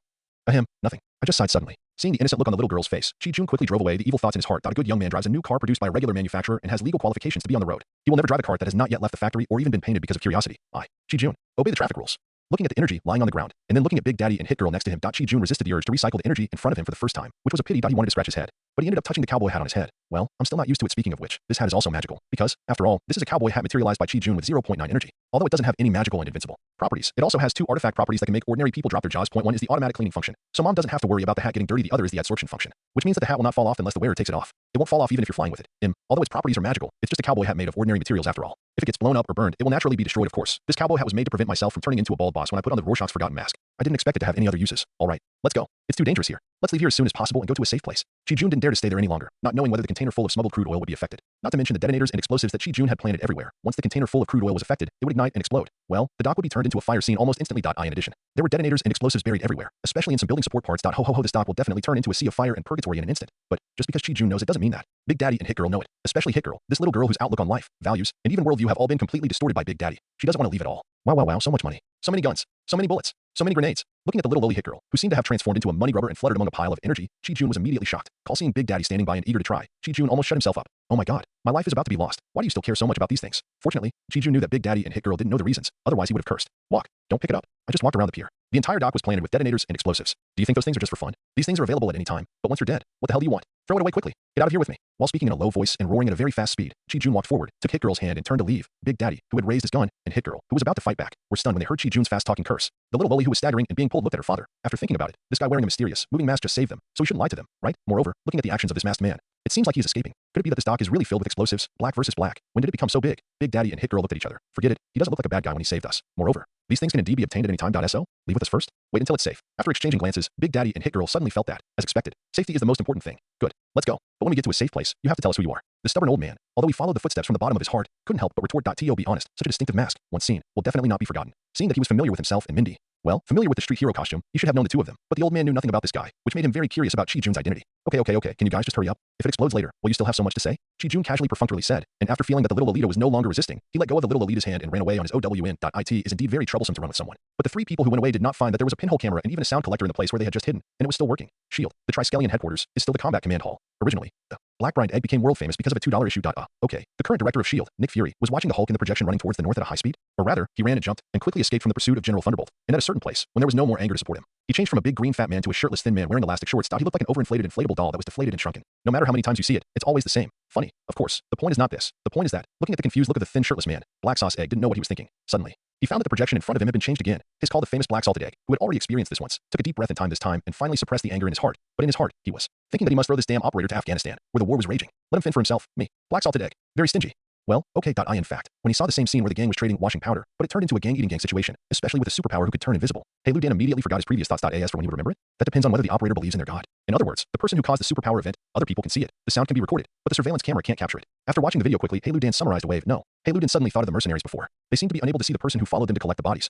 These two people who could not be filmed by the surveillance camera, could they be the same person? Or they belong to the same organization, but are actually two people? They have the same black technology that can avoid being filmed by the surveillance camera. Or are they two people from different forces? However, one has a high-tech item that can be seen by people without being monitored, and the other has a high-tech item that cannot be seen by either monitoring or people. Even the two organizations know each other's existence. But the organization with the high-tech that can be seen by people sent people to explore the organization with the high-tech that cannot be seen by people. But what organization can be unmonitored by SHIELD, which monitors the whole world? Could it be aliens? The images of Skrulls and Kree popped up in Lu Dan's head inexplicably. Shaking his head, Lu Dan himself didn't know if his guess was right, although Captain Marvel would come to have a cup of coffee with him every 10 or 8 years. When she returned to Earth and told him about the powerful technology of the Kree Empire and other cosmic forces, but she never brought in technology that surpassed the Earth, according to Captain Marvel. That is called not being able to break the evolutionary process of each life planet. Lu Dan secretly curled his lips. What the hell is bullshit? If it weren't for being defeated, as expected of a legendary agent.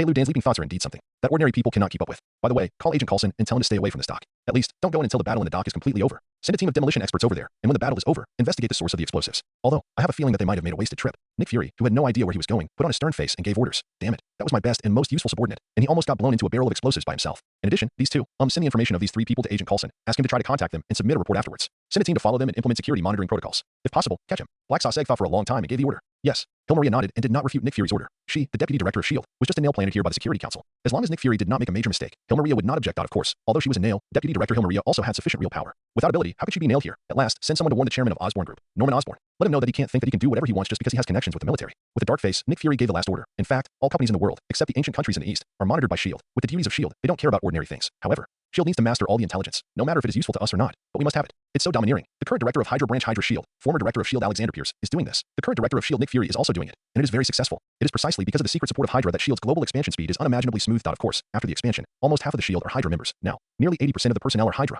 This is why SHIELD installed cameras in a smuggling dock. Because they have sufficient intelligence, Norman Osborn, angry at the increasingly inflated Kingpin gang boss Wilson Grant Fisk, robbed the experimental human bodies he needed. He even wanted to sell them to himself at a high price. So, Norman Osborn was furious. A gangster boss who was just in the underworld, thinking that he had some capital to support him, dared to be so unscrupulous. Norman Osborn decided to send out his family's private army to destroy the washing powder deal between the Kingpin and the Hand, and slaughter them all, leaving no one alive. S.H.I.E.L.D. knew clearly that Norman Osborn had contact with the military and was researching super soldier serum for the military. This is why even if Norman Osborn secretly captured stowaways and homeless people for experiments, S.H.I.E.L.D. did not stop it except for monitoring, and Snake did not want to stop it, because S.H.I.E.L.D. also wanted to mature super soldier serum. Since someone is willing to spend a lot of money on research, why can't S.H.I.E.L.D. sit back and enjoy the fruits of their labor? S.H.I.E.L.D. has it. Isn't it the same as Snake S.H.I.E.L.D. and this new superpower? He said that the docks were full of detonators and bombs, regardless of whether it was true or not. Nick Fury was going to pin the blame on Norman Osborn, who said that only your private army, Norman Osborn, was capable of doing this in the docks. As for the superpower who couldn't be filmed and seemed to have buried detonators and explosives, no, there was enough evidence, so why bother? Me. A black brine egg. I have a black heart. I'm very bad.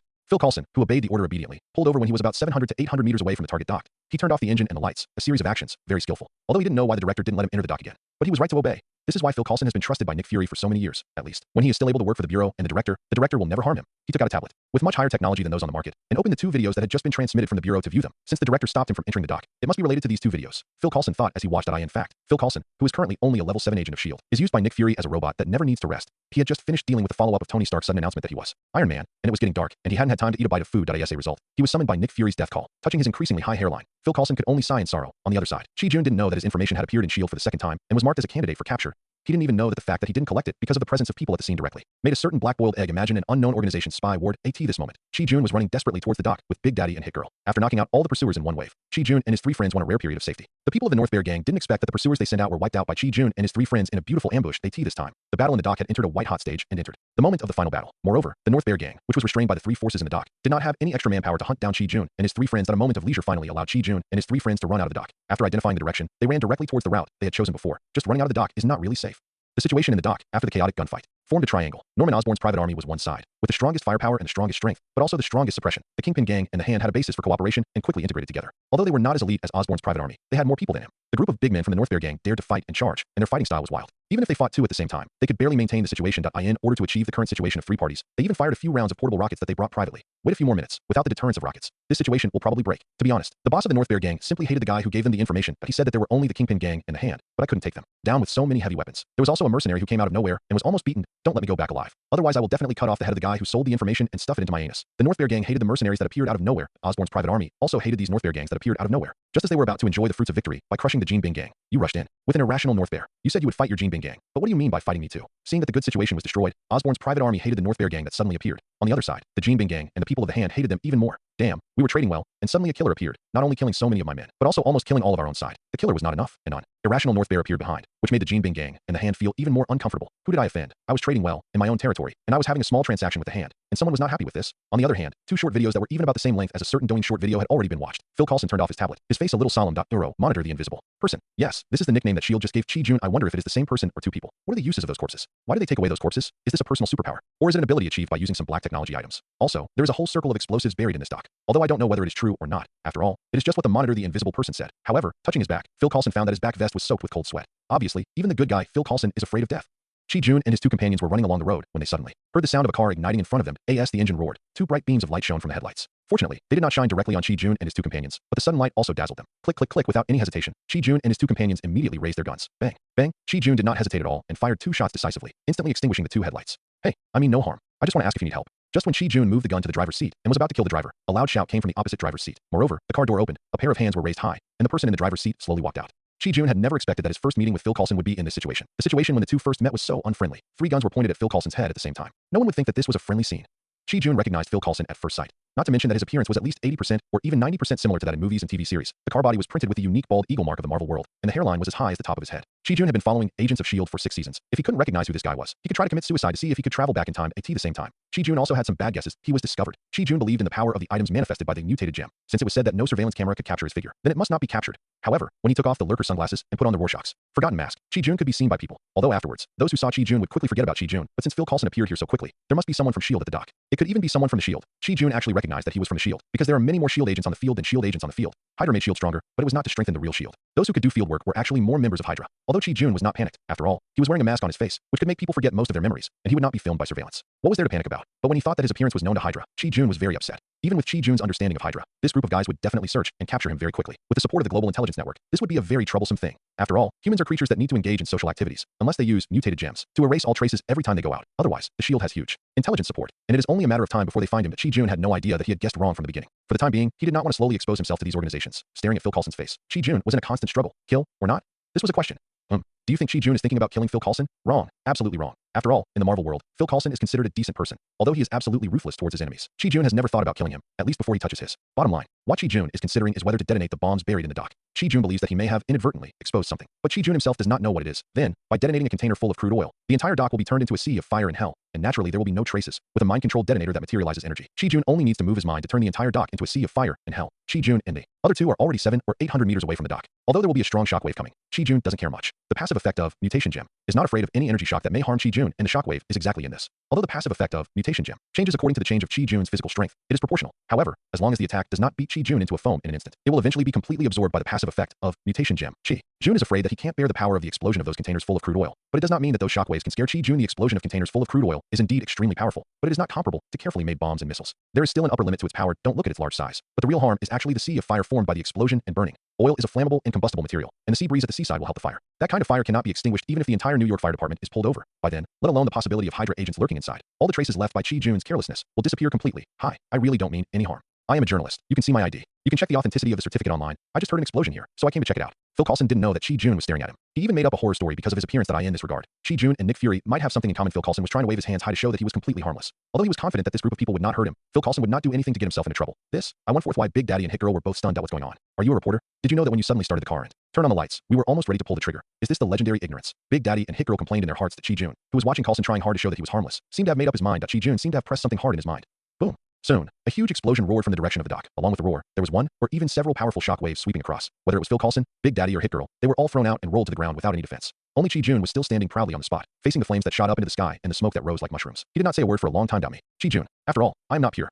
I hope that I will not become the disgusting me of my past self in the future. The flames shot up into the sky, illuminating the surroundings like daylight. There was no regret. It was done. Chi Jun knew that his mentality was completely different from that before he traveled through time. The former self could only give massages, but now, in just 2 days, he even dared to kill a real person. In order not to expose some possible traces of himself that he didn't even know about, he could even make up his mind to detonate the crude oil containers in the dock. Although those bombs were originally placed by Chi Jun himself, he had been mentally prepared. But when everything really happened, Chi Jun still felt a little dazed. When did he become so decisive to kill? Silently glancing at the man with a high hairline who was trying to turn over and get up uncomfortably, Phil Coulson still inevitably got hurt by the shockwave that Chi Jun could completely ignore. Perhaps it was his appearance that accelerated my change of mindset? Chi Jun thought silently. There was nothing wrong with Phil Coulson himself. What really changed Chi Jun's mindset was the shield behind Phil Coulson. Chi Jun didn't want to get involved with the shield that was rotten from the root and full of troubles. Without thinking anymore, Chi Jun looked around. Chi Jun found that his group was too dazzling here. The huge explosion, the powerful shockwave, the earthquake-like vibration, the soaring smoke, and the flames in the sky. All of this will attract countless people to come and investigate. Chi Jun didn't want to continue to be exposed, so he naturally didn't want to stay any longer. He stepped forward to support Big Daddy and Hit Girl, who had already turned over and climbed up and turned around and left. The shockwave was indeed powerful, but Big Daddy and Hit Girl, who often exercised, were street heroes who often fought against gangsters. Although the two were blown away by the shockwave, their bodies were not seriously injured, but their heads were a little dizzy, and there were some scratches when they fell. Hanging the gun on his back, Chi Jun directly supported Big Daddy and Hit Girl and left quickly. Phil Coulson on the other side looked at the 3 people who left and wanted to say something, but turned his head to look at the blazing dock. There was a sense of relief in his eyes that he had survived the disaster.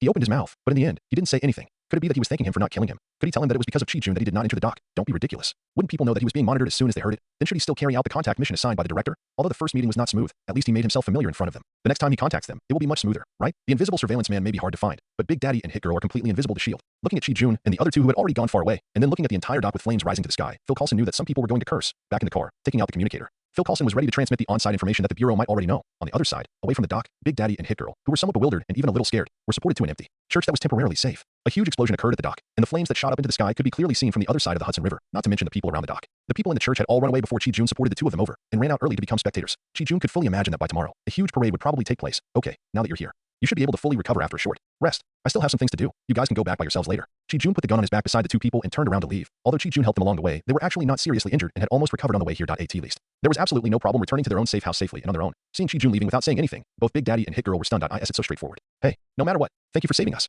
If you need anything, please come to us. We will definitely help. Seeing Chi Jun was about to walk out the door, Big Daddy shouted. Finally, seeing Chi Jun waving at the door and completely disappearing behind the door, Big Daddy and Hit Girl breathed a sigh of relief. It would be really uncomfortable if someone saved you without even saying thank you. The 2 people who witnessed a huge explosion and experienced the powerful shockwave completely forgot that the mysterious man had promised to solve their doubts. Did Chi Jun leave because he remembered that they would turn into curious babies? Of course not. In fact, Chi Jun, who had just agreed perfunctorily, had already forgotten about it. The reason why Chi Jun left suddenly was because when Chi Jun saw the flames rising to the sky, he suddenly thought of those corpses devoured by the flames. Nearly 300 corpses. How huge is the recycling value? That's hundreds of points of energy, just burned like that.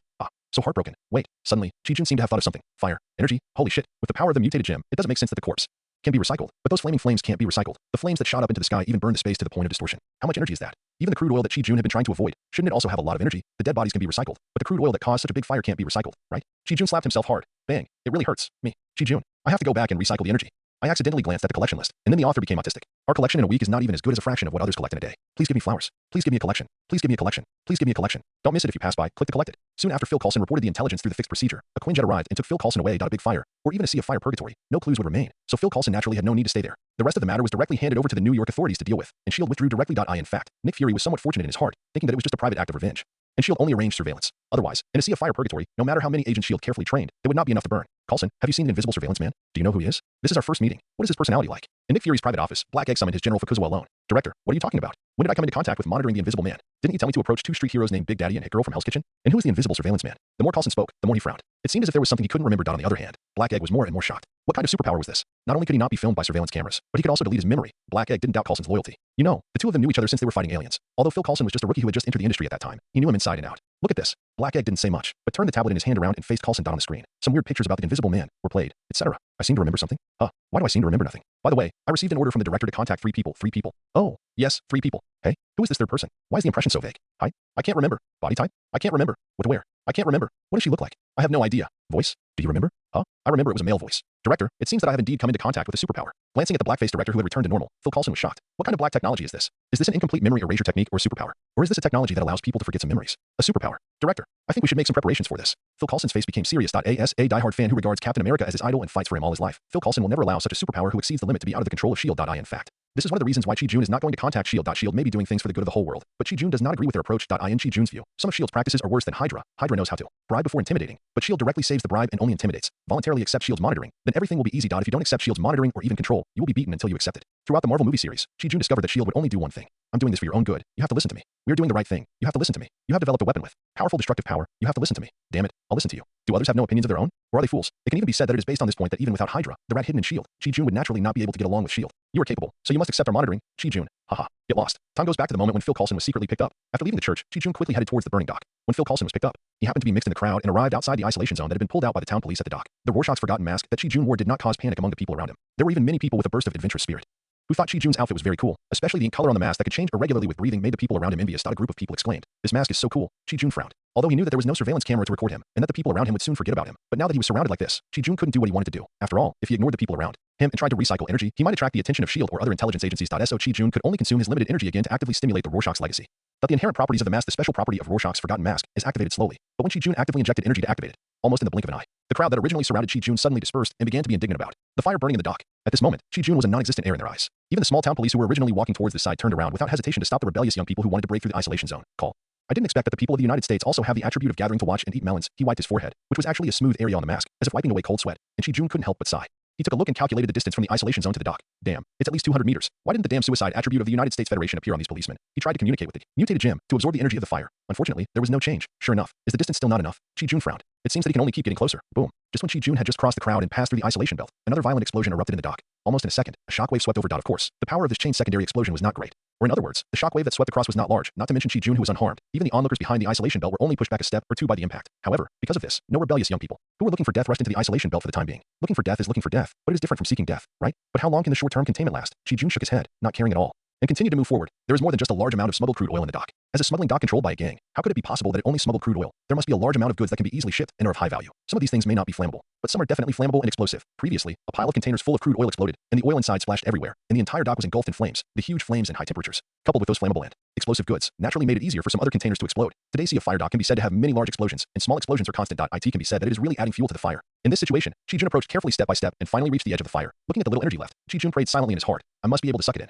I must be able to suck it in. I must be able to suck it in. His call taking a deep breath, Chi-Jun communicated with the mutation gem and began to try to recover the energy from the fire. Hurry. A huge flame suddenly shot up. Chi-Jun was startled, but seeing the energy points displayed in his mind rising rapidly, a smile suddenly covered Chi-Jun's handsome face. Even the Rorschach's forgotten mask that Chi-Jun was wearing seemed to become more lively because of Chi-Jun's smile. +1+1+1. Looking at the ever-increasing energy points, Chi-Jun was really excited. Haha, I knew it. I knew it. Even corpses can be recycled and absorbed. How could it not absorb the energy of the flame? Chi-Jun laughed wildly. I'm so fucking stupid. I've even absorbed electrical energy when I was in a small hotel. Why didn't you think of absorbing fire energy? So stupid. Real. Woo woo woo. There was a hint of crying in the laughter. As the energy points surged, Chi-Jun couldn't help crying. Who knew how depressed Chi-Jun had been after crossing into the Marvel world? Now, he finally absorbed a lot of energy. You know. Even if you know that sunbathing can increase energy, that little bit of gain is like a drop in the bucket for Chi-Jun. How long will it take to accumulate energy by absorbing sunlight for Chi-Jun to become strong, fly into space, face the sun directly, and be infinitely strengthened? In other words, after finally finding a way to gain a lot of energy, Chi-Jun finally relaxed completely and cried out without paying attention. Not long after, Chi-Jun, who had vented his anger, Felt relaxed. An innocent smile once again appeared on Chi-Jun's face. He seemed to feel as if he had been reborn. No, this was not an illusion. Chi-Jun clenched his fist vigorously. Strength. It really increased, just like when Chi-Jun absorbed the sunlight before. When Chi-Jun absorbed the fire energy, he was also condensing Chi-Jun's body at the same time. In other words, as long as Chi-Jun actively absorbed energy, these energies would roughly temper Chi-Jun's body before being finally absorbed.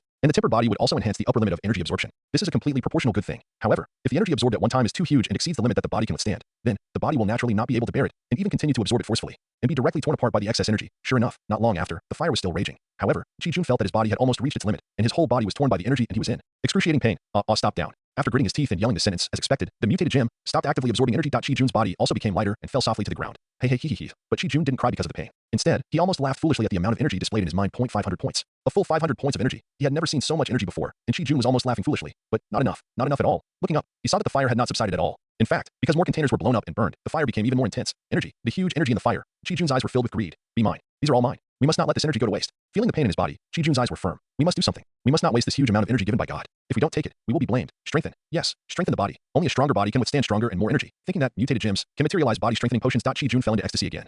500 energy points. A full 500 energy points. What kind of body strengthening potion can be materialized? Chi-Jun didn't know, but none of this mattered. Facing the madly burning dock fire, it was equivalent to having an infinite energy reserve. Chi-Jun just wanted to increase his body strength quickly and safely. Although the sea of fire was caused by crude oil is not infinite. The burning materials are not infinite either. In fact, most of New York's fire rescue teams are heading here. How much energy will Chi-Jun lose if he wastes one more minute? As long as safety is guaranteed, go as fast as possible. Chi-Jun was too lazy to think about anything else. Spend 500 energy points to materialize a body strengthening potion that is the safest and fastest acting that I can bear. That's right. I need to take the medicine orally. Chi-Jun communicated with the mutated gem in his mind and almost shouted. Chi-Jun, who had been paying attention to the energy value in his mind, quickly discovered that 500 energy points were gone in an instant. However, when the energy points returned to zero, Chi-Jun felt that there was a small green bottle in his hand, similar to the glass bottle of Huxiang liquid. It was even thoughtfully equipped with a straw. Without saying anything more, he struggled to prop himself up and inserted the straw into the sealed bottle mouth. Chi-Jun sucked the fluorescent green liquid in the small bottle vigorously, magically. Chi-Jun was sucking vigorously, but with just a little suction, the green liquid in the small bottle instantly flowed into Chi-Jun's mouth through the straw, and there was not a drop of residue in the bottle. It was very clean. However, this is just right. Gulp. Chi-Jun swallowed the green liquid in one gulp without hesitation. As the liquid medicine was swallowed, Chi-Jun suddenly felt a warm energy spreading throughout his body. Chi-Jun's whole body looked a little green. But under the warmth of this energy, Chi-Jun felt extremely comfortable, and he hummed unconsciously. Under the warmth of this energy, the pain in Chi-Jun's body completely disappeared, and his physical strength was further strengthened. But the good times didn't last long. In less than 5 seconds, the intense pain spread from Chi-Jun's body to his mind. Chi-Jun felt as if every cell in his body was being crushed and reorganized. Then, the previous feeling of comfort came back. Then, the intense crushing feeling came out again. One cycle every 5 seconds, lasting for 2 minutes. During these 2 minutes, Chi-Jun continuously cycled through the most pleasurable feeling in the world, and at the same time, he also experienced the most intense pain in the world. Call whoosh whoosh. This is too perverted. I definitely don't want to experience this feeling a second time. The ultimate pleasure and the ultimate pain. My God, I feel like I've been through a century. After the torture, Chi-Jun stared at the sky without focus, muttering to himself, but this feeling of powerful strength is so great. Chi-Jun quickly came to his senses with his eyes focused. He got up without paying any attention to the sweat on his body. He felt his body return to its peak and felt the powerful strength in his body. He was immediately filled with heroic spirit. Chi-Jun, invincible. Of course, all this is just an illusion that Chi-Jun gang has gained explosive power. What's more, now is not the time to daydream. It's not over yet. I will continue to absorb fire energy. Keep sucking until there's no flame left in the fire. Chi-Jun looked at the fire which was still raging, and even became more intense under the blowing of the sea breeze, and he immediately became more determined. How could he not absorb such a rare opportunity? Suck. Keep sucking. With a thought, the power of the mutated gem reappeared, covering the sea of fire in front of Chi-Jun. +10 +10 +10. Is it that scary? It has increased tenfold. Doesn't that mean that my physical fitness has also increased tenfold? Thinking of this, Chi-Jun was immediately very excited. Originally, he didn't know how much he had strengthened, but now it was clear. Sure enough, as his physical fitness improved, his energy absorption speed also increased, and even the amount of energy absorbed skyrocketed. Chi-Jun even felt that the range of the sea of fire covered by the power of the mutated gem seemed to be larger. So, the distance he absorbed energy from also became farther. His call, take a deep breath to calm down. Chi-Jun seemed to think of a day in the future when he would be on Earth and could easily absorb the sun's energy. Would the sun flash if he took a deep breath? Would the sun disappear if he took another deep breath? It was so terrifying. The day is still too far away. How far is the Earth from the sun? Chi-Jun didn't remember it, but he knew that it must be a distance that would make the current Earthlings despair. Chi-Jun's attention returned to the absorption of fire energy. Because of the increase in energy absorption speed and the increase in energy absorption intensity, Chi-Jun watched his energy reserves quickly exceed the previous upper limit of 500 and move towards a higher level. 1,000, 2,000, 3,000, 4,000. Gradually, Chi-Jun felt the pain coming from his body. However, because of the previous extreme happiness experience, this little pain was bearable. 4,500 Chi-Jun's mood has begun to deform. 4,800 Chi-Jun's expression has begun to distort. 4,900 Chi-Jun has collapsed to the ground in pain. 5,000 Chi-Jun can no longer bear it. Stop now. When the energy point reached 5,000 points, Chi-Jun decisively chose to stop absorbing energy. He took a deep breath and looked at the fire scene, which was slightly smaller but not too obvious. Chi-Jun smiled. Sure enough, is it a tenfold growth rate? Communicate with mutation gem, again to materialize a more advanced body enhancer. Spend 5,000 energy points to materialize a body strengthening potion that is the safest, fastest acting, and can be taken orally that I can currently afford. Once again communicating with the mutation gem. Once again using up all the energy points in reserve. Facing the fire that had weakened a little but was still extremely fierce, Chi-Jun once again materialized a green glowing body strengthening potion. Injections are stupid. How much better to take them orally? With a thought, the entire 5,000 energy points instantly returned to 0. At the same time, a glass bottle with a straw that was exactly the same as the previous one appeared in Chi-Jun's hand. Different from the previous potion that was emitting green light but was transparent throughout, this one, although it also had a flood of green light, had a greatly reduced transparency throughout, and had a sticky feel overall. Of course, Chi-Jun didn't care whether it was transparent or sticky. He just inserted the straw and sucked it gently. Sure enough, the seemingly sticky green liquid was easily sucked into his mouth. Gulp. He threw the empty bottle with the straw into the fire, and Chi-Jun swallowed the green liquid in his mouth without hesitation. Sure enough, 2 extreme experiences that were exactly the same as before once again befell Chi-Jun. Chi-Jun rolled, twisted, and twitched on the ground without any image. Fortunately, Chi-Jun had previously taken the initiative to inject some energy into the Rorschach's forgotten mask, and had always turned on its attribute effects. In addition, Chi-Jun was far away from the onlookers at the fire scene, and the fire scene was already suppressing the sounds of deflagration and explosions. Otherwise, his screams would have been discovered to be abnormal early on. At least, even if the person concerned took the initiative to forget Chi-Jun. There were still so many microphones that would inevitably record Chi-jun's screams, which would then trigger some secret organizations to quietly investigate. Fortunately, all this did not happen because of the fire scene. It can be said that the fire scene is the cause of both success and failure. 2 minutes later, Chi-jun once again collapsed on the ground with despair, even though he could clearly feel the powerful strength hidden in his body. Chi-jun seemed to have lost the strength to move out of course. This was just a momentary trance. The stronger the body, the more Chi-jun could experience the extreme experience before. Obviously, as the body continued to strengthen, the second time was more uncomfortable than the first. The third time will also be more uncomfortable than the second time. After lying down for a while, Chi-jun did a somersault and jumped up. Moreover, with a somersault, he jumped to a height of almost 10 meters, which still scared Chi-jun. However, this feeling, it feels really good. Maggie landed on the ground and stepped on a deep pit. Chi-jun said that he could do more with this kind of enhancement. This was just an unintentional jump. If he deliberately charged up his strength to attack, he would probably create a huge deep pit directly, right? However, Chi-jun did not do it just because he thought so. After experiencing 2 extreme experiences, Chi-jun seemed to be much calmer. The previous irritable feeling seemed to be gone. Feeling the surging power in his body, Chi-jun seemed to recall what he said after the first enhancement. It seemed that he didn't want to experience it a second time. Chi-jun shook his head and laughed. I can only say that it smells really good. Seeing the fire in front of him return to its previous fierce state due to his second enhancement, Chi-jun raised his eyebrows, somewhat surprised. He thought the fire would gradually die out due to his absorption, but he did not expect it to return to its previous state. This was a pleasant surprise for Chi-jun. However, he had just jumped up to 10 meters high, which allowed Chi-jun to clearly see the real-time scene in the fire. Although the fire has temporarily recovered to its maximum extent, there are not many raw materials that can burn inside. With Chi-jun's vision after the second enhancement, he clearly saw that almost 90% of the containers and warehouses were blown apart, and almost all the raw materials were burning, without more burning materials. The fire in the fire will eventually go out. Chi-jun even had a feeling that the burning materials were also consumed faster because of Chi-jun's absorption of fire energy. Chi-jun had a hunch that after this absorption, the fire in the fire would probably be much smaller. However, Chi-jun also gained some insights because of this. It seems that the reason why he was able to absorb so much energy in the fire scene this time was the result of the interaction of multiple effects. Chi-jun could feel that if he had realized that crude oil had huge energy and absorbed it all, he would not have obtained so much energy now. The reason why Chi-jun was able to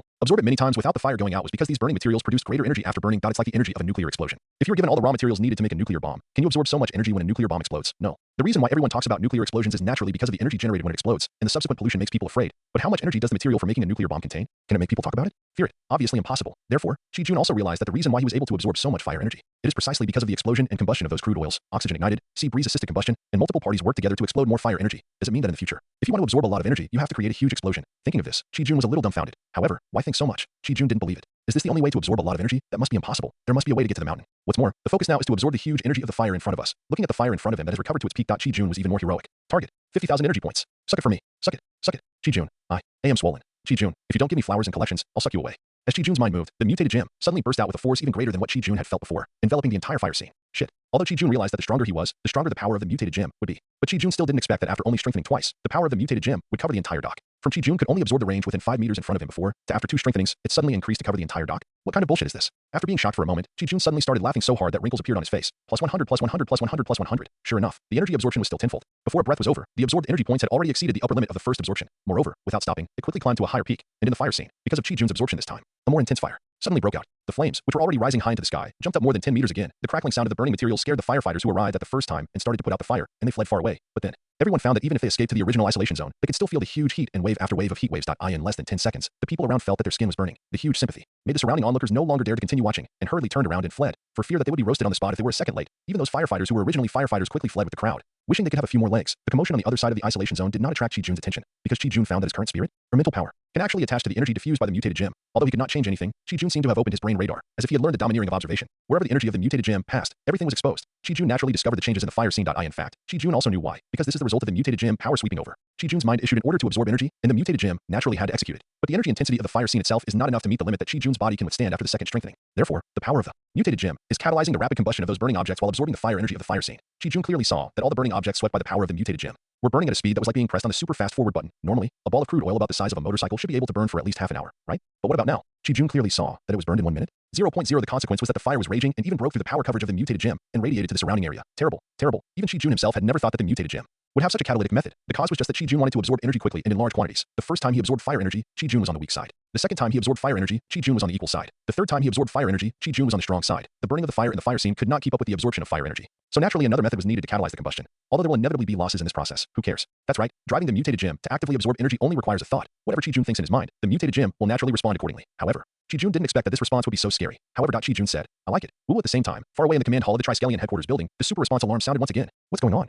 Before the alarm sounded, Nick Fury, with a dark face, appeared in the command hall. It must be said that as a former member of the Rapid Reaction Force, Nick Fury has not lost his fighting instinct. It's the same doc that exploded before. Maria, dressed neatly, introduced with a cold face. Unlike Nick Fury, who is in charge of the entire shield and has too many things to do, he can't stay in the combat command hall all the time. Although Maria is the deputy director, as the general person in charge of the combat dispatch command of the shield headquarters, she obviously needs to stay in the command room all the time, and she is naturally very clear about the source of the alarm. Just now, a level 5 intensity energy fluctuation suddenly erupted, which is almost equivalent to the explosion intensity of a medium-range missile. According to on-site intelligence, the isolation zone 200 meters away from the dock was also hit by a strong heat wave with a strong burning sensation. The introduction was cold and refreshing, which was Maria's style. You mean, this smuggling terminal not only smuggles crude oil and washing powder, even smuggling arms. But what does this have to do with us? These things are the business of C1A, FB1, and even the military intelligence agency. But since the headquarters has sounded the alarm, it must be because of a superpower event. Take a deep breath, Kay. Fury felt inexplicably annoyed. Why was this damn place again? Speak up. What's going on? Bill glanced at Hey Lu Dan, expressionless, and no one knew what he was thinking. That's exactly why. Because, according to satellite detection, the explosion at the dock was powerful enough to be comparable to a medium-range missile, and the energy that spread quickly stopped, as if someone had intercepted the dissipated energy. Moreover, it was weakening rapidly and in large quantities. It was as if it was being absorbed. According to the calculations of relevant experts, according to the energy weakening trend, if it was man-made, the fire at the dock would be extinguished soon. Hiss. Really, isn't this place obviously different? Step up the investigation into the two invisible surveillance men. At this dock, supernatural events have occurred one after another. There must be some unspeakable secrets. Immediately dispatch an action team to take over the entire dock. Send more manpower to surround the entire dock. Be prepared with enough manpower. This energy absorber, whether it is a superpower or a black technology item, bring them all back to me. Take a deep breath. Nick Fury immediately gave the order with a dark face. Looking at the projected image, Nick Fury's when I looked a little fierce. No matter who you are, S.H.I.E.L.D. will definitely find you out. But thinking of the Iron Man who locked himself in the basement after revealing his identity, Hey Lu Dan suddenly had a headache again. If it weren't for Howard Stark's face, let Coulson go again. This time, let him investigate carefully what secrets this dock hides. Nick Fury frowned and finally sent out his capable subordinates. Yes, Hilmaria didn't care what your headache was. She received the order and turned around to make arrangements. At the fire scene, Chi-Jun had no time to think about other things. Because Chi-Jun was once again being tempered to the limit by the energy that was about to be filled. 0.48000490005000 bang, the pain beyond Chi-Jun's endurance appeared again. Chi-Jun could no longer hold on and collapsed to the ground. Stop. Call with a loud roar. Chi-Jun collapsed to the ground, gasping for breath. However, this time, Chi-Jun did not immediately materialize a body-strengthening potion, because Chi-Jun didn't need to turn his head to look. He could tell that the fire at the Sea of Fire dock had been reduced a lot at this moment, not to mention that the isolation zone 200 meters away could not feel the heat wave. Even the place where Chi-Jun was lying, the edge of the Sea of Fire dock, could not feel any heat. The fire in the entire dock has been greatly reduced, leaving only the area with the most crude oil in the center, and some places that are difficult to burn but difficult to extinguish. In other places, everything is charred, and even the land has been cracked by the extreme high temperature. After a short rest, he communicated with the mutation gem with his mind. Then, according to the feedback from the mutation gem, Chi-Jun used 50 energy points to materialize a body repair potion. After drinking it in one gulp, under the soothing of the warm energy that felt like returning to his mother's arms, Chi-Jun's body, which had been damaged by the rough tempering due to his active absorption of energy, quickly recovered to its healthiest state. With a gentle turn, Chi-Jun stood up again, feeling that his body had indeed recovered to the state it had just been strengthened. Even though he knew the magic of the mutation gem, he still felt a sense of awe. The upper limit of energy that the body can withstand has reached 50,000 points, but it only takes 50 points of energy to materialize the repair fluid to completely repair the damaged body that cannot move. Chi-Jun suddenly felt that as long as he was willing to sell this kind of repair energy, he would seem to be able to become the richest man in the world, because Chi-Jun's mental power was previously attached to the power of the mutated gem. Chi-Jun could also roughly judge that the remaining fire in the fire scene could only absorb about 10,000 points of energy. It was obviously impossible for Chi-Jun to give up these 10,000 points of energy, but Chi-Jun's energy is now overflowing. If he wants to absorb more energy, he must first use up some of the energy and make room for the next energy. Time is running out. The changes in the fire at the dock are so obvious and strange that any intelligence organization would send people to investigate. Therefore, Chi-Jun must absorb all the fire energy and leave before a large number of outsiders arrive. So, in Chi-Jun's mind, there are only two options left in an instant: spatial ability, three-color domineering. However, Chi-Jun quickly determined the direction of manifestation: spatial ability, looking through the heavens and the worlds. What is the most versatile ability? That's right, it's the spatial ability. There is no most powerful ability in the world. Only people who become more powerful by using their abilities. But looking through the heavens and the worlds, no matter how strong or weak the ability is, the spatial ability is always the most versatile. Theory, storage, attack, defense, transmission, escape. What ability can be more versatile than the spatial ability? Moreover, the spatial ability can be used at any time in space in the heavens and the worlds. Can the magic ability be used in the forbidden magic world? No, but the spatial ability can. In a world without spiritual chi, it is impossible to practice chi, and the practitioners can only stare blankly. But the spatial ability can still be used. As long as the world is composed of space, then the spatial ability can always be used. Therefore, the spatial ability is the most versatile ability. In this case, why didn't Chi-Jun immediately materialize a spatial ability? Chi-Jun naturally thought about it. However, materializing a spatial ability that can store, attack, defend, teleport, and escape at the same time. Ahem, let's not talk about it. According to the information fed back by the mutated gem, Chi-Jun's 50,000 energy points are not enough, of course. If only one of the abilities is materialized, then Chi-Jun's energy is naturally enough. Chi-Jun suddenly wanted to catch the eyeless man of the Inhumans who can teleport everywhere. With this guy as a source of ability, after saving a lot of energy, 50,000 energy should be enough. Unfortunately, Chi-Jun is not an Inhuman, and he does not have the ability to capture the eyeless man.so. Chi-Jun materialized a spatial ability with the strongest displacement ability, teleportation. Moreover, on the basis of teleportation, Chi-Jun added a setting that is more like a customization any place that has been to, or even just seen, can be accurately teleported to. Chi-Jun. It's definitely not because of saving my life. Absolutely not. As Chi-Jun's mind moved, 30,000 energy points disappeared instantly, at the same time. A small ball of light emitting crystal blue light suddenly appeared in front of Chi-Jun. Without any hesitation, Chi-Jun reached out and grabbed the small ball of light and threw it into his mouth. Without waiting for Chi-Jun to swallow, the small ball of light emitting crystal blue light that entered Chi-Jun's mouth suddenly exploded. The crystal blue energy instantly spread throughout the body, wrapping up Chi-Jun. The 30,000 energy points that Chi-Jun spent were not spent in vain. These crystal blue space energies are directly modified, optimized, and branded with space marks from the deepest gene fragments. By the way, Chi-Jun's physical strength was strengthened once again. After all, without a strong body, it is impossible to teleport casually. It seemed like a long time had passed, but in fact, it was only a moment, and the blue light ball's transformation of Chi-Jun was over. Is this the power of space? As soon as his mind moved, Chi-Jun seemed to have entered a strange blue world. Here, there was space energy everywhere that was extremely active but did not cause any harm to Chi-Jun even when Chi-Jun's mind appeared in this blue world. These space energies swarmed towards Chi-Jun scared. Chi-Jun was shocked when he experienced this for the first time. When he opened his eyes, he found, oh shit, did I teleport back to my home in Chinatown? This teleportation ability is truly magical. No, I mean, I specially customized the space teleportation. It's really magical. Looking at the room, it was still arranged as it was before he left. Chi-Jun suddenly felt novel. What? That's not right. Isn't this night? How can I still see so clearly? Hiss. Is physical enhancement so scary? Just after strengthening it twice, he gained the ability of night vision. What good stuff did I materialize before? Chi-Jun couldn't help but be a little surprised after feeling the changes in himself. Now think about it. The two body strengthening potions that cost 500 energy and 5,000 energy to materialize before must be quite good. At least Chi-Jun knew that even as strong as Captain America, this guy who reached the peak of human physical fitness did not have night vision ability. What? What the hell am I thinking about? There is still at least 10,000 energies worth of fire energy at the fire scene that has not been absorbed. Go back, don't waste it. Shit, if this is wasted, it would be too extravagant. With a thought, Chi-Jun felt that he had returned to the blue world before, and those space energies rushed over again. However, this time he was mentally prepared, and Chi-Jun did not run away in fear. Sure enough, it was these extremely active space energies that did not cause any harm to Chi-Jun that allowed Chi-Jun to teleport easily. When he opened his eyes again, Chi-Jun found that he was really back to the position on the edge of the fire scene. It sounds long, but in fact, from the time Chi-Jun had the idea to the time he teleported, it did not even take 0.01 seconds. Chi-Jun sensed it and did not feel that he had consumed any mental, physical, or energy. Chi-Jun smiled with satisfaction. Sure enough, the mutated gem really followed his wishes and modified the rules of space teleportation. Chi-Jun called this ability mind teleportation. That's right, space teleportation plus a combination of teleportation. By deeply changing the rules from the gene fragment, Chi-Jun imprinted a trace of his life breath on the space rule branch of the Marvel Universe. The teleportation rule through the mutated gem. Yes, it's just the teleportation rule. After making this change, it can be said that as long as Chi-Jun has been to, or even just seen any place in this Marvel Universe, Chi-Jun will be able to teleport to these places anytime and anywhere. No consumption plus ignored distance plus teleport at will. What the mind thinks, the body moves. It's so powerful. Chi-Jun's doing this has great benefits, but also great disadvantages. Chi-Jun will be able to teleport at will in the future, and even the mirror space of Ancient One cannot imprison Chi-Jun, but the upper limit of Chi-Jun's spatial ability is limited to the same level of the spatial rules of the Marvel Universe. Even if Chi-Jun wants to obtain other spatial abilities, he must use the mutation gem to spend a lot of energy to achieve it. For example, to open a temporary or fixed spatial channel by himself, he must use the mutation gem to imprint Chi-Jun's life mark on the spatial rule branch transmission rule again. Moreover, as the number of imprints increases, the energy required to develop other spatial abilities will also increase exponentially. Otherwise, those mages only need to imprint their life marks on certain rules, and they can become mobile turrets at will. This is naturally not that simple. There are only two ways to imprint marks on the rules of the universe. One, to have absolutely powerful strength and force imprint. But with this kind of strength, will you still look down on this method with obvious disadvantages in the upper limit? Second, he possessed the reality stone that could directly modify the most basic laws and rules of the universe. Just like Chi-Jun, this is what the Dark Elf Malekith did. He wanted to plunge the entire universe into endless darkness, but obviously, he failed. The reality stone absorbed his vitality, making it impossible for him to even drag the entire 9 realms into darkness. Of course, a little harm is not a problem for Chi-Jun, who currently only has the power to protect himself. Even when Chi-Jun grows to a certain level, he can use the mutation gem to recover the imprinted life mark at that time. The so-called upper limit will naturally no longer be a problem at that time. The so-called disadvantages will naturally disappear. Therefore, the only one who can perform this kind of bug-like operation is Chi-Jun, who has the mutation gem. It can only be said that these 30,000 energy points are simply too worth it. While those intelligence agencies have not arrived yet, while those fire rescue personnel are still cautiously exploring their way forward, Chi-Jun seized the time, and with a thought, he teleported directly to the center of the fire scene. This is the place Chi-Jun had seen, where the heart moves, the body moves. Although because of Chi-Jun's 3 crazy suctions, the sea of fire that originally covered the entire dock has now shrunk to the area inside where the crude oil was originally placed. Not only has the scope been reduced a lot, but even the fire has been much smaller. Of course, this is compared to the previous time when the sky was full of fire. The fire here is still not small. Otherwise, how could Chi-Jun roughly judge that there would be about 10,000 energies here? Seeing that the flames that clearly burned in front of him disappeared strangely, Chi-Jun knew that the passive effect of the mutated gem was working. Without thinking anymore, Chi-Jun directly communicated with the mutated gem and began to actively absorb the fire energy. Otherwise, if it was left alone, all the fire energy would be passively absorbed by the mutated gem, and it would not give Chi-Jun any energy. With the previous experience, Chi-Jun was very familiar with the situation this time. In fact, because of the transformation of spatial ability, Chi-Jun could clearly feel that his mental power had greatly increased. He could even slightly shake the invisible power spread by the mutated gem. Of course, it was just a shake. The power of the mutated gem was too advanced for Chi-Jun now. The reason why it could shake a little was because the mutated gem was bound to Chi-Jun. It was only 10,000 energy points. After a while, Chi-Jun absorbed all the fire energy. Not even a spark was left. However, Chi-Jun still felt a little incredible when he felt that the light around him had dimmed, and even the temperature in the entire dock began to drop rapidly. He never expected that because of the sea of fire, Chi-Jun could really have the power to protect himself in this Marvel universe. Thinking about how he had even calculated the street heroes of ordinary people in order to survive, Chi-Jun was still a little ashamed now. Oh my god, what's going on here? The sea of fire was clearly raging, but now there is not even a trace of sparks to be seen. Oh my god, is this a miracle? Almighty Lord, thank you for saving me, the lost little lamb. In just a short while, after 2 strengthenings, Chi-Jun could already hear screams coming from afar. Chi-Jun even looked over and saw several people dressed as firefighters, kneeling on the ground, shouting loudly. What's more interesting is that Chi-Jun found that they were kneeling in the direction of him. Tiska's god asking him to be grateful. However, Chi-Jun did not forget that the fire was caused by him. He shook his head with a smile, and Chi-Jun disappeared from the center of the fire scene with a thought. 34361 energy points. I didn't expect that. I thought it was only around 10,000 inch. There are still as many as 14,361. This trip to the dock was a real steal. It's really awesome. After returning to his new home in Chinatown, Chi-Jun looked at the numbers in his mind and was so excited that he almost couldn't breathe. That point doesn't count when I went there before. Even from the first time I absorbed energy, the first time was 500 points, the second time was 5,000 points, and the third time was 50,000 points. Finally, there are 14,361 points. Adding up, there are a total of 69,861 energy points, including the half deducted by the mutated gem. Oh my god. This time, the explosion at the dock actually generated 139,722 points of energy. In addition, some of it was wasted in order to ignite the fire. Rounded off to 150,000. Oh my god. I have to say that this profit-sharing ratio is too bad. Mutated gem, how about we talk about the redistribution ratio? Chi-Jun looked painful and even tried to communicate with mutated gem to increase his share, but obviously, Chi-Jun failed. Mutated gem ignored Chi-Jun, leaving Chi-Jun alone talking to himself. Why, okay.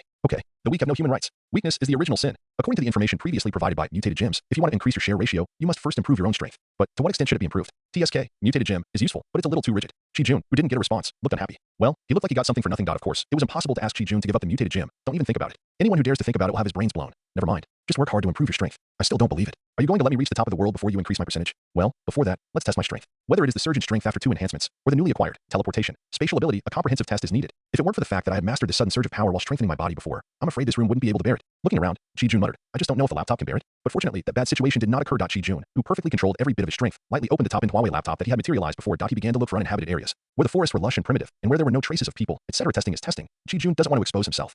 Yellowstone Park? Is it too close? Rocky Mountains? Is there any virgin forest here? What the hell? Alaska is the only place in America with a primeval forest. It is also the first choice for many outdoor experiencers. Damn it, are there no places like the wilderness where no one goes all year round? You don't know until you check, and you're shocked. You search for the primeval forest, and it turned out to be a tourist attraction. Could it be that whether it's the bad character before the time travel or the money-grubbing search in this world, they're all the kind of companies that will give you popularity if you pay? Or are they really capitalists? For money, what can't they do? But this is too much. After searching for a long time without any results, Chi-Jun almost shut himself up. But fortunately, Chi-Jun quickly changed his mind. The Earth is so big, he can go everywhere to have a look. After possessing the ability of teleportation, Chi-Jun doesn't need to limit his vision to the United States. Hey, thinking of this, Chi-Jun instantly felt that his mind was clear, and the whole person became energetic. Grabbing the laptop that was thrown aside, Chi-Jun started to search for some rarely visited places abroad. With Chi-Jun's ability of teleportation, as long as he sees a photo, he can fly over in a flash. If it's not suitable, he can change it. There are so many places in the world. If you can't find it, then the North Pole is also fine. Who knows? After a few beatings, you can get the achievement of digging the Iceman. Why? Is the captain of the United States still in the ice at this time? Suddenly thinking of this, Chi-Jun was also a little confused. Hiss, if I remember correctly, this guy was thawed at the beginning of Avengers, right? When was Avengers 1 released? 2012? So when was he thawed? 11 years? 10 years? Oh, it's 2008 now, so this guy might still be in the ice. Chi-Jun scratched his head and found that he didn't remember it very clearly. Why? Suddenly I thought, if we transfer Captain America to Antarctica, can S.H.I.E.L.D. still find their Captain America? Interesting.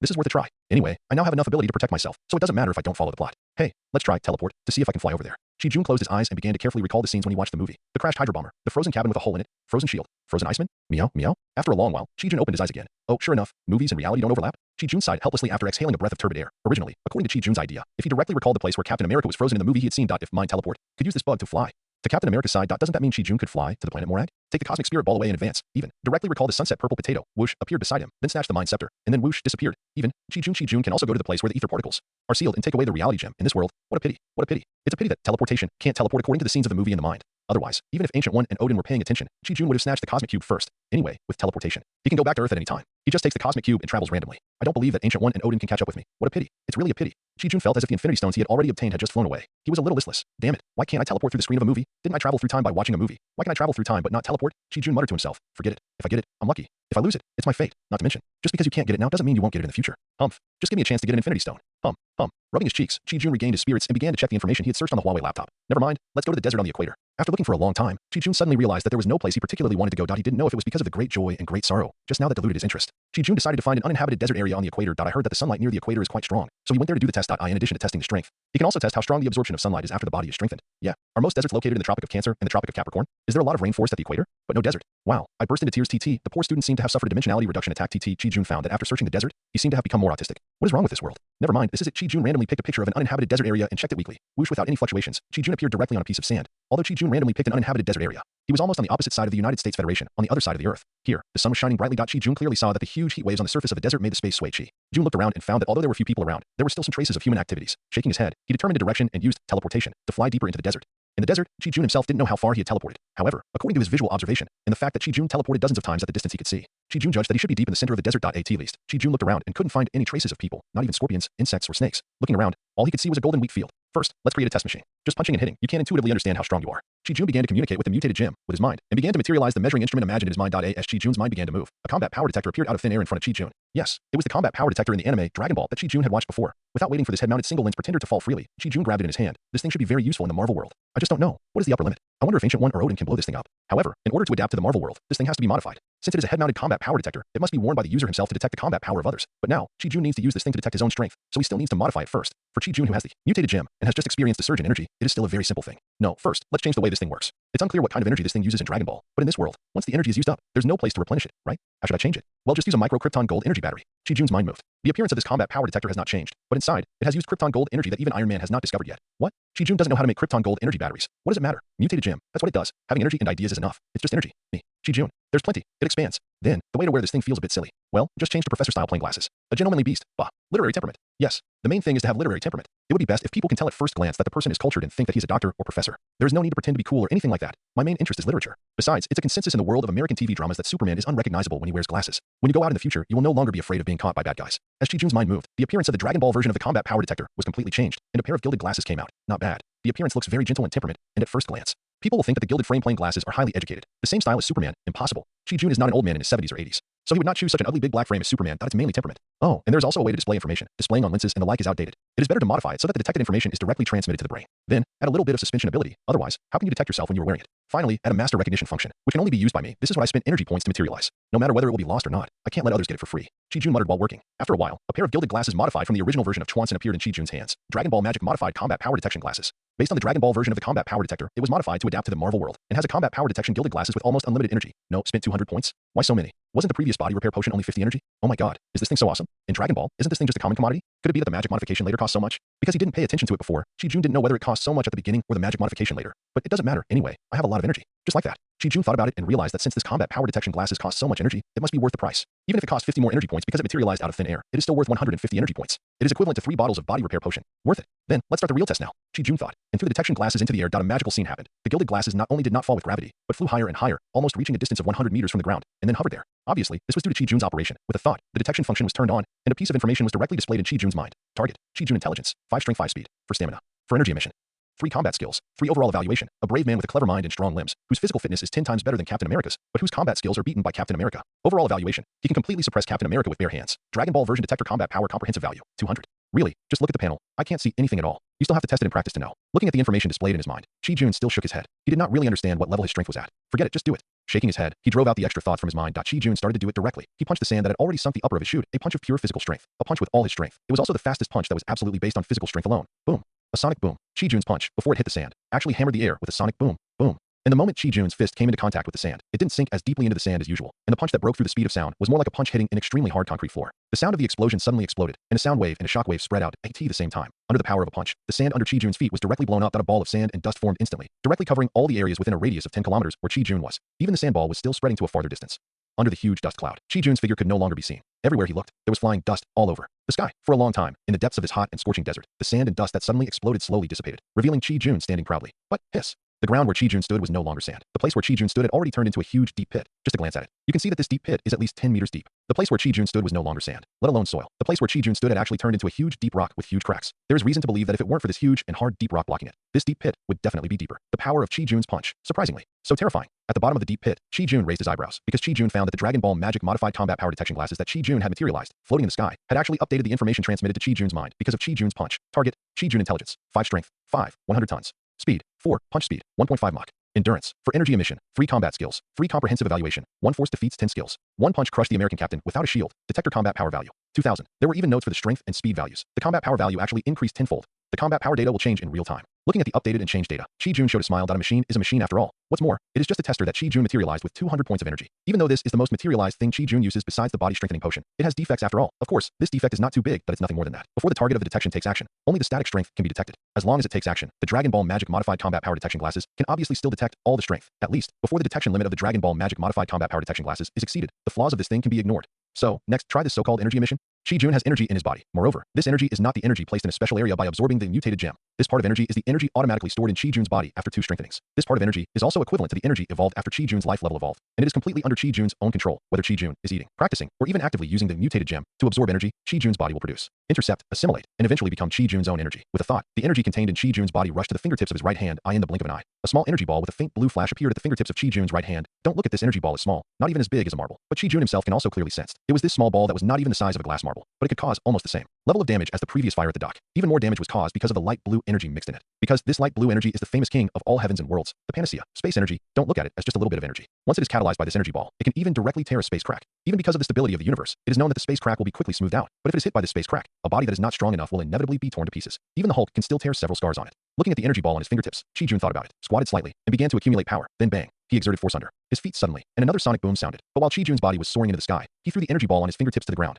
Boom boom, an explosion that was even more powerful than Chi-Jun's previous punch rang out. An even more violent shockwave than before quickly caught up with Chi-Jun, who was still rushing towards the sky. The powerful shockwave almost made Chi-Jun stagger. Although the shockwave was more powerful than Chi-Jun's previous punch, it only shook Chi-Jun for a moment, and then was swallowed up by the mutated gem. Chi-Jun, who was still full of momentum, rushed upwards while looking down. The huge deep rock that was already full of cracks due to Chi-Jun's punch was gone. It was completely gone, not the kind that was smashed and scattered, because Chi-Jun saw the last trace of the space crack that was slowly being smoothed out with his peripheral vision. When the energy ball exploded, a space crack was torn out of thin air, directly tearing everything around it into pieces, and then quickly swallowing it all up. The smoke and dust kicked out by Chi-Jun's foot, and the smoke and dust scattered in the sky by the explosion of the energy ball were actually swallowed up by this tiny space crack. Chi-Jun, who was in the sky, could see clearly that in the area of dozens of kilometers around him, there was a spherical space with a diameter of about 10 meters, which was extremely clean, without even a speck of dust. The original rocks and sand were naturally swallowed up by the space cracks. Spatial ability. Sure enough, it's a panacea. Seeing this horrifying scene, Chi-Jun's mind turned and he thought of cleaning up the battlefield. There is no cleaner way to clean up than space swallowing. It's a pity that Chi-Jun can only use the space teleportation ability at will. If you want to create space cracks or something, you must use powerful energy to catalyze. But even so, it is because Chi-Jun's body, which has been transformed by the space ability, naturally has a trace of space power. Others, even if they use energy explosions 10 times stronger than Chi-Jun, can't blow up space cracks. Even 100 or 1,000 times, it may not be possible. This is why Chi-Jun likes space ability the most. With space ability, it's just like Mondo. You can go wherever you want. When Chi-Jun felt the upward force in and his body was about to fall freely, Chi-Jun just thought about it and disappeared instantly. When he appeared again, Chi-Jun was already standing standing on the ground.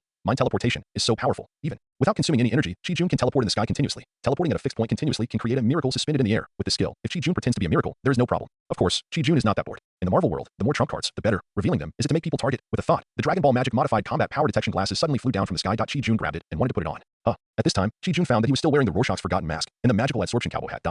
It's all because this Rorschach's forgotten mask is so well embodied that it doesn't feel like I'm wearing it at all. Taking off the hat and the mask, Chi-Jun put on the Dragon Ball Magic modified combat power detection glasses. It's true that this kind of gilded glasses, which are the favorite of professors, really made Chi-Jun look like a scholar. With the blessing of the gilded glasses, Chi-Jun suddenly had a scholarly temperament. As the saying goes, Buddha relies on gold clothes, and people rely on clothes. Although glasses are not clothes, from the appearance, they can still make a big difference to a person's temperament. But how should these be handled? Put it back in the new home in Chinatown? Chi-Jun shook his head. That place was originally just a temporary place for Chi-Jun to stay. Putting the Huawei laptop in the house has already made Chi-Jun miss it. How could he put these two magical hats and masks there? If they were stolen, it would be a shame for the time traveler. What's more, these are things that do not exist in this world. If they're stolen, it would be okay if they're treated as garbage. If they fall into the hands of some intelligence organizations, it will be troublesome. Could it be that he needs to manifest a space ability for storage? Chi-Jun frowned and looked at his remaining energy. 34,161 points. Why is space ability the best of all? Just the function of space storage alone has surpassed so many other abilities. Chi-Jun naturally wants the ability of space storage. But Chi-Jun wants more than just a storage ability. Chi-Jun also wants a space that can grow even better. It can evolve into a world. If this kind of space ability, let alone Chi-Jun now, even if Chi-Jun has 10,000 times more energy, it is not enough. A space that can grow. What this represents is self-evident. The ability required is naturally an astronomical number. Never mind, it is better to materialize a temporary one. Although Chi-Jun also wanted a space that could grow infinitely, so that he could collect all kinds of magical items in the future, such as spaceships, even planets, etc. But obviously, Chi-Jun did not have so much energy to satisfy his wish. Chi-Jun could only settle for the second best and materialize a storage tool that was sufficient for the time being, because he had previously imprinted a space teleportation ability. If he wanted to imprint the space ability again, he would need multiple times the energy, which Chi-Jun obviously could not afford. If the portable space cannot grow, it is meaningless. After all, Chi-Jun could not even materialize a space embryo with growth potential. In the end, Chi-Jun chose to materialize a space ring. One of the most common space rings in major time travel novels. One of the space rings that can be used by only dripping blood to recognize the owner. Seeing a delicate ring with storage capacity and engraved with ancient patterns appearing in front of him, Chi-Jun fell in love with mutated gem even more. With the mutation gem that can modify reality and materialize fantasy in hand, what is impossible to do? No, not bad. After putting the ring on the index finger of his left hand and dripping blood to recognize the owner, Chi-Jun immediately sensed this not so small space. Wearing glasses, he threw the mask and hat in with a thought. He sensed that the hat and mask really appeared in the space, which was magical. A 1,000 cubic meter space with a length, width, and height of only 10 meters. Fortunately, it is directly materialized by mutation gem, and the shape can be adjusted according to the mind, without being fixed in a cubic space. The manifestation consumed 10,000 energy points. That means 10 points of energy per cubic meter. Hiss. In other words, 20 recoverable bodies. Even just 5 living people. Can you exchange it for a 1 cubic meter space ring? Chi-Jun was stunned when he saw it. Is it so cheap? 1 cubic meter space ring equals 20 recyclable corpses equals 5 living people. Chi-Jun could imagine that if the cost of making a 1 cubic meter space ring was spread out, the human trafficking market would definitely rise again. Even a global war would come immediately, if for nothing else, just to exchange people for treasures. Chi-Jun fully believed that this was something that those cannibalistic capitalists could do. I'm so scared. This matter must not be spread out. You can't tell me even if you're beaten to death. You can't tell me. Thinking of this consequence, Chi-Jun shuddered. But it's scary. It's really scary. It's really too scary. Why? There is never enough energy. This is just a manifestation of a space ring of 1,000 cubic meters. If you want to make a bigger one, wouldn't it be scary? Looking at the 24,161 energy points left, Chi-Jun began to complain about being poor. This is really poor. He can't even manifest the second space ability. Well, now, let's try to see how well our strengthened body absorbs sunlight. Looking up at the sky, Chi-Jun squinted his eyes and looked at the round sun in the sky. What? How the hell can I look directly at the sun? Chi-Jun, who was originally planning to raise his hand to block it, suddenly seemed to have discovered something. Not only did he stop blocking it with his hand, but he also opened his eyes wide and stared at the sun. But it was completely different from when he was an ordinary person. Chi-Jun now felt no stinging in his eyes, and even felt that the sunlight shining on his eyeballs was quite comfortable. Comfortable? Chi-Jun blinked. Is it comfortable to stare directly at the sun? Why, he is indeed not an ordinary person. According to the powerful rules of American TV series, the greater your ability, the richer you are. Brother, should I start a company next? Get some money, buy some nuclear materials, let the mutated gem, make a nuclear energy release controller, and eat energy in big mouthfuls. Wow, that feeling is so good. Chi-Jun's saliva is about to flow when he thinks of the beauty, etc. I'm here to test the sunlight absorption rate. We'll talk about starting a company later. Start. Teleported to a place that was not affected by the previous test. Ignoring the scorching temperature on the sand, Chi-Jun lay on the sand, forming a tie shape. Chi-Jun directly communicated with the mutated gem to start absorbing sunlight. Something strange seems to have mixed in. Well, so cool. Great. So great. A large amount of energy poured into his body, and Chi-Jun threw away the thought that had just occurred to him, humming comfortably. Before that, the energy ball that Chi-Jun threw out almost drained all the energy contained in his body. Now he let go of the absorption. It was more like a long drought meeting sweet dew, dry wood meeting a raging fire, falling in love with a piece of wood, even smelling it. Wait, something seems to have sneaked in. Oh, this efficiency indeed changes with changes in physical strength. Before, when I sunbathed for an hour, not only could my body not take it, but the efficiency was also extremely slow, with only 3 points of energy in an hour. This is incredible now. Even though the body retains some energy, it can still improve by a little bit per minute. Doesn't that mean that when the body has enough energy, it can exceed 1 point in 1 minute, reaching 2 points in 1 minute, maybe even more? Well, I'll have to give it a try later. Now enjoy it first. Chi-Jun closed his eyes and hummed a song. He felt really happy. However, as he lay there, the exhaustion from the 2 physical strengthenings finally made Chi-Jun fall asleep. +1 call, +1 call, +1 since Chi-Jun did not give the order to stop absorbing energy. The mutated gem naturally continued to absorb the sunlight that shone on Chi-Jun naturally. The energy also followed Chi-Jun's breathing, slowly accumulating little by little. Bang, after an unknown amount of time, Chi-Jun was awakened by a sonic boom. Chi-Jun thought that some organization had discovered him, so he stood up and looked around cautiously. However, there was no sign of anyone except the swaying heat waves. Is this a nightmare? But if it's a nightmare, why is there no image at all? Chi-Jun put away his guard posture and scratched his head. Forget it. Let's see how much energy I have restored. The sun is about to set. I didn't expect to sleep so long. Looking at the sky, I found that almost 6 hours had passed. When I teleported from the United States, it was late at night there and noon here, and now it's almost evening here, and it's almost dawn in the United States. Chi-Jun put his mind back into his mind and checked the energy balance. So many. 2, 4, 7, 8, 9 energy points. During these 6 hours of sleep, I absorbed 628 points of energy. Hiss. Chi-Jun took a deep breath. It really has skyrocketed much more than before. This is just the most basic absorption of sunlight. How scary would it be if we had some light focusing devices? Plus 2 plus 2 plus 2 without Chi Jun's initiative to stop. The mutated gem has been working obediently according to Chi Jun's previous orders. Really? That's what I told you. If the index increases by 1 point per minute, it will definitely not increase by 628 points in 6 hours. It is simply not enough. After waking up from a good sleep, not only was the energy contained in the body replenished, but even the energy held by the mutated gem increased by 628 points. Sure enough, it's because the energy absorbed every minute has increased. Chi Jun looked as if it was indeed the case, and even nodded repeatedly, quite complacent. Then, it's time to try to install some reflective mirrors. Shaking off the sand on his body, Chi Jun chose a direction and sat cross-legged. With a thought, he spent a little energy, and a floor-to-ceiling mirror as tall as Chi Jun appeared directly at the location where the angle had been calculated. As the mirror was placed, a beam of reflected sunlight shone on Chi Jun, illuminating his entire front. Plus 4 plus 4 plus 4 inch. Oh shit. It really works. Chi Jun couldn't help but yelled. Add more. Add more. We must test the limit today. Chi Jun began to materialize mirrors one after another, and the effect of Chi Jun's energy absorption also began to increase suddenly. Plus 4 plus 6 plus 10 plus 18 plus 36 plus 66 plus 100 plus 132.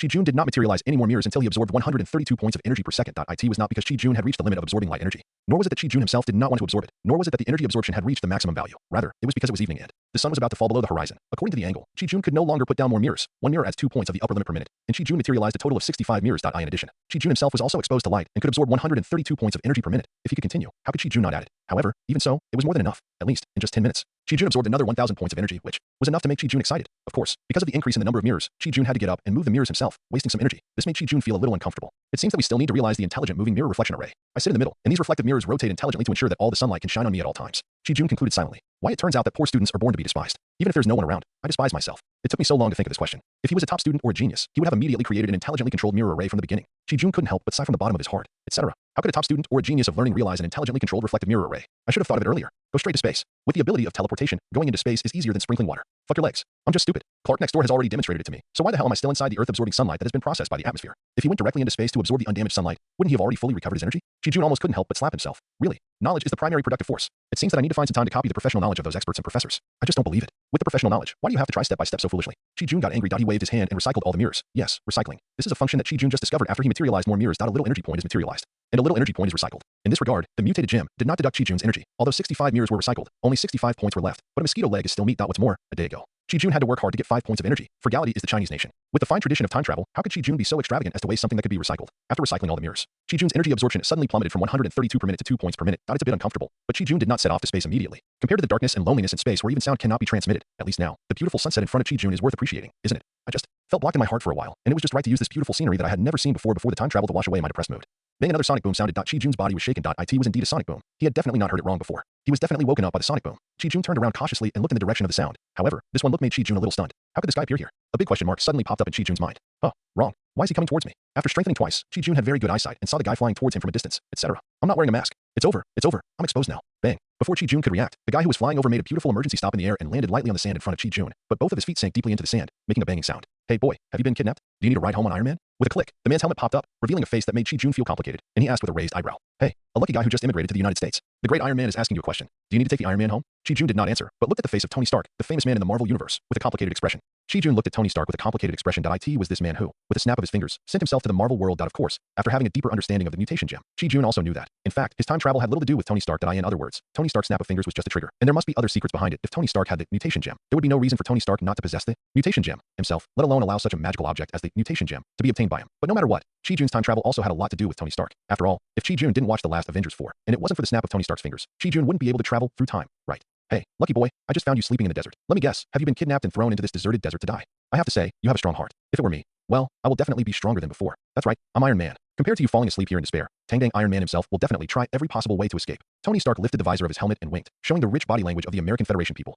Ugh, exaggerated facial expressions. Wow, are you wondering why I didn't save you first? If I hadn't detected that you were in strong vital state, I might have saved you just now. But you have to know that you were not in danger just now. But over there, a large number of terrorists were slaughtering civilians. So, I think you won't hate Iron Man because of this. Right. Tony Stark, wearing his marked suit, pointed in the direction he flew from, with a heroic expression as if he had just saved a large number of civilians. Hey, what's that expression on your face? You don't think that I woke you up on purpose? Although I did it on purpose, Tony Stark said silently in his heart. In fact, as soon as he found Chi Jun, Tony Stark asked his personal intelligent butler Jarvis to investigate Chi Jun thoroughly. Just kidding. In a deserted place with no traces of human beings, even snakes and insects, a person appeared here, which was already abnormal. Even through Jarvis's scan, it was found that this person's life was so vigorous that even those so-called boxing champions and soldiers were just farts in front of him. In Tony Stark's impression, only the captain of the United States who had long been sacrificed, and his father often talked about when he was a child, could have such a strong body function. The most suspicious thing is that in this desert environment where the temperature is definitely more than 40 degrees, or even 50 degrees without detection, the naked eye can tell, this guy is still lying on the sand and sleeping very sweetly. With all these things, how could Tony Stark not pay attention? Fortunately, Chi Jun's information has been made perfect by Chi Jun using the mutated gem. Even if someone really goes to check, there will definitely be relevant people who will take the initiative to stand up and prove it. Therefore, Tony Stark did not find anything wrong with Chi-Jun's information. He just thought that this guy was a poor guy who had just immigrated to the United States and was kidnapped. As for why Chi-Jun appeared in this desert, how did he appear in the center of this desert with no people for 100 kilometers around? Tony Stark was actually not very interested. Tony Stark, who had just become Iron Man, was at his most inflated at this time. He never thought that anyone could do any harm to him wearing the Mark suit. Even if he was secretly hurt because of Obadiah, and even this time he crossed half the world and came to this desert where he had fled, it was just because he had just found out from Obadiah's personal information that he had contacted or even controlled the terrorist base here. So he wore a brand new Mark III suit to wipe out all these terrorists, and no one can offend Tony Stark and still be alive. Not to mention terrorists. Tony Stark, a playboy, is famous for his sharp tongue. At this moment, he can be so kind to Chi-Jun. Is it possible that he has no purpose? From the beginning to the end, Tony Stark's curiosity about Chi-Jun lies in the vitality detected by Jarvis, which is many times stronger than that of ordinary people. As a person who lives by magnetism, Tony Stark wants to solve the tiny iron pieces remaining in the heart blood more than anyone else when wearing Mark's suit. Iron Man may never think about this problem, but every time Tony Stark takes off the Iron Man suit and becomes an ordinary person again, how could he not want to restore his healthy body? However, the danger of surgery and the power brought to Tony Stark by the palladium microarc reactor have made Tony Stark hesitate between surgery or not. Moreover, Tony Stark was very clear about the problem of palladium poisoning when he first made the microarc reactor. They don't look at Iron Man flying around all day and night, and he is still very excited. In fact, Tony Stark's later anxiety disorder actually had a hint at this time. And now, with Chi-Jun, a person with such a strong vitality in front of him, it would be impossible for Tony Stark to let him go. Fortunately, after 3 months of torture in the cave, training experience, and even sacrifice and death, pardoning the sermon, Tony Stark now does not do anything like kidnapping. Thinking he should be a good person. If Tony Stark was still a playboy and an arms magnate, he would definitely kidnap Chi-Jun first. What do you think? Speak. What is your purpose? As a person whose intelligence is marked as 5 by the Dragon Ball Magic Modified Combat Power Detection Glasses, Chi-Jun himself has a smart enough mind. However, before crossing over, Chi-Jun had to use his intelligence to survive because of the pressure of life, which made Chi-Jun a bit of a poor student. But this does not mean that Chi-Jun himself is not smart. Even if Tony Stark made all kinds of exaggerated facial expressions that made people want to laugh at first sight, Chi-Jun was unmoved, and he could see at a glance that Tony Stark should have something to ask of him. However, Chi-Jun didn't react for a moment. What would the famous Iron Man ask of a Chinese who had just immigrated to the United States? Could it be to learn Chinese? Or to learn Kung Fu? But Chi-Jun didn't bother to think about it. Generally speaking, Europeans and Americans are more straightforward. There are some Europeans and Americans who beat around the bush, but Chi-Jun is sure that at least this new superhero in front of him, Iron Man, is not like that. What's more, if the other party wants something from him, he will definitely say it out loud. If he doesn't say it out loud, can it be called a request? Why should Chi-Jun bother to think about it? Just ask for something. If you have something to ask for, your information will not be leaked out casually. At least, I have never heard that Hydra can get any information from Iron Man. On the contrary, Iron Man was strolling around the SHIELD database as if it were a back garden. Thinking like this, Chi-Jun had a harmonious and friendly smile on his face. What do you want to know? Or, what do you want from me? Looking at the suddenly confused Tony Stark in front of him, Chi-Jun suddenly felt that the so-called playboy and Iron Man were not so high and mighty. Who are you? Chi-Jun asked, and Tony Stark's smart brain began to work at high speed. Bang, Iron Man's helmet mask was lowered, and a series of data rolled in front of Tony Stark. Some previous conclusions were quickly overturned, and some new questions began to emerge. Not long after, Iron Man's mask was opened again, and this time, Tony Stark's expression became serious. You have a strong physique, great physical fitness, and powerful strength. According to the universal rules, people like you should have a lot of experience. But according to my investigation, you have lived no different from ordinary people in these 20 years. Even though I hacked into some intelligence agencies, I still couldn't find any records of you being different from ordinary people. Although he said it lightly, the expression on Tony Stark's face was not humble at all, but more like a face full of arrogance. So, I want to ask, where does your strength come from? I want to ask, why do you suppress your own power and be willing to be an ordinary person? Of course, none of this matters. What I really want to ask is, how did you get your physical fitness? Is your physical fitness related to the super soldier serum? With your physical fitness, can other people achieve the same effect through some kind of exercise or medicine? After thinking quickly for a while, Tony Stark asked the question he wanted. In fact, Tony Stark wanted to ask directly, have you injected the super soldier serum? But after thinking about it, forget it. After all, it was the first time they met, and even if he asked, others might not tell him. From the beginning to the end, the famous Iron Man never doubted that Chi-Jun's identity was fake. Don't be nervous. Glancing at Iron Man's palm cannon that had already begun to charge silently, Chi-Jun shook his head with a sneer. Of course, Chi-Jun didn't think there was anything wrong with Tony Stark doing this. Imagine that a person, a stranger, suddenly ran up to you and asked you, why are you so strong? Is there any secret? Can you tell me the secret? What would you do? Or from another perspective, you are rich, and a stranger runs up to you and asks, what is the secret of your wealth? Can you tell him the secret? What would you do? First, I'm just an ordinary person. Yes, that's right. Put away your expression that makes you want to be punched. What's wrong with me being an ordinary person?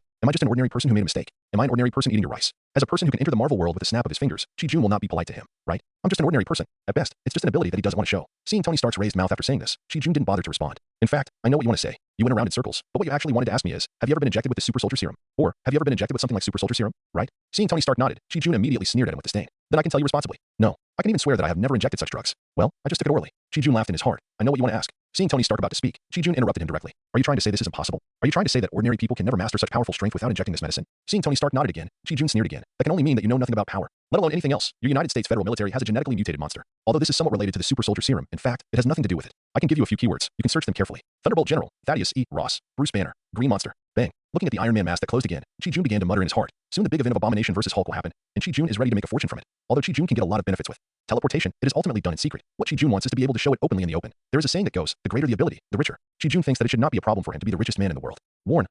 The energy tank wall is under attack. The attack exceeded the limit of the energy warehouse wall's endurance. The energy tank wall was broken. Warn.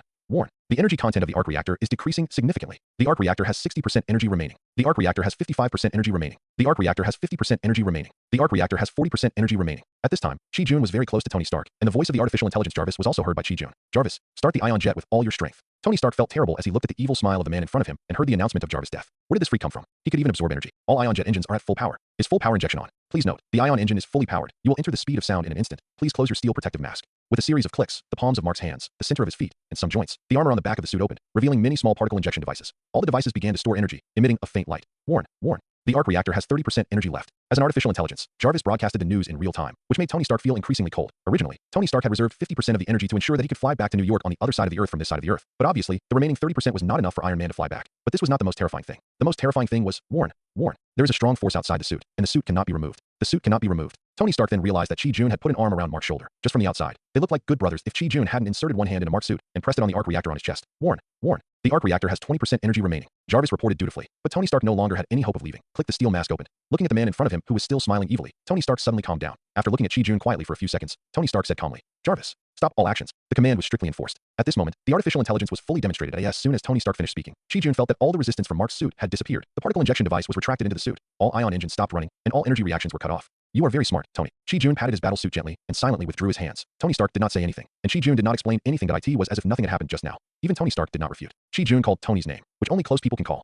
Tony Stark knew that Chi-Jun didn't want to kill him. If he really wanted to kill him, he could just punch the arc reactor 10 centimeters into his body and pierce his chest. Tony would never survive. The power that could suppress Mark's suit from taking off at sonic boom speed could easily crush the outer shell of the gold titanium alloy suit. This was enough to show that Chi-Jun had absolute power. It also showed that Chi-Jun's purpose was not to kill him. Tony Stark's brain quickly understood that it was his behavior just now that annoyed this powerful man.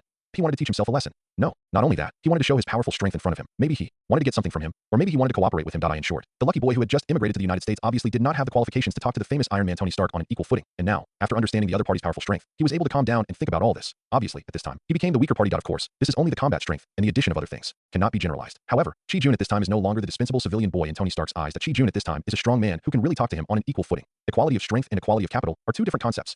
Tisk. I didn't expect that the arc reactor could stably provide 200 points of energy per minute. This is just the first generation of palladium reactors, far from reaching the limits of palladium reactors. Not to mention the Krypton Gold elemental arc reactor behind, which could produce tens of thousands of energies in a minute. Chi-Jun was also filled with emotion as he looked at the skyrocketing energy values in his mind. Tony Stark is indeed the son of destiny in the Marvel world. His body is obviously much weaker than that of an ordinary person, but he can actually control such a huge amount of energy. Glancing at the increasingly calm Tony Stark, Chi-Jun knew that he had completely figured it out. Return it to you. Chi-Jun punched Tony Stark's arc reactor and returned the energy he had just absorbed through the mutation gem. Chi-Jun didn't want to travel with an Iron Man for the entire hemisphere. Fortunately, as long as the mutation gem actively absorbed the energy, even if it was returned, Chi-Jun would not be deducted any more points, and he would directly make up for the other part. Otherwise, Chi-Jun would be depressed for a long time, because he had already lost half of the benefits before he got them. Warren. The arc reactor has 30% energy remaining. 40, 50, 60. After hearing Jarvis' voice, Tony looked at Chi-Jun with even more shock. What kind of man is this?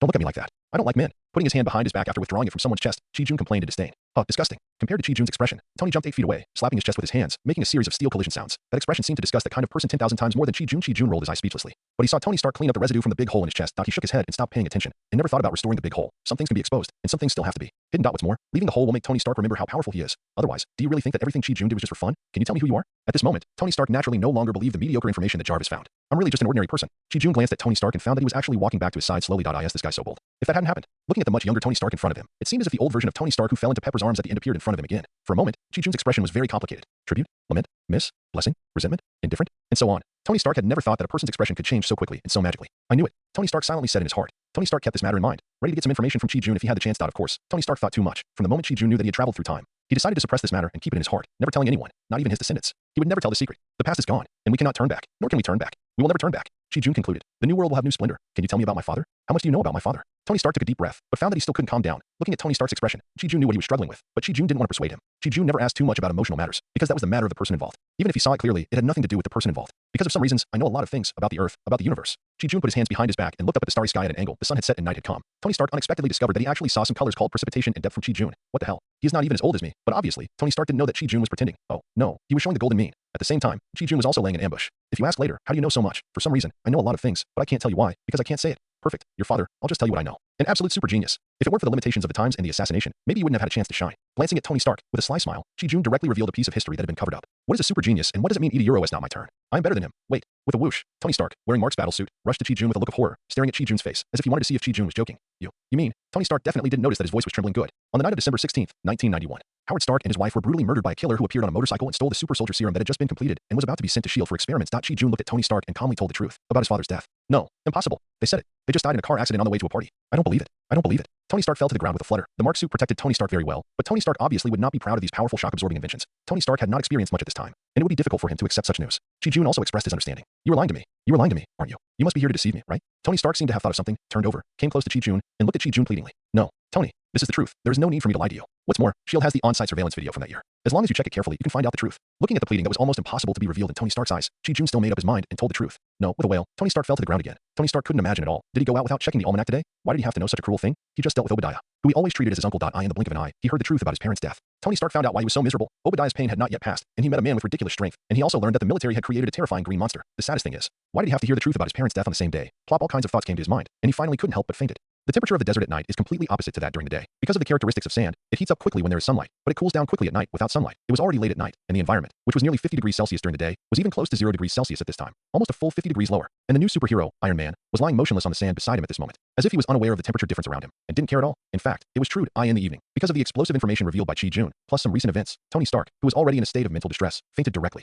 Jarvis, the hero who protected his master, lowered his mask at that time, activated all the particle thrusters, and prepared to take the fainted Tony Stark all the way back to his beach villa. Unfortunately, no matter how fast Jarvis moved, he was not faster than Chi-Jun, who was already in front of Tony Stark. A pair of big hands firmly pressed the artificial intelligence Iron Man in place. All the ammunition carried by the Mark suit was poured by Tony Stark into the bases of those terrorists, and the remaining energy attack methods were useless in front of Chi-Jun after a struggle. Jarvis had to stop his actions according to Chi-Jun's words. Tony Stark will not be harmed. So, the Mark suit controlled by Jarvis quickly stretched out his body and lay flat on the sand. Therefore, the big change in desert temperature actually has no effect on Tony Stark, who was protected by the Mark suit. Originally, the energy compartment was broken, and the cold air could get in from here, but unfortunately, the palladium element arc reactor itself is a heat source. Tony Stark in the suit not only did not feel the cold, but also slept very sweetly. Although this guy fainted due to excessive sadness, he turned out to be a blessing in disguise and went directly into a deep sleep. Chi-Jun dared to guarantee that this was definitely the sweetest sleep Tony Stark had ever had since he was caught by the terrorists. You're awake, no more, no less. Exactly 6 hours have passed. 6 hours of deep sleep is many times better than sleeping for a whole day. Hearing the sound of machinery running behind him, Chi-Jun knew that Tony Stark had woken up. After all, the rescue was blocked, and Jarvis would not take the initiative to fiddle with Mark's suit without new orders. Thank you. Although he had just woken up, Tony Stark had already heard Jarvis' story from beginning to end. Although he didn't know Chi-Jun's purpose, he had to say thank you for letting him know the truth about his parents' death. Iron Man was not a guy who was so proud that he couldn't even say thank you.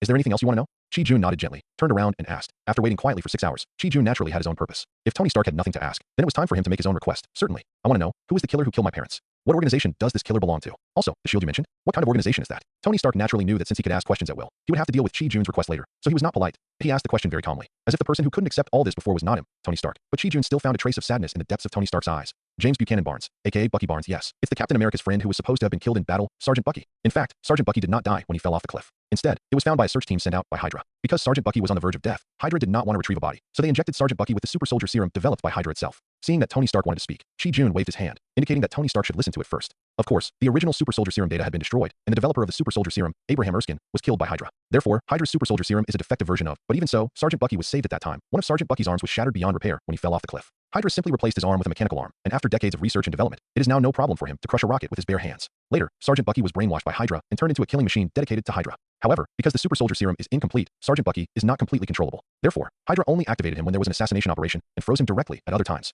Therefore, in Hydra, Sergeant Bucky has a nickname, the Winter Soldier. Of course, from the end of World War II to the present, even if Sergeant Bucky's use frequency is not high, it is not low. The number of people who died in his hands is at least 80 or 90. Now, Sergeant Bucky should be frozen in a secret base of Hydra. Well, the above is probably the life of the murderer who killed your parents, if no one destroys it all. Chi-Jun nodded to Tony Stark, indicating that the part about the killer was over. But Tony Stark was stunned, saying that what you said contained too much information, and it was unbelievable. Tang Iron Man Tony Stark was actually shocked. Sergeant Bucky, a defective version of the super soldier serum? Hydra. As one of the parties involved, S.H.I.E.L.D. knew that Tony Stark's parents were killed by the Winter Soldier. Even Captain America knew about it, because Howard Stark and Captain America, Steve Rogers, are actually good friends. What's more, Sergeant Bucky is a super good friend who can make Captain America betray any force. Therefore, after some thought, Nick Fury told Captain America the truth about the murder of Tony Stark's parents. This can be seen from the plot of Captain America 3. Captain America knew about it, and he knew it a long time ago. The only person who was kept in the dark was Tony Stark. Oh, no, there should be another one. Obadiah, who is already dead. If Obadiah knew the cause of Howard Stark's death and knew that there was the shadow of S.H.I.E.L.D. behind the Stark group, he would never dare to kill Tony Stark. Of course, don't pay attention to the dead anymore. In fact, in Chi-Jun's eyes, Tony Stark is actually a very tragic person. That it's a tragedy from beginning to end. Young.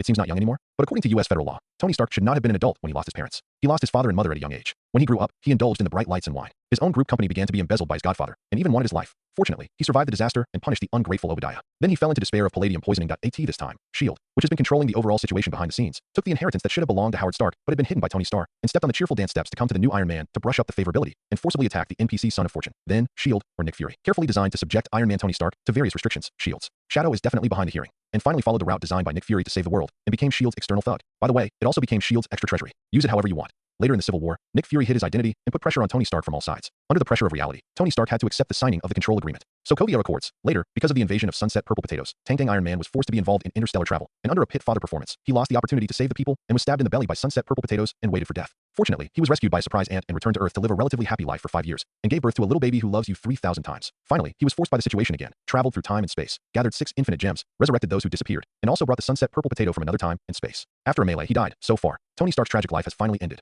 So, when he saw Tony Stark, Chi-Jun couldn't help but reveal some secrets that, of course, Chi-Jun would not violate the rules he set. If he said he would be neutral, then he would be neutral. Chi-Jun, I will never side with anyone, any organization, unless you pay me. Good. It's the Hydra you imagined. Seeing that Tony Stark was shocked, I just continued to talk. Do you think that Hydra was completely defeated and eliminated in World War II? Innocent. When talking about Hydra, we have to mention the three top forces in the current universe. Of course, you are too far away from this. You don't need to know. Well, if you really want to know, then pay the price. As long as you can afford enough, these news will no longer be a secret to you. Facing the even more shocked and horrified Tony Stark, Chi-Jun showed his foxy, no, harmonious, friendly, smile, real Krypton gold, omniscient. But Tony Stark, at this moment, was really shocked and horrified. What did he hear? The three top forces in the universe? There are still three top forces in the universe. Tony Stark, who had always only speculated about the existence of life outside the Earth, was instantly shocked. Really? There are aliens. The Hydra organization was originally established as an underground organization formed by a group of aliens to bring back their leader, who was exiled to an alien planet. Because this is the Marvel Cinematic Universe. Here, we follow the setting of Hydra and agents of S.H.I.E.L.D. This goes back thousands of years. The Kree Empire, one of the three major cosmic forces, is preparing to conduct biological weapons experiments on low-level life planets due to the tight battle line. Unfortunately, Earth is one of them. After experiments, a race was created on Earth in which all the people possessed superpowers, the Inhumans. In order to facilitate management and control, the Kree created an Inhuman leader, Hive. The Beehive, however, is a collection of parasites that looks like an octopus with 9 tentacles. Later, something happened, and the Hive was exiled to an alien planet. You don't need to know about it. Chi-Jun ignored Tony Stark's inquiring eyes and continued to talk. In order to welcome back their leader, Hydra created the original Hydra organization and used the shape of the hive as the organizational symbol. This is the origin of Hydra. After thousands of years of development, even the ancient organization Hydra has had its ups and downs. In order to prevent being completely destroyed, Hydra was divided into several branches. The Red Skull that failed in World War II was, in fact, just one of the larger branches. Otherwise, do you think that the saying cut off one head and two will grow back is just a casual remark? Moreover, with the development of the times, Hydra has infiltrated into all aspects of all walks of life. I can even tell you this. Even your Stark group. I'm afraid there are so many people whose secret identity is Hydra. Chi-Jun's gloating look made Tony Stark hate him. Unfortunately, Tony Stark couldn't beat him. Even if he put on Mark's battle suit, he still couldn't beat him. Don't be funny. Do you still want to catch these hidden Hydras? Seeing Tony Stark's thoughtful face, as if he wanted to use Jarvis to catch those Hydra employees and bring them to justice, Chi-Jun was speechless. If Hydra was so easy to catch, how could it survive until now? It can even be said that as long as the Hydra organization does not commit suicide, it can live longer than any other organization. During World War II, if the German head of state had not been too brutal, and the Hydra branch led by the Red Skull did not compromise, how could they become the defeated party with the power they controlled? Only based on the World War II and Marvel world, shouldn't it? Don't you know what a terrifying organization Hydra is? My group has been infiltrated. Why can't I get rid of them? Seeing Chi-Jun's gloating, and even involving his own industrial group, Tony Stark couldn't hold it in any longer. He stared at Chi-Jun's face with hatred, as if Chi-Jun didn't give a satisfactory answer, he would let Chi-Jun know why the flowers are so red. Chi-Jun didn't care about these things and directly analyzed them to Tony Stark. First of all, there are not many real high-level members in Hydra, and they will not lurk in your group. The military and political circles of various countries are their targets. Secondly, with the development of the times, the Hydra organization is no longer united as one. I know there is a branch of Hydra that has been dedicated to welcoming back their gods since ancient times, but other branches have already had their own different ideas. There are branches that are content with the status quo and control the political power of the country they control. There are some Hydra branches that are hiding deeper in the area, and they don't take the initiative to cause trouble, but just want to do their own research. Of course, there are also Hydra branches that want to dominate the world and eliminate all opponents. And how do you distinguish these Hydra branches? It is true that Jarvis is advanced, but when those Hydras are lurking for decades and do not make any moves until they die, how do you dig them out? What's more, apart from Hydra, your group also has S.H.I.E.L.D., CIA, there are simply too many FBI and other agents. How long do you want to clean up? Chi-Jun looked at Tony Stark with a half smile. Tony Stark was so angry at this moment that he didn't care about Chi-Jun's look like a fool. Fuck. What do they want to do? Do they think Stark Group is a place, a plaza where they can enter whenever they want? Tony Stark was shocked. While listening to Chi-Jun's story like a myth, he authorized Jarvis to thoroughly investigate the entire Stark Group from top to bottom. It doesn't matter if he doesn't investigate. When he did, Tony Stark's eyes almost popped out. According to the information shown by Jarvis, almost 60% of the employees of the Stark Group are suspected of having contact with suspected intelligence agency personnel, including some middle-level managers and even a senior manager. And according to what Chi-Jun said, some agents or intelligence personnel may never be used once in their lifetime. From this, it can be inferred that at least 70% of the personnel in Stark's group are infiltrated. Or they are infiltrated themselves. What is this? Is this a sieve? This is the case after the weapons manufacturing part was abandoned. What if it is still developing weapons? It is the profit-making department of the Stark Group. Isn't it all people stuffed in by other intelligence organizations or messy organizations? Tony Stark looked at the information and almost lost his breath again. Seeing Tony Stark's angry expression, Chi-Jun's mouth curled up slightly. Will Chi-Jun tell Stark that most of the people who lurked in Stark Group came because he announced that he was Iron Man? Obviously, Chi-Jun won't say it. Let Tony Stark get angry slowly. There are not many opportunities to watch such a show. In fact, do you think Chi-Jun said this to Tony Stark out of kindness? Just want to see Tony Stark and Hydra fight each other? You already know the origin of Hydra, so I won't say more. More information, please. Oh, by the way, I forgot to mention that Bucky, the Winter Soldier, belongs to a Hydra branch that is lurking but wants to eliminate all those who threaten Hydra. Now, let me tell you the last question you want to know. What kind of a sudden turn of events is this? Tony Stark glared at Chi-Jun angrily. How could you just stop talking when the story just reached its climax? However, Chi-Jun completely ignored Tony Stark's gaze. There's nothing I can do. Who says I'm strong? I in this world. After all, whoever has the bigger fist is the most powerful. Chi-Jun suddenly liked the style of killing without burying the dead. S.H.I.E.L.D. An abbreviation derived from an organization, National Strategic Defense Attack and Logistics Support Bureau. Looking at the suddenly confused Tony Stark, Chi-Jun laughed. This is its current name. It's long and smelly. I'm sure you've come across it. S.H.I.E.L.D. is my abbreviation for it. Chi-Jun shamelessly used it. However, S.H.I.E.L.D. happened to be still using that long and smelly name during this period. If you don't install it, it will expire and become invalid. The predecessor of S.H.I.E.L.D. originated from SSR Strategic Science Corps, later changed to Strategic Danger Intervention and Intelligence Logistics Office, finally changed to National Strategic Defense Attack and Logistics Support Bureau. I will call it S.H.I.E.L.D. for short. And your father, Howard Stark, is one of the founders. Tony Stark ignored the surprised look and looked like he had guessed it long ago. Chi-Jun stood at a neutral point of view and told Tony Stark what he wanted to know as objectively as possible. In fact, Howard Stark is definitely a super genius. As early as World War II, he had developed an anti-gravity car that could float in the air for up to half a minute. Don't deny your father's talent. Even the vibranium shield in Captain America's hand was made by your father himself. It is definitely the hardest weapon on Earth. If it weren't for the limitations of the times and the assassination at an early age, the title of Iron Man would have nothing to do with you. Seeing Tony Stark's dissatisfied look, Chi-Jun didn't care, because this was the fact. If there were enough materials to support it in Howard Stark's era, the Krypton Gold arc reactors would have been flying all over the sky. And how could a playboy be allowed to show off all day with a first-generation palladium arc reactor? Of course, this is not to say that Tony Stark is not smart. In fact, this guy's talent in the field of physical mechanics is definitely the best on Earth. Think about it. From the appearance of Iron Man to the Love You 3000 times snap, and Avengers 4, it has only been 15 years, and the Mark suit has been iterated to Mark 85. He has also researched nano applications, space aerospace, time and space travel, and other technologies. He is an absolute master in the field of physics. Of course, this does not prevent Chi Jun from despising the current Playboy Tony Stark. SHIELD.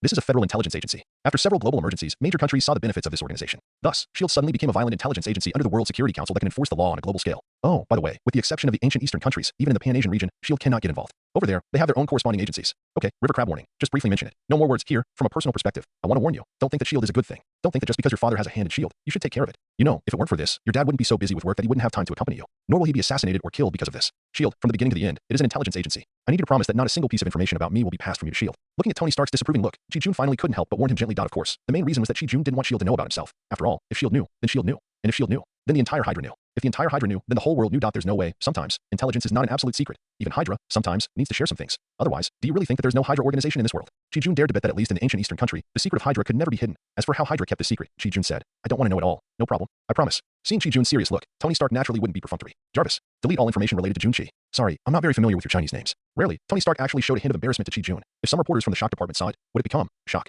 Stark, who was so high and mighty, was embarrassed because of this matter. Of course, Chi Jun knew that this was the inevitable result of equal status and even overwhelming strength. It's okay. I know your habits. You can just call me Chi Jun. There is no need to distinguish between the first name and the last name. Chi Jun was very kind to this, and even asked Tony to call him by his full name. After all, Jun Chi, or something like that would be even more uncomfortable to hear. Okay, Chi Jun. Sure enough, this time Tony Stark came out very smoothly. By the way, Chi Jun, you told me to be careful of SHIELD.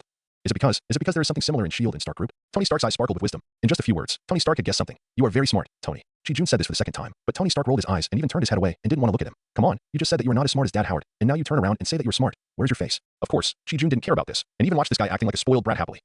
Temperament. This is not something that ordinary people can make Tony Stark do. This shows that Tony Stark, in his heart, actually trusts Chi Jun at least a little bit. You know, even as strong as Thor, he was still criticized by Tony Stark. Tony Stark will not be able to gain favor just because the other party is strong. But I have already answered your previous question. If you want to know more, please pay extra. Now, you need to solve my request. Looking at Tony Stark, Chi Jun said seriously.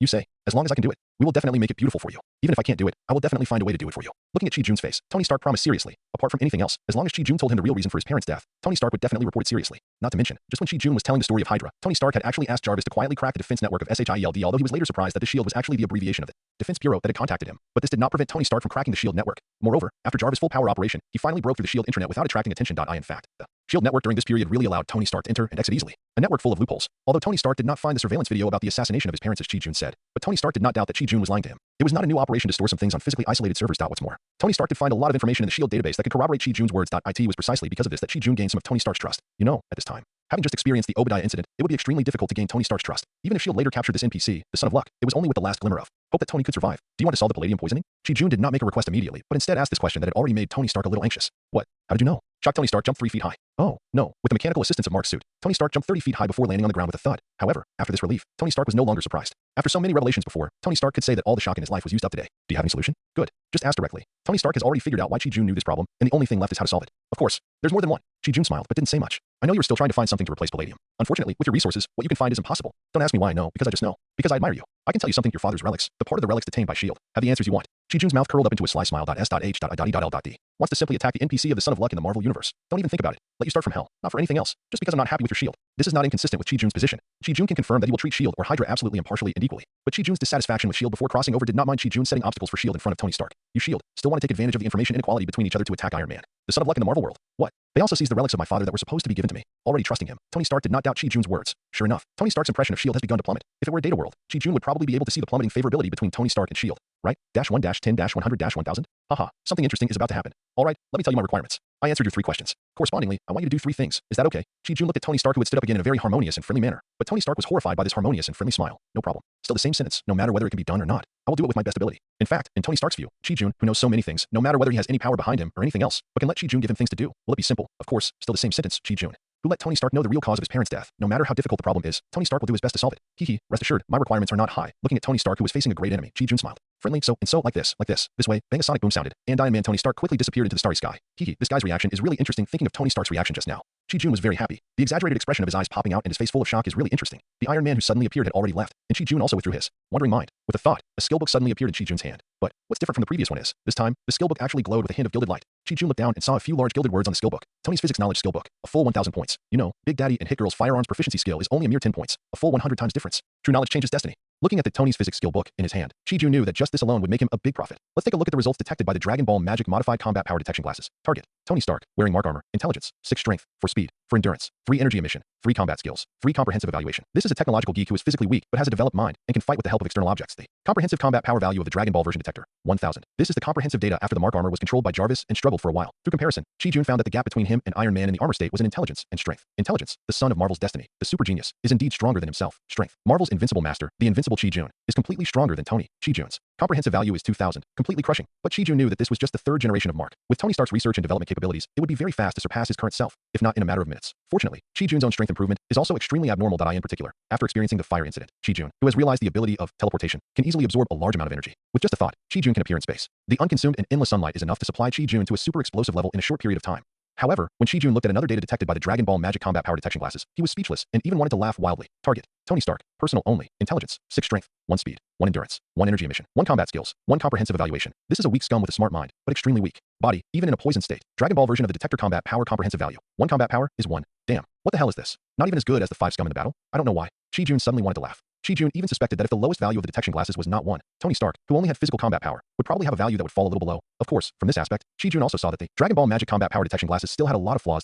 As a scientist, Tony Stark's fighting style has never been based on melee. Therefore, this so-called combat power comprehensive value of 1 is still biased, at least, in Chi-Jun's opinion. There should be at least a 5. Tony, meow, meow, puff, ha ha ha. Laughing, Chi-Jun slapped the Tony's physics skill book in his hand. Once again, Chi-Jun felt his soul being pulled into a special space. He began to watch Tony Stark's life of learning physics knowledge from the beginning from a third-party perspective. In a lifetime up to the time when the skill book was materialized, Chi-Jun saw that since Tony Stark was born, even though he couldn't walk yet, Howard Stark had already begun to guide Tony intentionally or unintentionally, and began to develop in the direction of physical mechanics, starting from small mechanical toys to children's science books that were intentionally or unintentionally placed next to little Tony, and then later simply letting little Tony assemble machinery by himself. That Chi-Jun just watched how Tony Stark was lured step by step by his father into the big pit of the field of physical mechanics. He made a circuit board at the age of 4, made his own engine at the age of 6, graduated as the top student at MIT at the age of 17, and then fell into all kinds of sensual pleasures at the age of 21. Because of the death of his parents, he turned back and joined the Stark Group. Then, he developed artificial intelligence, new high-tech weapons, advanced industrial robots, global satellite positioning technology, and so on. Tony Stark, who had achieved countless honors, fell into countless sensual pleasures again, until a weapons display in Afghanistan suffered the most significant blow in history. In one day, he understood the semi-finished arc reactor left by his father, miniaturized it, and integrated various technologies to develop exoskeleton action armor, Mark Suit series. Finally, the scene ended in Tony Stark's private laboratory, Mark III.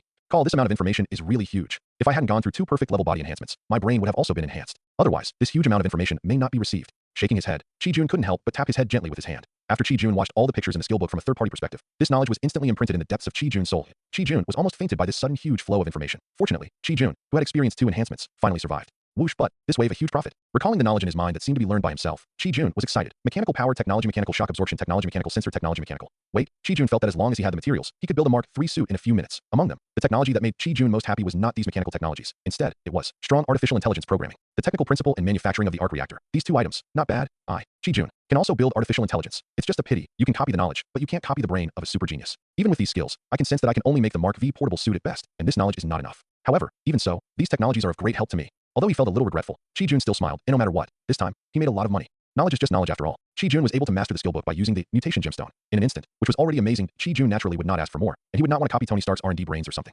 Besides, Tony Stark will learn new knowledge and develop new technology in the future. Wouldn't it be better to just copy it again? Why bother developing it yourself? It's just energy. So what? Just make it up. Chi-Jun twirled his chin and muttered with a chuckle. Chi-Jun, who had a new way to absorb energy, said that energy was no longer a problem. At most, he could just get more sun exposure every day, right? Well, let Euro go back and collect all the things that still have flaws. At the very least, it is also a kind of nostalgia. Looking at the space ring on his finger, Chi-Jun thought to himself. With a thought, Chi-Jun returned to the Chinatown in New York, the United States, at noon, and returned to his new home. The first stop in this world. It's a pity. I'm afraid I won't come back again. He sighed in an old-fashioned way and stuffed the Huawei P30 mobile phone, wallet, keychain, materialized Huawei laptop, and even the clothes he wore when he traveled into the old sofa that Chi-Jun had spent some effort to stuff into the space ring. Chi-Jun even specially marked out an area in this small space to place these things as a souvenir. So far, all the things that could expose Chi-Jun's identity have been dealt with. After putting the combat power detection glasses into the space ring, Chi-Jun took out the Rorschach's forgotten mask and the magical absorption cowboy hat with magical functions again. Chi-Jun didn't want anyone to know the scene of the next action for the time being. With a thought, Chi-Jun, who had finished dressing, disappeared in the room, leaving only a voice, which gradually dissipated. Marvel Universe. Here I come. See you. I am proud. Alan Carr, an authentic American federal scientist. After several hours of continuous high-intensity experiments, he felt a little tired and was ready to relax. As usual, he asked the laboratory's intelligent assistant, although Alan Carr likes to call it a mentally retarded one,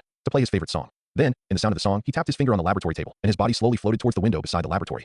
Yes, it floated over. Because this is not the Earth. It is the outer space of the Earth, the International Space Station. As usual, Alan Carr was ready to appreciate the dark but beautiful deep space, and then appreciate the beautiful Earth. Although there are more and more space junk abandoned by various countries in the outer space orbit. But that does not hinder the beauty of Mother Earth, does it? However, today, Alan Carr's good mood is destined to suffer a wave of explosion damage. What? Fuck, a person. If so, a person without any auxiliary equipment, actually, just appeared in the outer space outside the space station. Aya.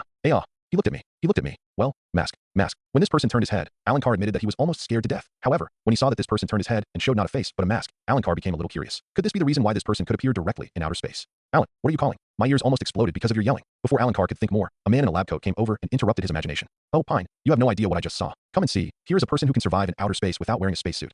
Where did you go? Alan Carr excitedly greeted Pine, pointing outside the space station laboratory window and introducing Pine to, where are the people? Where are they? Alan Carr panicked. This was a major discovery in human history. As long as he could prove that someone could survive in outer space without a spacesuit, it would definitely be a story that would go down in history. That kind of fame would be much more prestigious than doing experiments in a small space station. How could it be gone? How could it be gone? There's nothing. Apart from the usual space junk, where are the people? Alan Carr, are you dazzled? Is it because of excessive experimentation? Otherwise, you should go and take a rest first. The man called Pine also floated to the window and looked around. Sure enough, the scenery was still the same as before. Where did the figure come from? It seems that Alan Carr is old and blurry. He needs to stay away to avoid being infected. Alan, I have experiments to do, so I'll leave now. You should take a good rest and stop making noises. Shaking his head, Pine touched the laboratory wall and floated away. No, I actually met someone. You have to believe me. I really saw it. Unfortunately, Pine didn't even turn his head and floated away on his own. Hateful. I'm going to write this down, yes. Write it down. Not only should you write it down, you should also draw it. This is a huge discovery beyond human beings. Alan Carr muttered to himself, slowly floated back to his cabin, and took out a small notebook. But Alan Carr did not realize that the image in his mind was disappearing rapidly. Why? What am I here for? Why? What am I doing with a notebook? Recording experimental data. All of a sudden, Alan Carr forgot what he was doing and looked at the small notebook in his hand with a confused look on his face. According to the photos of the exterior of the space station published in a news report that he had memorized in his mind, Chi-Jun teleported to outer space. In fact, Chi-Jun himself didn't know that when he turned his head to observe the surrounding environment, he was seen by a scientist who was doing experiments in the space station. But even if he saw it, Chi-Jun, who suddenly had difficulty breathing, would not care about it. After finding the right direction, Chi-Jun teleported directly towards Venus. After all, even after 2 body enhancements, Chi-Jun's physical fitness is still that of a human, that he has not evolved into a mythical body like a divine body. Of course, it is an indisputable fact that Chi-Jun's body has long surpassed that of ordinary humans, that a body that can automatically absorb and store energy, which ordinary people have. But even so, Chi-Jun, who just entered the space, still felt the discomfort of being unable to breathe. Fortunately, Chi-Jun's discomfort was limited to this. Long before entering the space, Chi-Jun took the initiative to turn on the energy absorption mode of the mutated gem. The moment he entered the space, whether it was sunlight or other cosmic radiation, as soon as it touched the surface of Chi-Jun's skin, or even before it was touched, it had been absorbed by the mutated gem. In order to avoid being exposed, Chi-Jun, who knew that actively turning on the mutated gem to absorb energy would minimize the passive effect of the mutated gem, also put on the Rorschach's forgotten mask in advance. Chi-Jun, who had made sufficient preparations, still did not expect that a scientist who was taking a break saw it. Fortunately, it was just a glance, and the scientist forgot about it in a blink of an eye. Otherwise, like when he met Coulson, if the time was a little longer, others would have some impression left. Chi-Jun had no plans to settle in outer space, and he had no intention of going to the back of the moon. Chi-Jun, who knew about the aliens, naturally knew that there were some aliens on the moon who had evacuated from the Earth. Although Chi-Jun had a bug-level ability like teleportation, no one could stop him from leaving. But Chi-Jun didn't want to cause any more trouble before he became stronger. Without strong strength, the so-called arrogant smile was just a joke.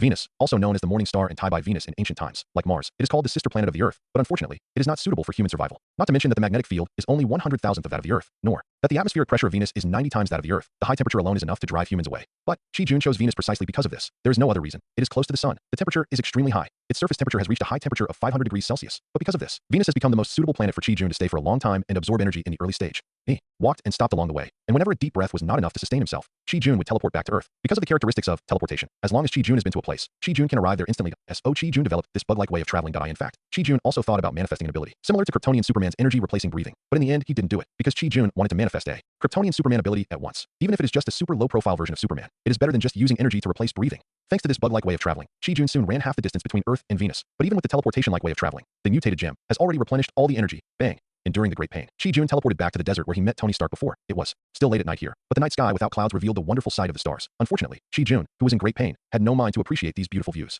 Use all the energy points to materialize a body-strengthening potion that I can bear now, which is the safest, fastest acting, and can be taken orally. Through his thoughts, Chi-Jun shut down the active absorption function of the mutated gemstone and endured the severe pain, shouting out a sentence intermittently. The next second, a small bottle of dark green gel containing the same color appeared in Chi-Jun's hand. This time, there was no straw, but Chi-Jun didn't care at all and put the small bottle to his mouth. Snap. The small bottle was immediately crushed, and the gel-like potion automatically drilled into Chi-Jun's mouth. Once again, the cycle of extreme pleasure and extreme pain was repeated, and the dark green light enveloped Chi-Jun's entire body. 2 minutes later, it's that experience again. It's always so addictive. After a little sigh, he flipped over and stood up, but he didn't expect it. Boom. As soon as his feet touched the surface of the sand, a huge amount of energy burst out from the soles of his feet. A shockwave that was almost visible to the naked eye spread out. Dozens of kilometers in radius were affected, and all of them were filled with dust. That Chi-Jun, who was at the center of the explosion, looked at the huge pit that he had accidentally stepped on, and was silent. He roughly judged the distance between himself and the top of the huge pit above his head, which was at least 50 meters. Look at the size of the huge pit again. With a diameter of almost 1,000 meters, have I turned into a human-shaped self-propelled intercontinental missile? Feeling that there was about half of the energy left in his body, Chi-Jun was shocked. This body-strengthening potion that was materialized by 50,000 points of energy is so different. Why? Does it feel a little wet? After a long while, Chi-Jun finally came to his senses and suddenly felt that the air around him was a little humid. It seemed that he was not in the desert, but rather came to the edge of a pond.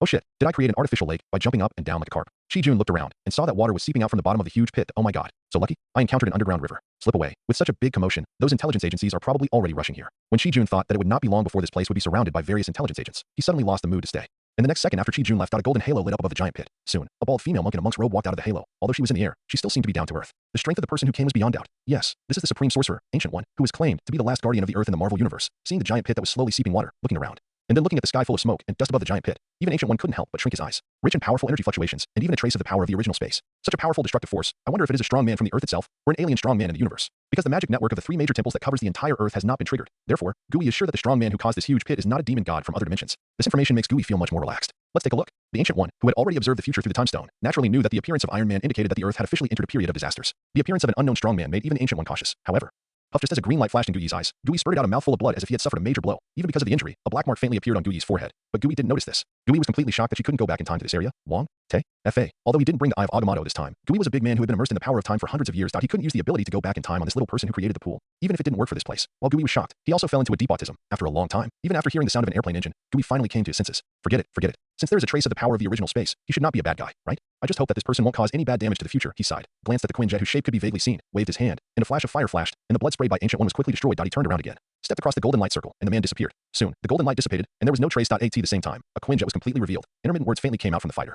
Headquarters, Afghanistan branch, huge pit, Lake, XX High Class. Just as the intelligence agencies were heading towards the huge pit that Chi-Jun had accidentally created, Chi-Jun was already in the universe, continuing to move forward using the bug teleportation method. Moreover, he was already laughing in his heart as he checked the growth rate of the energy points. Plus 1,000, plus 1,000, plus 1,000 as expected. The energy growth rate increased tenfold again. In this way, the limit that the body can withstand may have reached 500,000 energy points. No, this is not the limit. Chi-Jun had an inexplicable feeling. Although he didn't know where it came from, he just had this feeling that 500,000 was not the limit of his body now. This time, because Chi-Jun's physical fitness was enhanced again, Chi-Jun's eyesight improved, and the distance he could teleport naturally became farther. It didn't take long. Even in New York, the United States, before it got dark, Chi-Jun had already arrived in the outer space of Venus. Who could have thought that it would take less than half a day to get from the Earth to Venus? And here, Chi-Jun really saw remote sensing satellites from three forces: the United States, the North Bear, and the ancient country of the East. Of course, compared with the outer space on Earth, where there are many satellites that can be destroyed without paying attention, this place is too empty. If Chi-Jun's eyesight had not become more abnormal after three physical enhancements, coupled with the reflection of sunlight and other factors, I'm afraid that even Chi-Jun would find it difficult to detect these three tiny detection satellites. However, looking at these three detection satellites, Chi-Jun showed a trace of malicious eyes. Chi-Jun knew very well that Venus, this planet, would be the place where he obtained a lot of energy for a long time. Whether it's the passive effect of the mutated gem or the Rorschach's forgotten mask, it's impossible to eliminate all traces. Therefore, in order to avoid being exposed, destroying these three satellites is the most appropriate way, and Chi-Jun is also preparing to do so. However, simply destroying the crystallization of wisdom from three different countries is the stupidest way. Waste also has value. Not to mention the crystallization of wisdom from three different countries. After having Tony's physics knowledge skill, Chi-Jun will naturally not be so wasteful. You know, this is Tony's physics knowledge, not just Tony's mechanical knowledge. Space station design, house design, laboratory design, equipment manufacturing, etc. Tony Stark is involved. Even some of his abilities are top-notch on Earth. Chi-Jun, who copied these abilities of Tony Stark, naturally knows how to do it. So, first a series of teleports, all three detection satellites were manually shut down. Then, in his mind, he quickly designed a way to use the three detection satellites themselves, mainly the materials, solar panels, chips, etc. of the three satellites themselves. Design a larger space residence that can self-circulate in the outer space of Venus with these materials, and the design outlined in Chi-Jun's mind through mutated gems. It only takes a little energy to materialize an absolutely surreal perfect personal space residence. Chi-Jun didn't care about the reactions of the satellite monitoring stations on Earth. Don't say you can't know the truth. Even if you send a new detection satellite, by the time the new satellite flies here, Chi-Jun might have already abandoned this initial base in the new Venus low Earth orbit ultra-realistic luxury personal space station residence. Chi-Jun was lying on a chair made of super alloy. The perfect ergonomics in the concave and convex curve design made Chi-Jun very comfortable lying on it. In the room, the sound of soft music made people unconsciously feel as if they were immersed in the beautiful nature. Sir, the equipment has been modulated. Do you need to refract the sunlight? Suddenly, a deep, rich, and magnetic male voice sounded in the room, and Chi-Jun opened his eyes. Let's get started. Tai-Bai. Chi-Jun took a look at a server in a corner of the single-person residence in this luxurious space station. That was Tai-Bai's home. The chip material was naturally from the three detection satellites. Although the material seemed a bit unprofessional, it was not difficult for the mutated gem. With a change of thought, a high-end super server was created. Tai-Bai was naturally an artificial intelligence that Chi-Jun materialized while materializing the server using the computer knowledge copied from Tony Stark. The name was taken from the ancient name of Venus in Chinese legends, Tai-Bai Venus. Okay, sir. A deep, rich and magnetic voice sounded, and the skylight above Chi-Jun's head opened. Oh, no, it was the outer protective shell of the residence that opened, and the sunlight went straight through a transparent material similar to glass above Chi-Jun's head and shone on Chi-Jun. Moreover, with the changes of external equipment, more sunlight shone on Chi-Jun through reflection, refraction, and other means. Yes, this is the fundamental reason why Chi-Jun designed this luxurious personal residence in the space station, standing alone in space like a fool, accepting cosmic radiation and sunlight. Don't be funny. That would never be me, Chi-Jun. Chi-Jun, am a decent man. No one can make me not enjoy this comfortable residence and go to the space where I can't breathe and look stupid. Unless you tempt me with the infinity gems, sir. The temperature in the room has reached 100 degrees Celsius. Tai-Bai's voice sounded, keep going. Chi-Jun didn't even feel anything. He only knew that in his mind, the numbers representing the energy points were constantly jumping. Plus 1,000, plus 1,000, plus 1,000. The difference is that when he was still on Earth, the energy jumped once every minute. Here, it jumped once for every 1,000 points of energy. It seems that after the third strengthening, Chi-Jun's body has made great progress and adapted to the energy. Yes, sir. After a while, more light shone on Chi-Jun. Sir, the temperature in the room has reached 200 degrees Celsius. Keep going. Chi-Jun touched the super alloy chair under him, which was still icy cold. It was indeed a super alloy used to make vector engine nozzles. After a while, the sunlight gathered more and more, and the naked eye could no longer see Chi-Jun in the light source. Sir, the temperature in the room has reached 500 degrees Celsius. Old White's voice sounded again. Okay, just maintain this temperature. Feeling that the energy had grown to almost 1,000 points per second and then stopped growing, it seemed that the speed at which he absorbed energy had reached its limit. Chi-Jun stopped Tai-Bai from gathering more sunlight. After all, the dissipated energy baked the entire room to a scorching heat. Chi-Jun was afraid that if he continued, it would explode, right? You know, this residence has plenty of oxygen materialized by Chi-Jun. Fortunately, this result did not happen, perhaps because Chi-Jun used the mutated gem to change the critical point required for the explosion in this residence. Exceeded. Sure enough, it exceeded. Chi-Jun, who was always paying attention to the energy value in his mind, quickly discovered that when the energy value reached 500,000 points, there was no physical discomfort, nor did it reach the peak and stop growing. The energy points continued to grow wildly with the energy absorption. In fact, in almost one breath, it increased by 10,000 energy points. 510, 000, 520, 000, 530, 000. Chi-Jun even sat up excitedly, but fortunately, he laid down again after discovering that the energy absorption had slowed down. In short, Chi-Jun was excited. Sure enough, the previous feeling was not wrong. 500,000 points of energy is not the peak of the current body. As time passed, slowly, Chi-Jun began to feel a swelling in his body. Chi-Jun glanced at the energy. 950,000, 960,000, a feeling of swelling and pain. 970,000, a feeling of bursting. 980,000, a feeling of tearing. 990,000, a feeling of shattering. 1,000,000, a feeling of shattering the whole body. Stop. The huge pain made Chi-Jun unable to speak. After a loud roar, Chi-Jun happily fainted. Fortunately, this stop not only stopped the mutated gem from absorbing energy, but also allowed Tai Bai to close the sunlight aggregation sail. Soon, the protective layer above Chi-Jun's head closed, and the temperature in the room quickly returned to normal. Only Chi-Jun was left, blood all over his body, collapsed on the alloy recliner. Tai Bai watched all this, without any action. First of all, Chi-Jun had already set up a response after such a change occurred. Now he was just unconscious, and he only needed to wait quietly. Secondly, in this deep space, even if you want to find someone to help you, who can you ask for help? Is it possible that you can call Aunt Marvel here? Call. Still alive. After an unknown amount of time, Chi-Jun, who had been unconscious, finally opened his eyes again. Hiss, it hurts. After 3 body strengthenings, the self-healing ability has not been restored. It seems that I still need to manifest some abilities related to physical recovery. However, let me first materialize a body repair potion. With a thought, a crystal potion bottle appeared in Chi-Jun's hand. Tisk, after the body is strengthened, have even the prices of body repair potions increased? It actually takes a full 1,000 energy points, but it's drizzling. After complaining, Chi-Jun bit off the bottle mouth directly and drank it with his head tilted back. Call, it feels like rebirth. Although the body repair potion with 1,000 energy points is really expensive, it is really worth it for the effect of being able to completely repair my body. It's time to manifest a stronger power on Venus. Chi-Jun looked around. Although this space station was modified into super alloy materials by mutated gem, using the knowledge in his mind, it could not withstand the power that Chi-Jun leaked out now. With a thought, Chi-Jun instantly teleported to outer space. Without hesitation, mind teleport continued to be activated and teleported to Venus. The atmospheric pressure on Venus is equivalent to 90 times that of the Earth. For Chi-Jun now, there is no pressure at all. In addition to feeling the surrounding environment is hot, the oxygen in the atmosphere is so thin that it is almost non-existent, which makes people a little uncomfortable. But Chi-Jun didn't care, because this time, Chi-Jun is preparing to manifest a perfect superhuman bloodline. Perfect superhuman bloodline eliminates the weakness of being restrained by kryptonite, strengthens the affinity for magic, and can eventually grow into a super bloodline with the top combat power in the universe. In fact, when he was on Earth before, Chi-Jun communicated with the mutated gem and wanted to manifest a superhuman ability, being able to absorb sunlight and gather energy. With such a matching ability, how could Chi-Jun not think of superhuman? But according to the feedback from Chi-Jun after communicating with the mutated gem, this bloodline alone is worth 800,000 energy points, and it must be paid in one go. Mutated gemstone. There is no such thing as installment payment here. Where did Chi-Jun get so much energy at that time? Which was simply an astronomical figure. Therefore, the exchange of superhuman bloodline was naturally delayed again and again. Of course, if it was just to exchange for a super incomplete version of superhuman ability, or just to exchange for one of the abilities, Chi-Jun could still do it if he tried hard. But for Chi-Jun, since there's a chance to exchange as a whole, why would he take it step by step? Just like now, wouldn't it be better to get it in one step? And the most important thing is, to exchange for the perfect superhuman bloodline, you first need a strong physique, and Chi-Jun's body after 2 enhancements is not enough. This is the key factor why Chi-Jun had to exchange for the perfect superhuman bloodline after the 3rd physical enhancement. Standing on the surface of Venus, he didn't care about the suffocation caused by the lack of oxygen. With a thought, a ball of energy emitting golden light suddenly appeared in front of Chi-Jun, suspended in the air. Chi-Jun's energy reserve suddenly disappeared by 800,000 points, leaving only 199,100 energy points. Increased by 100 points? Chi-Jun thought of the previous body repair potion that cost 1,000 points. Could it be that after 3 strengthenings, the body can still absorb energy from the surrounding environment autonomously? Anyway, it's a good thing. Shaking his head, Chi-Jun didn't think about it anymore. Grabbing the energy ball emitting golden light floating in front of him and taking a look. This is the Silver Superman. No, it even surpasses the Silver Superman's bloodline. After all, it is something that is materialized according to one's own imagination, and any shortcomings are eliminated. He swallowed the energy ball in one gulp, and the perfect Superman bloodline quickly began to fuse and reorganize Chi-Jun's body.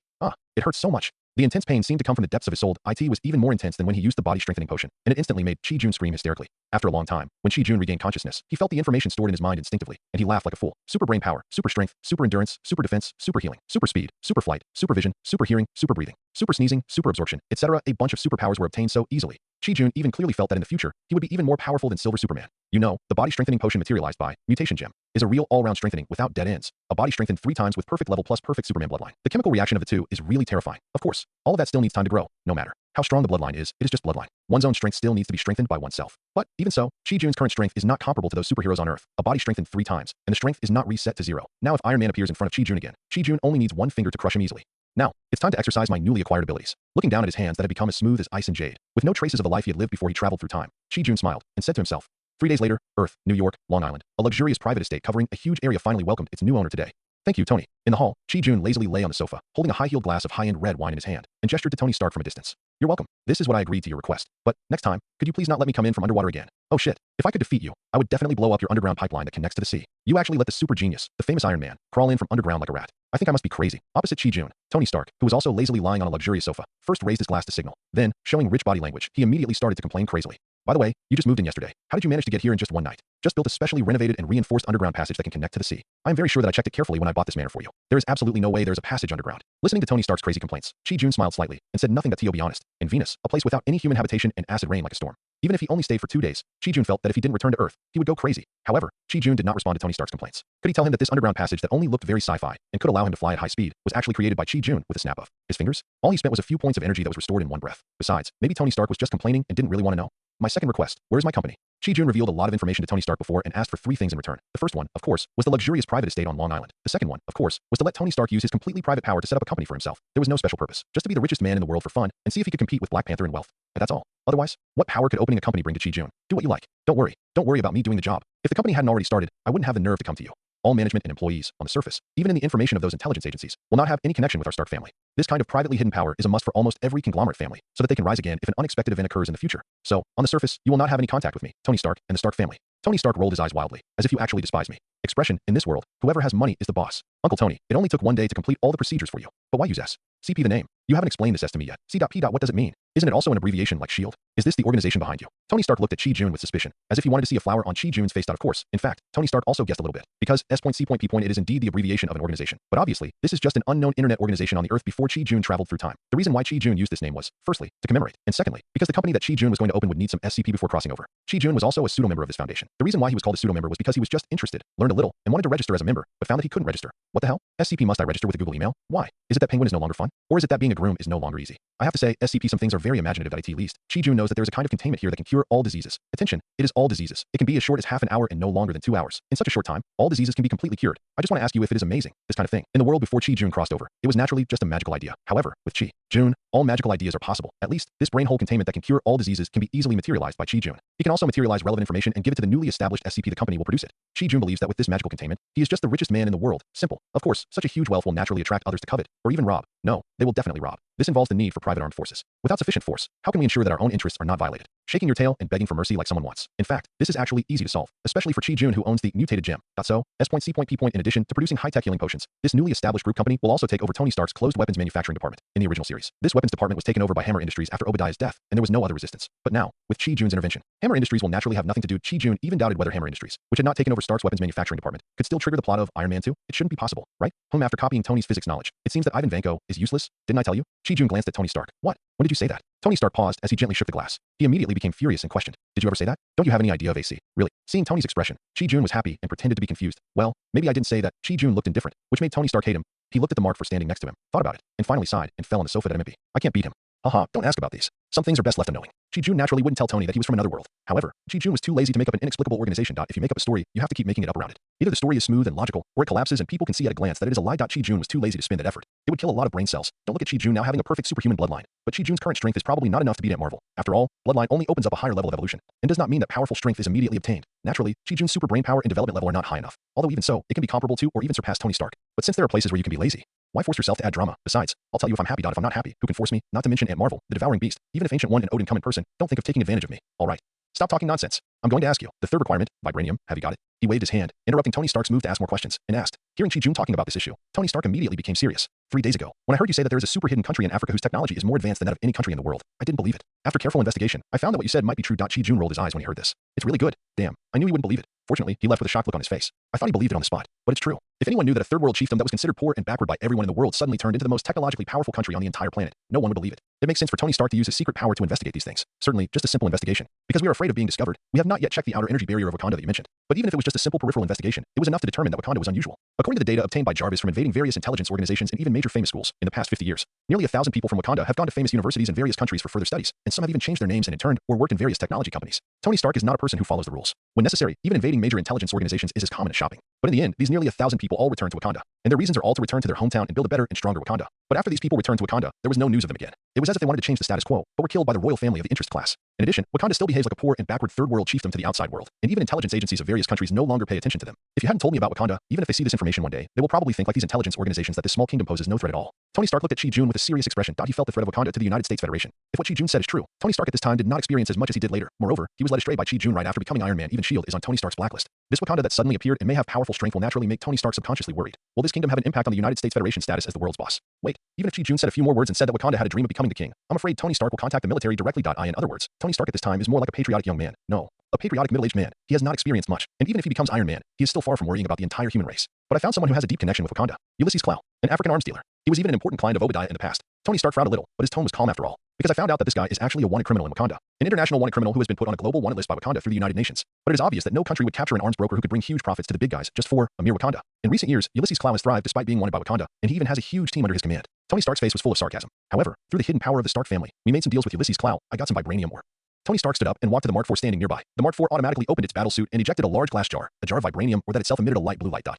Note, in the movie Avengers 2, it was called vanadium alloy, but here it is called vibranium ore. Do you know how much this piece of vibranium ore costs? It's actually worth a top-of-the-line supercar that just left the factory. Can you believe it? Tony Stark handed the glass jar to Chi-Jun and exaggeratedly showed a frightened expression. Chi-Jun ignored Tony Stark's exaggerated performance. He just smiled in his heart. This is 2008. Tony Stark in 2008 has come into contact with vibranium ore and is about to explore Wakanda more deeply. Will it cause a war between the two super-technological United States countries, Wakanda? One is to consolidate its global hegemony, and the other is not afraid of threats at all. Chi-Jun suddenly imagined a picture of Wakanda's diplomatic spokesperson. There are no winners in war. Wakanda doesn't want to fight, but it is not afraid of fighting. Talk. The door is open. Fight. I'll accompany you to the end. Why am I suddenly so excited? TSK. The direction of the Marvel Universe has probably been messed up by this butterfly of mine. After sighing silently, Chi-Jun focused his mind on the vibranium ore in his hand. With a thought, he communicated with the mutated gem and tried to recover the vibranium ore. Sure enough, the mutated gem gave back a message. Yes, and it is worth 10,000 energy points. Chi-Jun weighed it and found that excluding the weight of the device itself, this glass jar contained 1 kilogram of vibranium ore again with super brain power, super induction, super measurement, and other mixed abilities. Chi-Jun easily judged the value of the vibranium ore in this glass jar. According to Tony Stark's dog-rich personality, the supercar that he can take a fancy to must start at tens of millions of US dollars. Assuming that this jar of vibranium ore is worth 10 million US dollars, then it means that 1,000 US dollars is 1 point of energy. Remember the ratio of absorbing electrical energy was 2,000 US dollars per 1 point of energy? Is this depreciated? No. It should be a wrong assumption. A supercar that can be favored by dog tycoon Tony Stark must be worth 20 million US dollars. In this way, a little energy is worth 2,000 US dollars. Yes, no problem. Ahem. What the hell? Chi-Jun shook his head and drove away all the messy thoughts. Looking at the 1 kilogram vibranium ore in his hand, Chi-Jun was still a little surprised. 0.1 gram of vibranium ore is worth 10 energy points. Hiss. Chi-Jun took a breath. According to the description, in the movie, Wakanda owns an entire vibranium vein. How much content can be called a vein? Chi-Jun didn't know, but Chi-Jun knew that even if this vibranium vein was small, it must contain at least 1 million tons. If it didn't even contain 1 million tons, how could it be called a vein? And if it was only calculated in millions of tons, how much energy would that be? My god, this is just the ore. It seems that Wakanda already has the technology to use the vibranium ore to develop new energy. Then, can't this energy be multiplied by 10? Multiplied by 100? Hiss. Wakanda must be taken. Chi-Jun had to think about it carefully. In fact, the most correct way is to wear all the equipment that can hide your body and not let people notice. Then, use the ability of teleportation to follow those Wakanda people and sneak into Wakanda. Finally, use the ability of mutated gem to suck up the entire Wakanda mind. But it's a pity. Whether Chi-Jun uses mutated gem to recycle items or actively absorb energy, the energy must first pass through Chi-Jun's body, and Chi-Jun's body has an upper limit on energy absorption. Otherwise, directly absorbing the entire sun, how can a mere vibranium mind be comparable? In particular, Chi-Jun had just undergone 3 enhancements and merged with the perfect Superman bloodline. At this time, it is not the time for Chi-Jun to force a breakthrough. As the saying goes, the stability of the foundation determines the upper limit of the height of a high-rise building. In the same way, Chi-Jun, who has just merged with the perfect Superman bloodline, does not need to break through immediately. Instead, you should calm down, stabilize your strength, and lay a solid foundation. So, you can't recycle all the vibranium veins in one go. Then, you have to find a way to control this vein. But here, there is another big difficulty. Wakanda's weapons are almost all made of vibranium, or at least weapons made of vibranium materials. Not to mention the destructive power. The defense is really off the charts. Chi-Jun can move freely in Wakanda, but he can't take down the entire Wakanda. What's more, Chi-Jun is not a person who keeps the secret of killing all Wakandans for the sake of vibranium veins. That's not a human. It's a demon. A murderer. It seems that we need to think long term. Let's see what kind of encounter this son of Marvel's destiny will have with Wakanda. If there is a war between Wakanda and the United States Federation, S.C.P. It seems like I can also get a share of the pie. Looking at Tony Stark, who is calmed down in front of him, Chi-Jun silently said in his heart, "Okay, Tony," I said, "if you want more information, you have to exchange it with something valuable that I am interested in." Chi-Jun knew that Tony Stark's exaggerated expression just now was a little bit of a test for him. Just 1 kilogram of vibranium can be sold for the price of a top supercar, and this is just what a thief stole from Wakanda. You can imagine how much vibranium there is inside Wakanda. From the side, it can also be seen how much wealth Wakanda has. However, if there is nothing enough to make Chi-Jun excited, Chi-Jun will not reveal more information. Therefore, Tony Stark's plan was in vain. Of course, Tony Stark himself did not have much expectation for this. How can someone who can crush Iron Man be moved by just a little bit of benefit? Okay, you were such a granddad. Tony Stark rolled his eyes and complained. He glanced at the glass jar in Chi-Jun's hand. Tony Stark didn't covet anything. For Mr. Money Tony, as long as he could buy it, it was not a problem. I came here this time to ask you to help me once. Looking at Chi-Jun's face, Tony Stark said seriously. Oh. Chi-Jun looked at Tony Stark in surprise. He had known this guy for a long time, 3 days. Carrot. This is the first time I see this guy with such a serious expression. Well, when he learned the cause of his parents' death, his face was serious, as if he had lost his parents. By the way, you upgraded your suit again. Is there anything else you can't solve? Having copied Tony Stark's knowledge of physics, Chi-Jun could see it at a glance. This time, the Tony Stark who appeared in front of Chi-Jun not only had the palladium arc reactor on his chest upgraded, but also the Mark IV Iron Man suit standing next to him. You know, in the original play, Mark IV did not have the function of automatic opening and closing, in addition to a Mark V portable suit that can be automatically dressed. If you want the Mark armor to have the ability to automatically deploy, that is only available for Mark 7. By the way, is my influence so strong? In just 3 days, the ability that was supposed to appear on the Mark 7 suit appeared on Mark 4. After a while, will the original Mark V disappear? Will it directly become the Mark 9 that automatically disassembles and then automatically assembles? Brother, do you really have such a big impact on Tony Stark? It's impossible, right? That green monster you were talking about last time. Just before, he had sneaked into New York. Tony Stark, who was serious, didn't know what Chi-Jun was thinking and didn't care about Chi-Jun's ridicule. Since he knew about the green monster, Tony Stark has never relaxed his monitoring of the monster. Tony Stark not only hacked into the SHIELD network and checked the information SHIELD had on the whereabouts of the green monster in real time, but also used the exclusive satellites of his own group and even his family to monitor Bruce Banner's movements. In addition, he asked Jarvis to hack into all the electronic devices on Bruce Banner's smuggling route and nearby. In this way, unless you stay in the dense mountains and forests that even satellites can't detect. Otherwise, as long as you show your face once in society, you can't escape Tony Stark's tracking. With artificial intelligence, even if you change your appearance, you can still integrate monitoring from walking steps, frequency, height, body shape, and so on. It can be said that unless you completely change your body shape and no longer appear in modern human society, there is no target that artificial intelligence can't find. If there is, it can only be that the computing power is insufficient and not large enough. That's all. Bruce Banner. Looking at the serious Tony Stark, Chi-Jun really didn't expect that this guy actually wanted him to deal with the Hulk. Damn, can he deal with the Hulk now?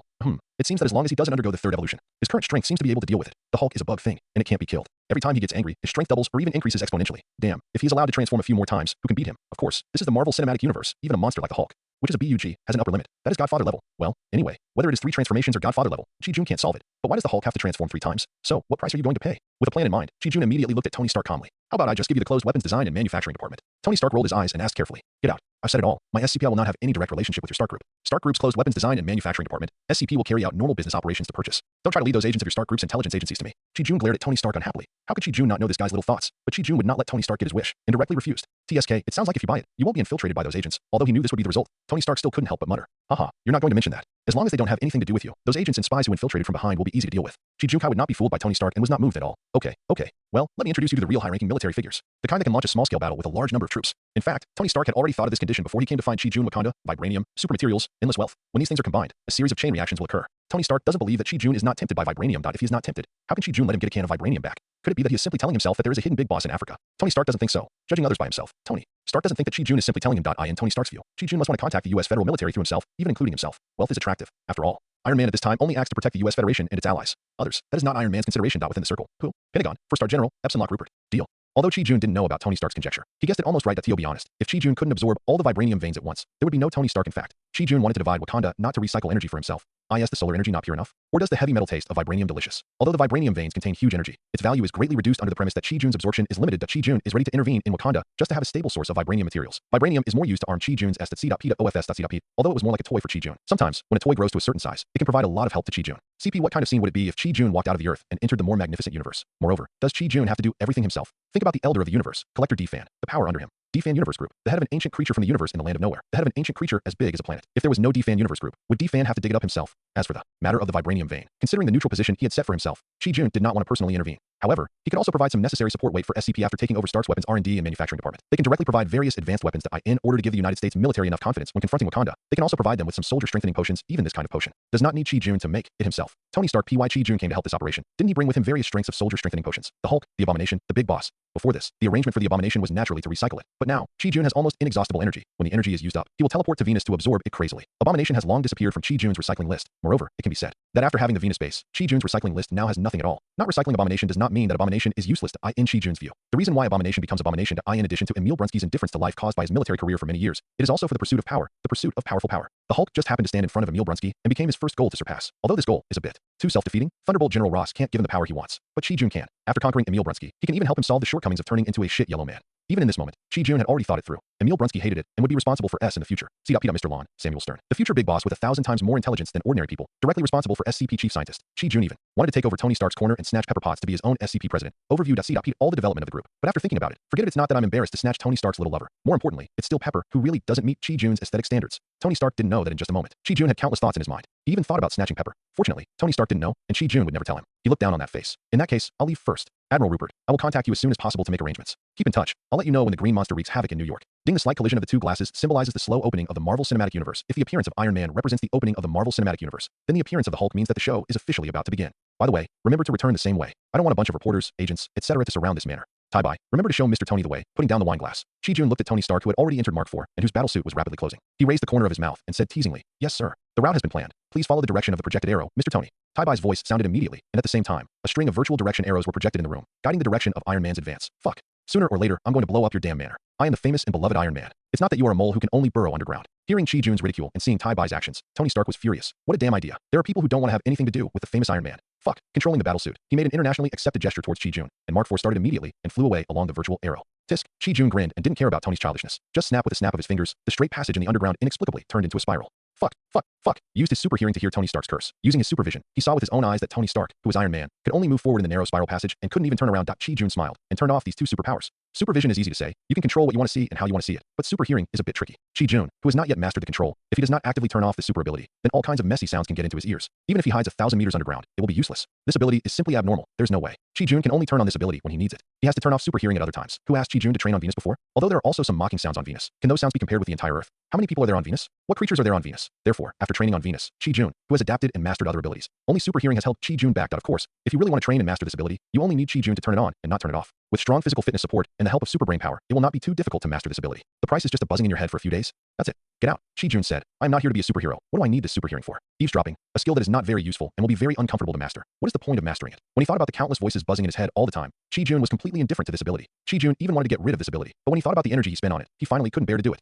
Tai-Bai, I need to go out for a while. Drive a car for me. After 3 days in Venus, a place where there were no birds, Chi-Jun had an urgent urge to mingle with the crowd. Yes, sir. Excuse me, sir. Which car do you need to take to travel? Tai-Bai's voice sounded immediately, asking Chi-Jun. Tai-Bai's real body was still in the residence of the space station on Venus. The reason why Tai-Bai could appear in the manner was naturally that Chi-Jun materialized a pair of quantum communication devices. One was placed in the Venus space station, and the other was naturally placed in the underground server array of this manor. The larger and more intelligent the manor, even if it is just a villa, there must be a corresponding server computing and processing center. The manor under Chi-Jun's feet naturally has a larger server array. As for power consumption, are you kidding me? People who can afford such a manor will lack that little electricity bill. No, let's just take the Night 15, Chi-Jun thought for a moment. The manor is still very big. He can't walk out, and he can't teleport anywhere. Yes, sir, the Night 15 has started. When you reach the door, your car will arrive. Okay, Chi-Jun nodded, stood up, and walked towards the stairs. Although Night 15 had been heavily modified when it was materialized by Chi-Jun, Chi-Jun had never thought of making it FLYI. In fact, after taking over the manor yesterday, Chi-Jun made major changes to the entire manor. With the mutation gem, it was good. Just provide a little energy, and the entire manor would completely become what Chi-Jun wanted. In the huge garage in the manor, all the cars that Chi-Jun was interested in were materialized by Chi-Jun. Chi-Jun didn't care whether these sports cars, off-road vehicles, chariots, and armored vehicles were produced in this world. Not only Night 15, but even the Batmobile in the DC world, Master Chi-Jun materialized one. However, the Batmobile was too eye-catching and dazzling.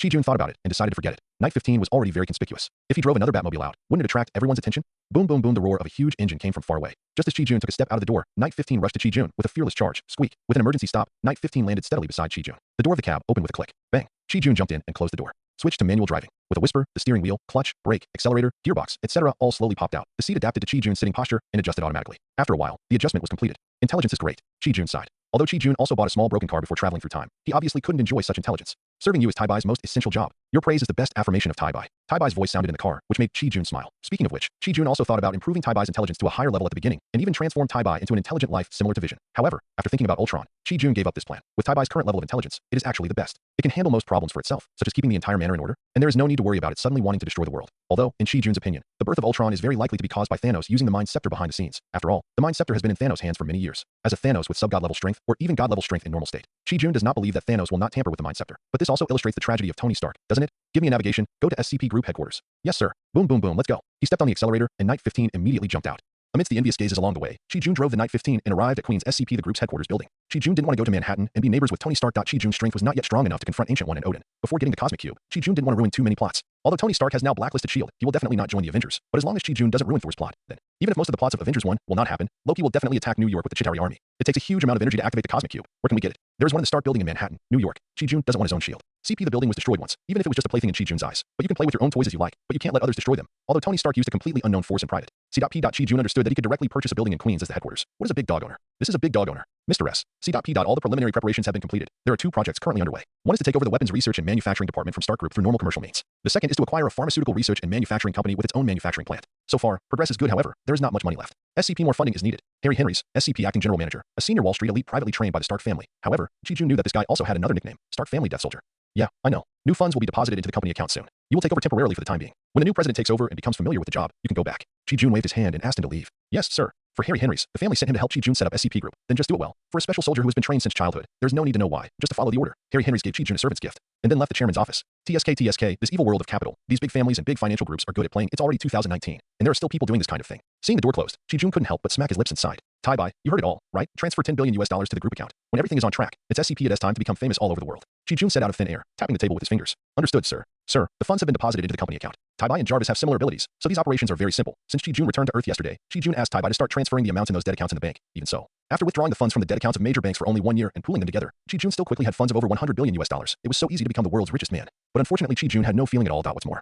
In order not to attract attention and global panic, while Tai-Bai was working on these debt accounts, he also used the mutation gem to modify reality. The memories of all relevant personnel were modified. In other words, these hundreds of billions of dollars, and in cash, are completely reasonable and legal funds of Chi-Jun. Although this operation consumes a lot of energy because of the modification of the subjective consciousness of intelligent creatures. It was a huge number that Chi-Jun thought would be impossible to have for a long time when he just crossed over. But unfortunately, Chi-Jun just teleported back to the Venus space station, basked in the sun for a while, replenished all the energy, and teleported back to the Earth again. It is worth mentioning that after integrating the perfect superhuman bloodline, when the energy absorption reaches the upper limit, Chi-Jun will no longer feel so painful that he can't breathe. Just feel that the body is a little swollen. From now on, you will take over the entire SCP Group bar, refer to the management model of Stark Group, and provide assistance to the management team. Your main task is to monitor the entire group, down to each employee, identify their identities, and then set levels for them. Agents and spies do not need to be dealt with, but their promotion ceiling is limited, and they can only be ordinary employees for their entire lives. Yes, sir. Simply adding some calculations to Tai-Bai, Chi-Jun began to think about this SCP who will be the president of the Stark Group. Harry Henry's is the Stark family's loyalist. Even now, the entire Stark family. C.P. The executives of the group are all loyal members of the Stark Group. These people are only borrowed for a while. Although Chi-Jun asked, Tony Stark can give all these people to Chi-Jun, but Chi-Jun has no intention of taking over. Chi-Jun scratched his head. Is he going to recruit? God knows what kind of ghosts are recruited in this Marvel world. It really hurts my head to think about it. Or Sky. When he just activated his super hearing, Chi-Jun seemed to hear a girl praying to find her biological parents. Chi-Jun didn't know if it was Sky, but he felt that a single girl looking for her parents was a possible scenario.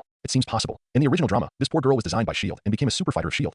but there was a period of time when he became the director of S.H.I.D. In this case, Sky's leadership ability is definitely sufficient. Ji-Jun tapped his fingers on the table and thought carefully. It seems feasible. So, Operation Save Sky, let's get started. Tai-Bai, find a girl. Well, wait. Ji-Jun suddenly remembered that S.H.I.E.L.D., or Nick Fury, had sent out many small fish in order to train superfighters belonging to S.H.I.E.L.D. or himself, and the alien Sky, or the alien Daisy Johnson, was one of them. Warning. The following is purely the author's. A weird idea? Why is Ji-Jun so sure? Because Ji-Jun roughly calculated that the story of Big Mom Marvel happened when Sky's parents were in love. After that, he saw the alien pervert, was blinded by the Devourer, and was promoted to a higher-level agent with higher authority, deputy director. Nick Fury began to make up his mind to train S.H.I.E.L.D.'s, or his own, exclusive super soldier. Because Big Mom Marvel will not obey Nick Fury's orders, and Sky, who happened to be born in a village in the ancient Eastern country, was targeted. From the information obtained from the scrolls, Nick Fury knew that the Inhumans had powerful strength, enough to fight against alien threats. But obviously, the Inhumans would not listen to Nick Fury's orders. Inhumans. Who are you? A black salted egg. Why do you order us? Black salted egg. Okay, you wait. So, after some secret planning, Nick Fury organized a massacre specifically for the small village where Sky was born, and throw dirty water on Hydra. You know, at that time, there was no Hydra looking for death. The whole world believed that Hydra had been eliminated in World War II. Later, Sky's growth experience explained very well that all this was actually a conspiracy planned by S.H.I.E.L.D. If it was really Hydra's action, would Pierce, the then director of the Hydra S.H.I.E.L.D. branch, leave such an obvious bug in the paper file? Later, while guiding Sky to investigate his identity step by step, he also unlocked the information that was deliberately let Sky know step by step. So, without any surprises, step by step into the carefully prepared trap, Sky was brainwashed and became a brain-dead fan of Phil Coulson. Yes. Do you think Phil Coulson is a good person? Can someone who can say, you have powerful energy, so you must be supervised without changing his face and smiling, be a good person? As Phil Coulson, who followed Nick Fury to participate in the secret war. With the same concept, he will definitely be the best executor of the Sky development plan. And those agents who changed their posts every once in a while, secretly protected and monitored Sky, all of them were sacrificed. In the end, because what Nick Fury and even Phil Coulson wanted was a super thug who had a life path arranged by them, and eventually became what they wanted. As agents who have come into contact with the thugs, in order to avoid unknown confusion and irreversible consequences, they simply eliminated them all. The end of the weird idea. Over the years, Sky's life has actually been under the surveillance of S.H.I.E.L.D. It's just that Sky herself doesn't know it. It is precisely because of this that Ji-Jun does not intend to let Tai-Bai search for Sky's whereabouts. That wouldn't it be better to directly invade S.H.I.E.L.D.? Tai-Bai, quietly hack into the S.H.I.E.L.D. intranet without being discovered. Then, look for the information of a girl named Sky, whose real name is Daisy Johnson. Ji-Jun ordered Tai-Bai. Okay, sir. Please wait, hacking in progress. Because Ji-Jun's order was to invade quietly, the speed would not be too fast. Although S.H.I.E.L.D.'s technology was far behind, the data flow could not be faked. A rough invasion would instantly detect the huge data flow. Although they could not find themselves, they would definitely find that they were invaded. In that case, S.H.I.E.L.D. would no longer put a lot of information on the network. After a while, sir, the target information has been found. Is it displayed? Of course. Project it out. Ji-Jun said with a smile. The projection that Ji-Jun mentioned is naturally not the projection in the chairman's office. Although this headquarters building was purchased by Tony Stark, it is impossible to install projection equipment here. The projection that Ji-Jun mentioned is a smartphone that Tony Stark had sent before, because Tony Stark had promised not to save any information about Ji-Jun, and Tony Stark, who can't even remember his own social security account,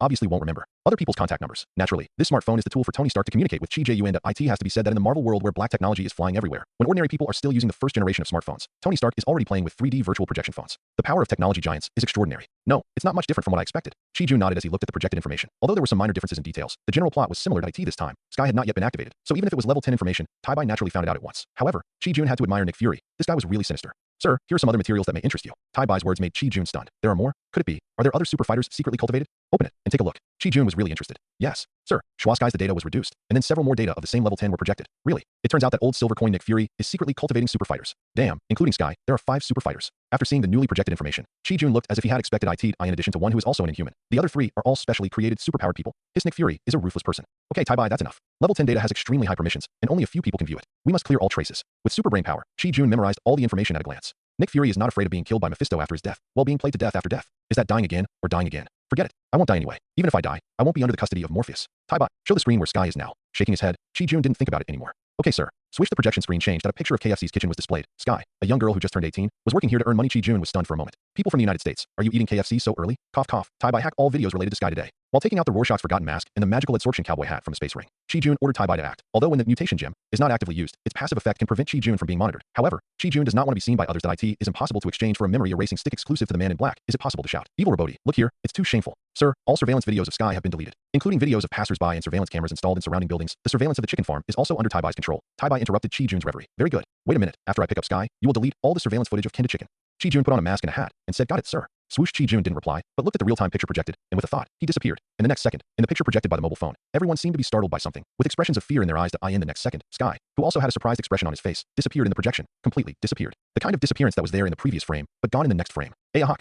Ah. A burst of terrified screams rang out in Ji-Jun's chairman's office that Ji-Jun was back, and he brought Sky with him. Ji-Jun even saw all the items, and they all shook for a moment. Ji-Jun dared to guarantee that he was definitely not wrong. With supervision, Ji-Jun believed that he must have discovered the strange phenomenon just now. Looking at Sky, who was screaming in fear, he smiled lightly. Is she really worthy of being a person with shockwave ability? Is she really worthy of being the shockwave girl who later shattered the entire Earth and was famous in the universe? The ability has not been developed yet, but it can already cause vibrations in the surrounding environment and objects. This time, in the projection that had not been turned off, everyone looked around and was confused for a moment, as if they didn't find anything, and continued to resume the work at hand. Huh? Sky disappeared? What does that have to do with them? He is just a temporary worker and doesn't deserve the concern of them. The formal workers. The projection went black and disappeared. Sir, all surveillance has been deleted. Tai-Bai reported the progress in a timely manner. New, show all of Sky's information. Ji-Jun walked to the reception area and took out a bottle of red wine and 2 goblets that he pulled out the cork and poured some red wine into the 2 goblets. He held one goblet to his lips and took a sip. Why? Isn't it true that I was not born to drink red wine? I can't get used to the top-quality red wine given by Tony Stark in the manor, and the high-end red wine here is also hard to drink. Forget it. Let's just drink tea. Chi-Jun put down the goblet, shook his head, and complained, with a wave of his hand. A cup of steaming tea appeared on the table. Picking up the teacup, smelling it, and taking a sip, Chi-Jun immediately smiled. Called good.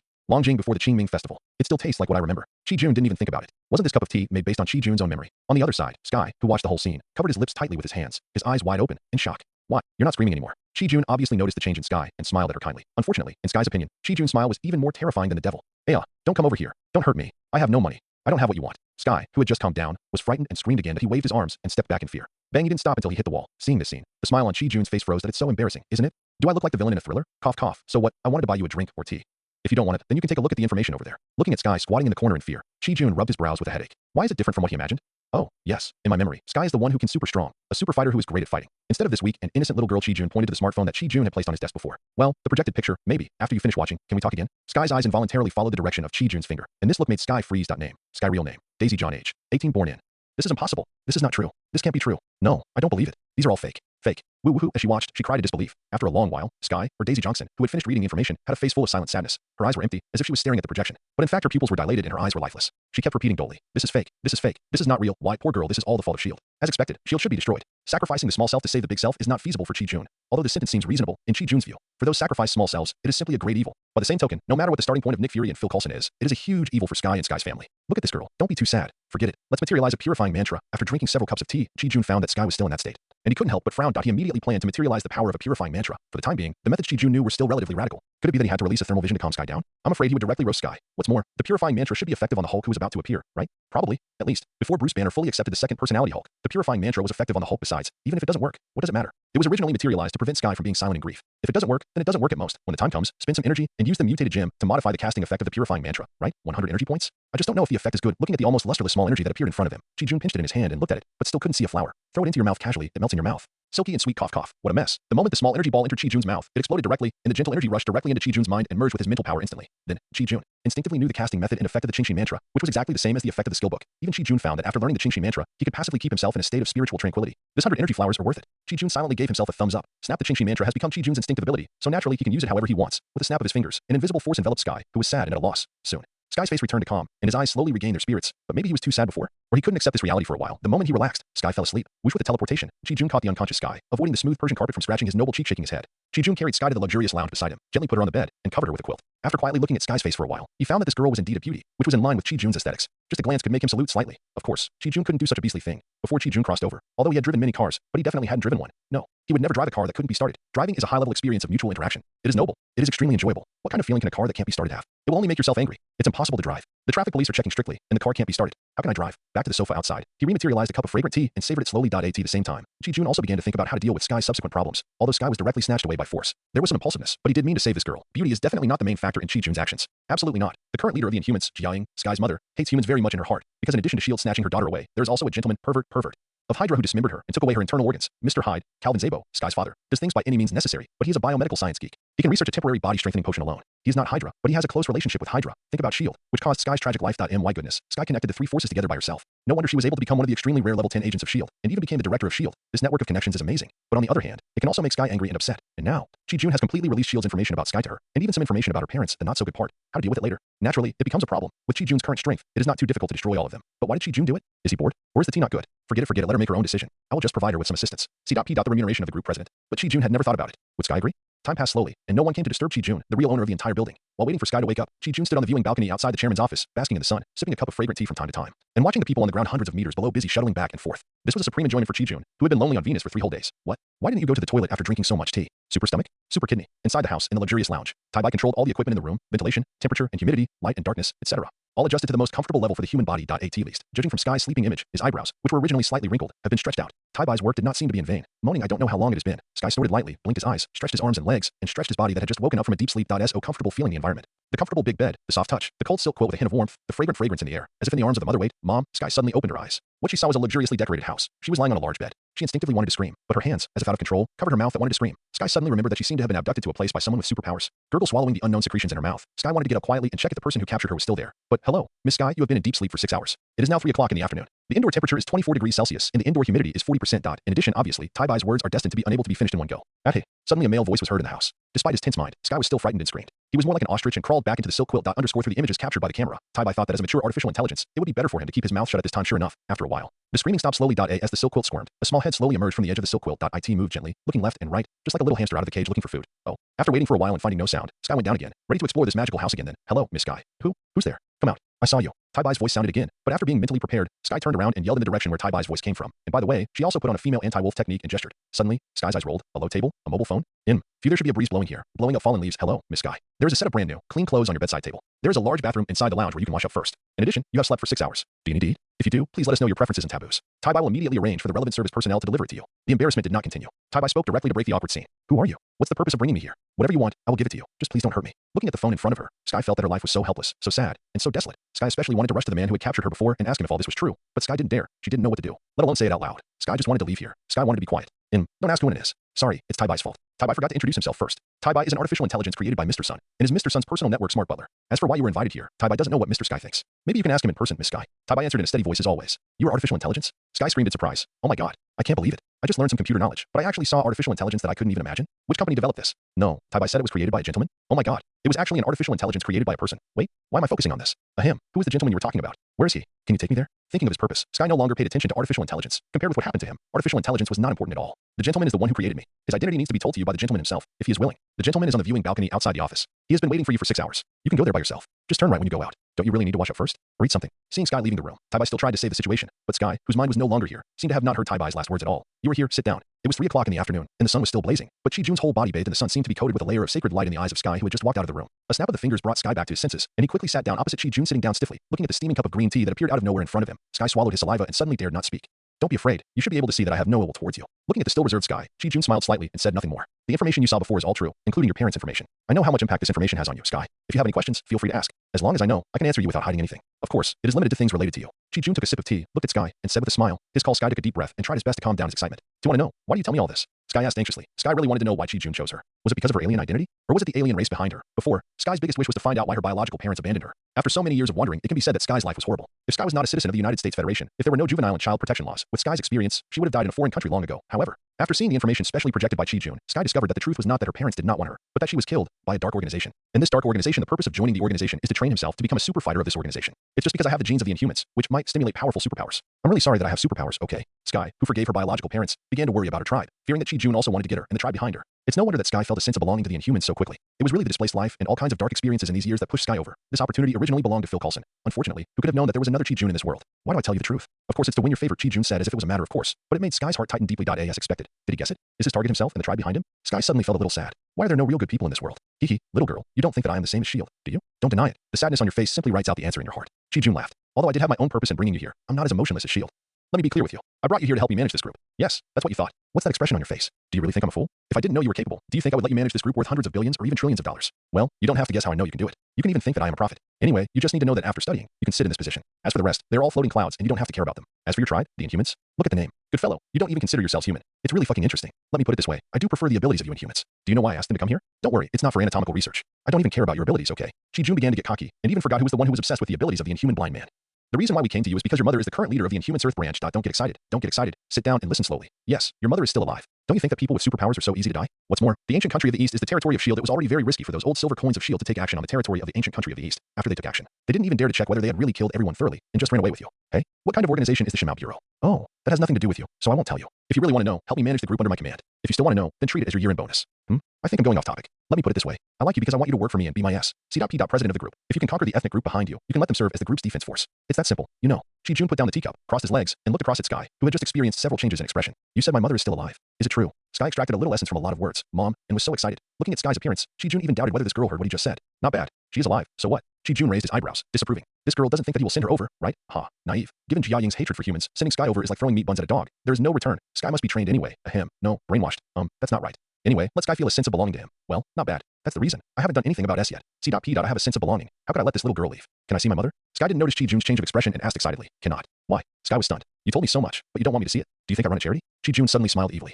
What do you want me to do in order to see my mother? Sky suppressed his excitement and asked Chi-Jun carefully. It's very simple. Help me manage this group. Chi-Jun pointed to his chairman's office and said, what I value is your talent, not your background. The reason why I tell you everything in advance is just to be open and honest. It is to tell you that the family members and tribesmen you care about are not important to me. It can be said that the Inhumans can be either there or not. This world will not stop functioning without anyone. Even if a psychopath snaps his fingers and kills half of the creatures in the universe, the world will still continue to function. If you don't want to, I can even erase your memory of today and let you return to your original track. Chi-Jun looked indifferent, but Sky was shocked that if he didn't know these things, it would be fine. Now that he knows that his whole life has been designed and planned by a dark organization, he still erases his memory and lives in such a dark life. There's something wrong with his brain. Don't. Please rest assured. I will do my best to manage the group for you, boss. Sky was frightened and dared not neglect it. He stood up and bowed 90 degrees to show his position. As for the lunatic who killed half of the creatures in the universe with a snap of his fingers, he had long forgotten it. Okay, I'm not some old-fashioned landlord, so I don't need you to bow to me. Since you've agreed to this job, let's talk about your compensation. Hush, don't talk. Just listen. Seeing that Sky wanted to refuse, Chi-Jun waved his hand and said, I said that what I value is your talent, so I will naturally not tie you down with so-called favors. I will not be stingy with what I should give. Money and other things are basic operations. You will be paid what salary a group president should have. As SCP, the president of the company, one of my right-hand men in the future, will naturally have another reward. Chi-Jun finally revealed his purposes. C.P. President? Sorry, what is that? Can you beat Sunset Purple Potato? Only those who can follow Chi-Jun can make Chi-Jun really care about you. These days, it is useless to just rely on concepts, ideals, and shouting a few slogans.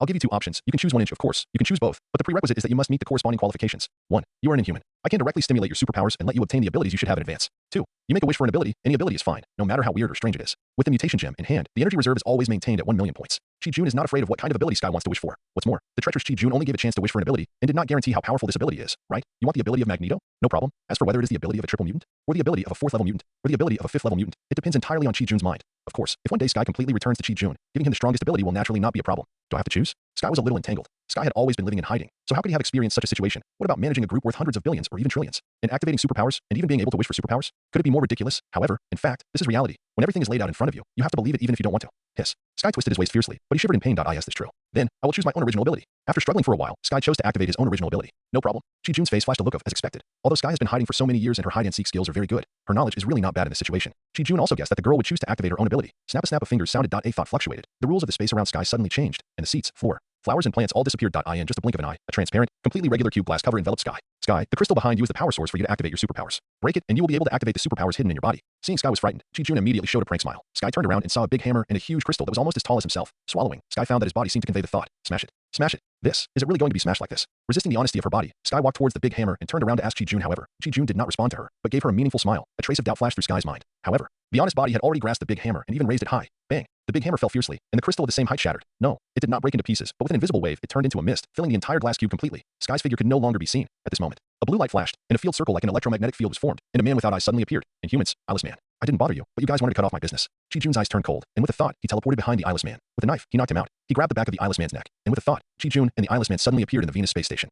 He threw the blind man who had fainted in his hand aside. Suddenly, Chi-Jun staggered and almost fell down. A large part of his energy was suddenly drained from his body, causing Chi-Jun to feel uncomfortable. Of course, this discomfort was only a momentary thing and could not cause any harm to Chi-Jun. After feeling the energy in his body, Chi-Jun found that more than half of it was missing. Oh my god, it was not less fierce when I was doing the test before. I have a super body now, and I have nearly 10,000 points of energy in my body alone. It takes so much energy to teleport an eyeless man, because Chi-Jun used the mutated gem to imprint a trace of his life breath on the spatial rules of the Marvel Universe. The branch teleportation rules. Chi-Jun can teleport freely in the Marvel Universe without consumption, provided that Chi-Jun has been to those places, or has real photos and images. But at the same time, Chi-Jun also instinctively knew that if he wanted to teleport someone else, he would draw energy from his body to supply the person he was carrying. Chi-Jun had done an experiment before, teleporting from the Earth to the Venus space station with a little white rabbit, extracting the energy in Chi-Jun's body. The energy can be said to be negligible. This also led Chi-Jun to think that even if he teleported with someone, he would not be able to extract too much energy. Unexpectedly, this time, just taking the eyeless man with him actually extracted most of the energy in his body. If it is counted as the absorption of the mutated gem, this is almost 7,000 to 8,000 points of energy. Bang. Chi-Jun kicked the eyeless man in dissatisfaction. Damn it, he almost sucked me dry. Of course. Since Chi-Jun dared to teleport with others, it was naturally because he would not hurt himself in the end. According to the information conveyed by the spatial rules of the imprint, if Chi-Jun's body after the energy inside is extracted, it will no longer extract Chi-Jun's energy, but will directly turn to extract the energy of the person being teleported. If the energy of the person being teleported is extracted, it will continue to extract the vitality of the person being teleported.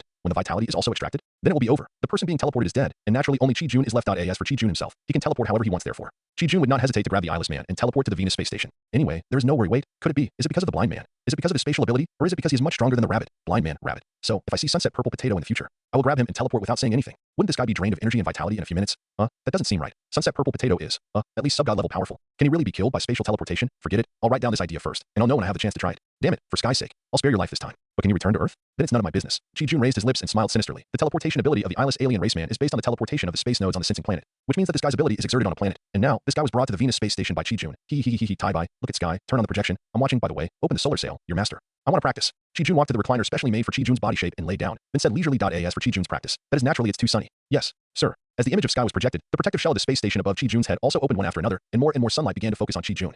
Uncomfortable. He felt the energy in his body being replenished quickly. It was a very happy feeling. Before long, most of the energy that had been drained from his body was replenished. However, Chi-Jun did not end his practice, but chose to continue. It was not until he felt a burst of pain in his body that Chi-Jun asked Taibai to close the solar sail. Tisk, perfect superhuman bloodline. Really awesome. After just one day of rest, his strength began to increase slightly. It seems that in the future, I need to practice at the Venus space station every day, feeling the pain in his body, and looking at the energy reserve value displayed in his mind. Chi-Jun immediately became happy again. 1 million and 10,000. There is an upper limit of 10,000 more than before returning to Earth. It seems that this is an efficient way to lay the foundation and improve strength at the same time. No wonder Superman in DC has to go back to Earth to pretend to be a superhero. Every time he absorbs energy in space, it seems that this method is indeed feasible. No, previously, it was just to increase Sky's foundation, so that she could have powerful strength after activating her superpowers. This is how a large Terrigen crystal was created, which can be used by all the Inhumans to activate their superpowers. But the invisible energy fluctuations before attracted the guy named Eyeless Man. I wonder if it attracted the attention of Ancient One. TSK, what a trouble. It seems that I need to manifest some more magical abilities. The magic of Kamartaj? Just apart from the use of space and time, it is simply embarrassing for the magician. The magic of Kamartaj is to extract, borrow, rent, or even rob the energy of third dimensions for one's own use, rather than to cultivate magic elements itself, so it cannot cast magic such as sea of fire, meteorites falling from the sky, and undead disasters. I have superpowers, so except for space and time magic, Kamartaj magic is useless to me. So, the magic that makes Hogwarts happen? Muggles? No, this one is not good either.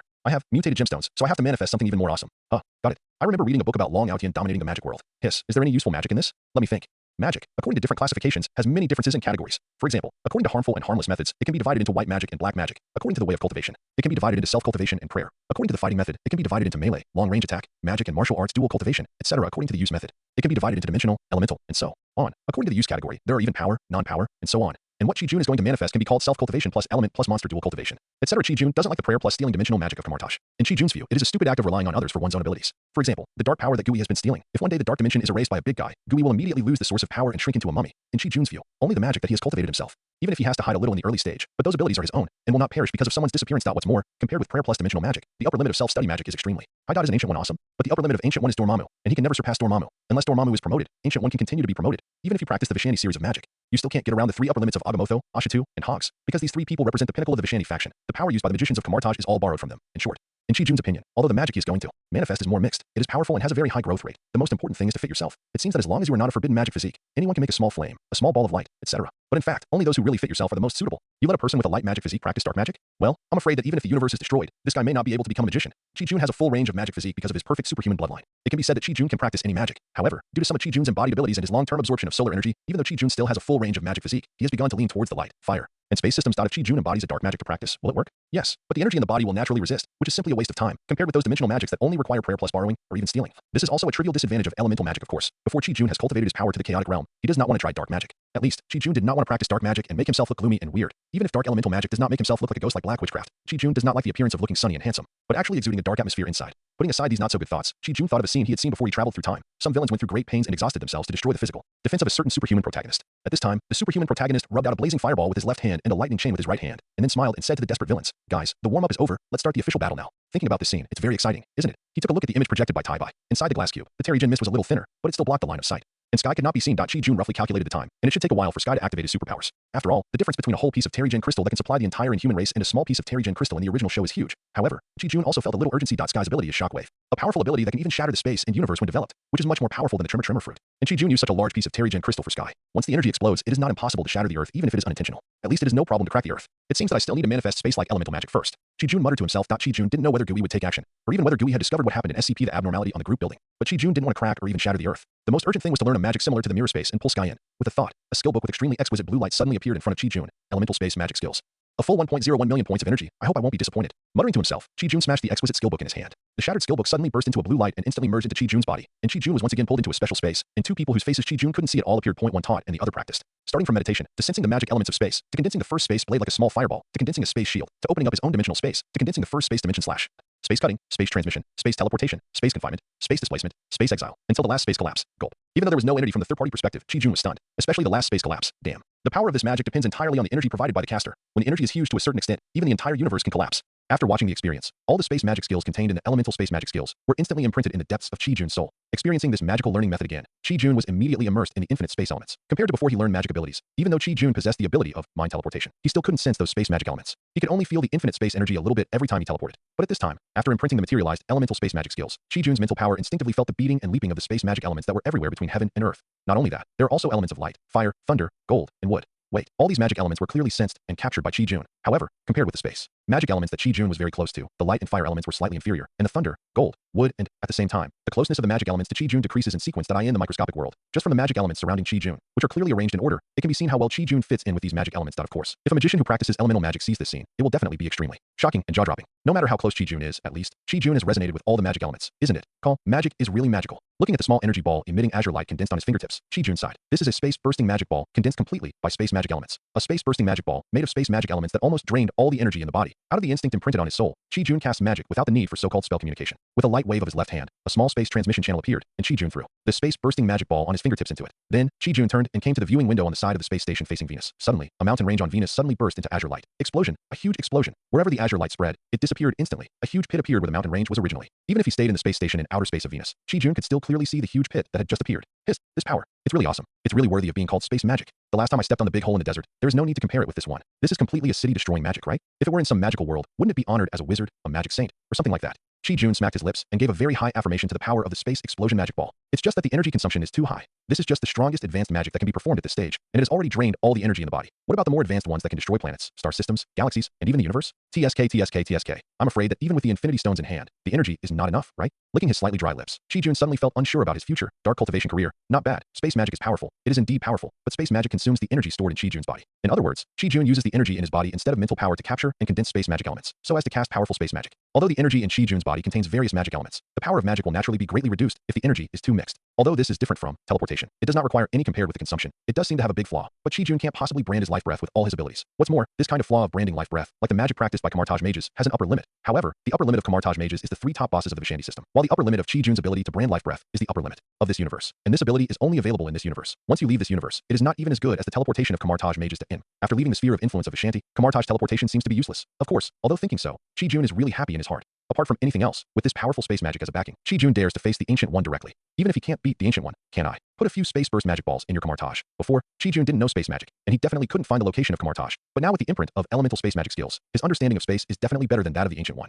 Finding Kamartaj is simply not difficult at all. If all space magic did not require Chi Jun's own energy, Chi Jun would dare to throw space collapse to you for fun. Who is afraid of who? Hurt each other. Why think so much? First, replenish the energy and solve the crisis of the Earth being shattered. If you look at it this way, wouldn't I become a superhero who saves the Earth? 23:33. Tai-bai, your master is going to bask in the sun again. Chi Jun grinned and lay down on the recliner again. With experience, everything seemed so orderly. Not long after, Chi Jun not only replenished the energy in his body, but also replenished the energy of the space magic he had previously manifested. It was just a pity that he did not break through the upper limit again, and the value was still only 1.01 million. No, the magic of the ectopic space is very similar to the mirror space of Kamartaj. Although the magic is released, it is imprinted in the soul like an instinct. But shouldn't we do an experiment first? Looking at the eyeless inhuman man who was knocked out by him and thrown aside, Chi Jun suddenly had this idea. After all, if something went wrong when Sky was transferred without proper control, wouldn't that be a big loss?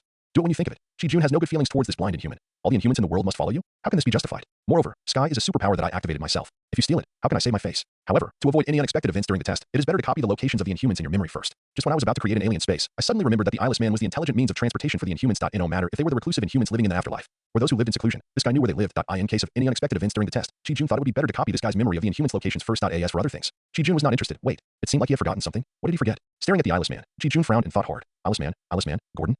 No. Why am I thinking about his name? A small role actually has a name. What did he forget? Let's think about it. Let's capture this guy and punish him on Venus. Let him die on his own. And let's test his spatial ability to see if he can teleport back to Earth. Then, I remember now. Shit. I almost forgot. I thought before, I should deprive this guy of his spatial ability and then materialize it into a skill book and try to see if I can give it to others. But after materializing the spatial magic, I almost forgot. If I hadn't suddenly wanted to use him to test the alien space magic, I would have almost forgotten about it. Well, first copy his inhuman location memory. Chi Jun's mind moved, and a gray skill book suddenly appeared in Chi Jun's hand. Inhuman Earth branch, partial inhuman location information. Looking at the 10 energy points spent, Chi Jun's mouth twitched. Rubbish. Fortunately, he's an inhuman space superpower. Damn, a memory is only at the same level as the gun ability of ordinary people? It's embarrassing. And the location information is only part of it? Rubbish. As the inhuman Earth branch, smart bus, you don't know the location information of all inhumans? Rubbish. After glaring at the unconscious eyeless man with great displeasure, Chi Jun's mind moved again, and accompanied by the screams of the eyeless man, a skill book emitting a very faint blue light appeared in Chi Jun's hand. With a hand knife, the eyeless man who was deprived of his genetic ability and woke up in pain and screamed was knocked unconscious. Chi Jun then looked at the skill book in his hand.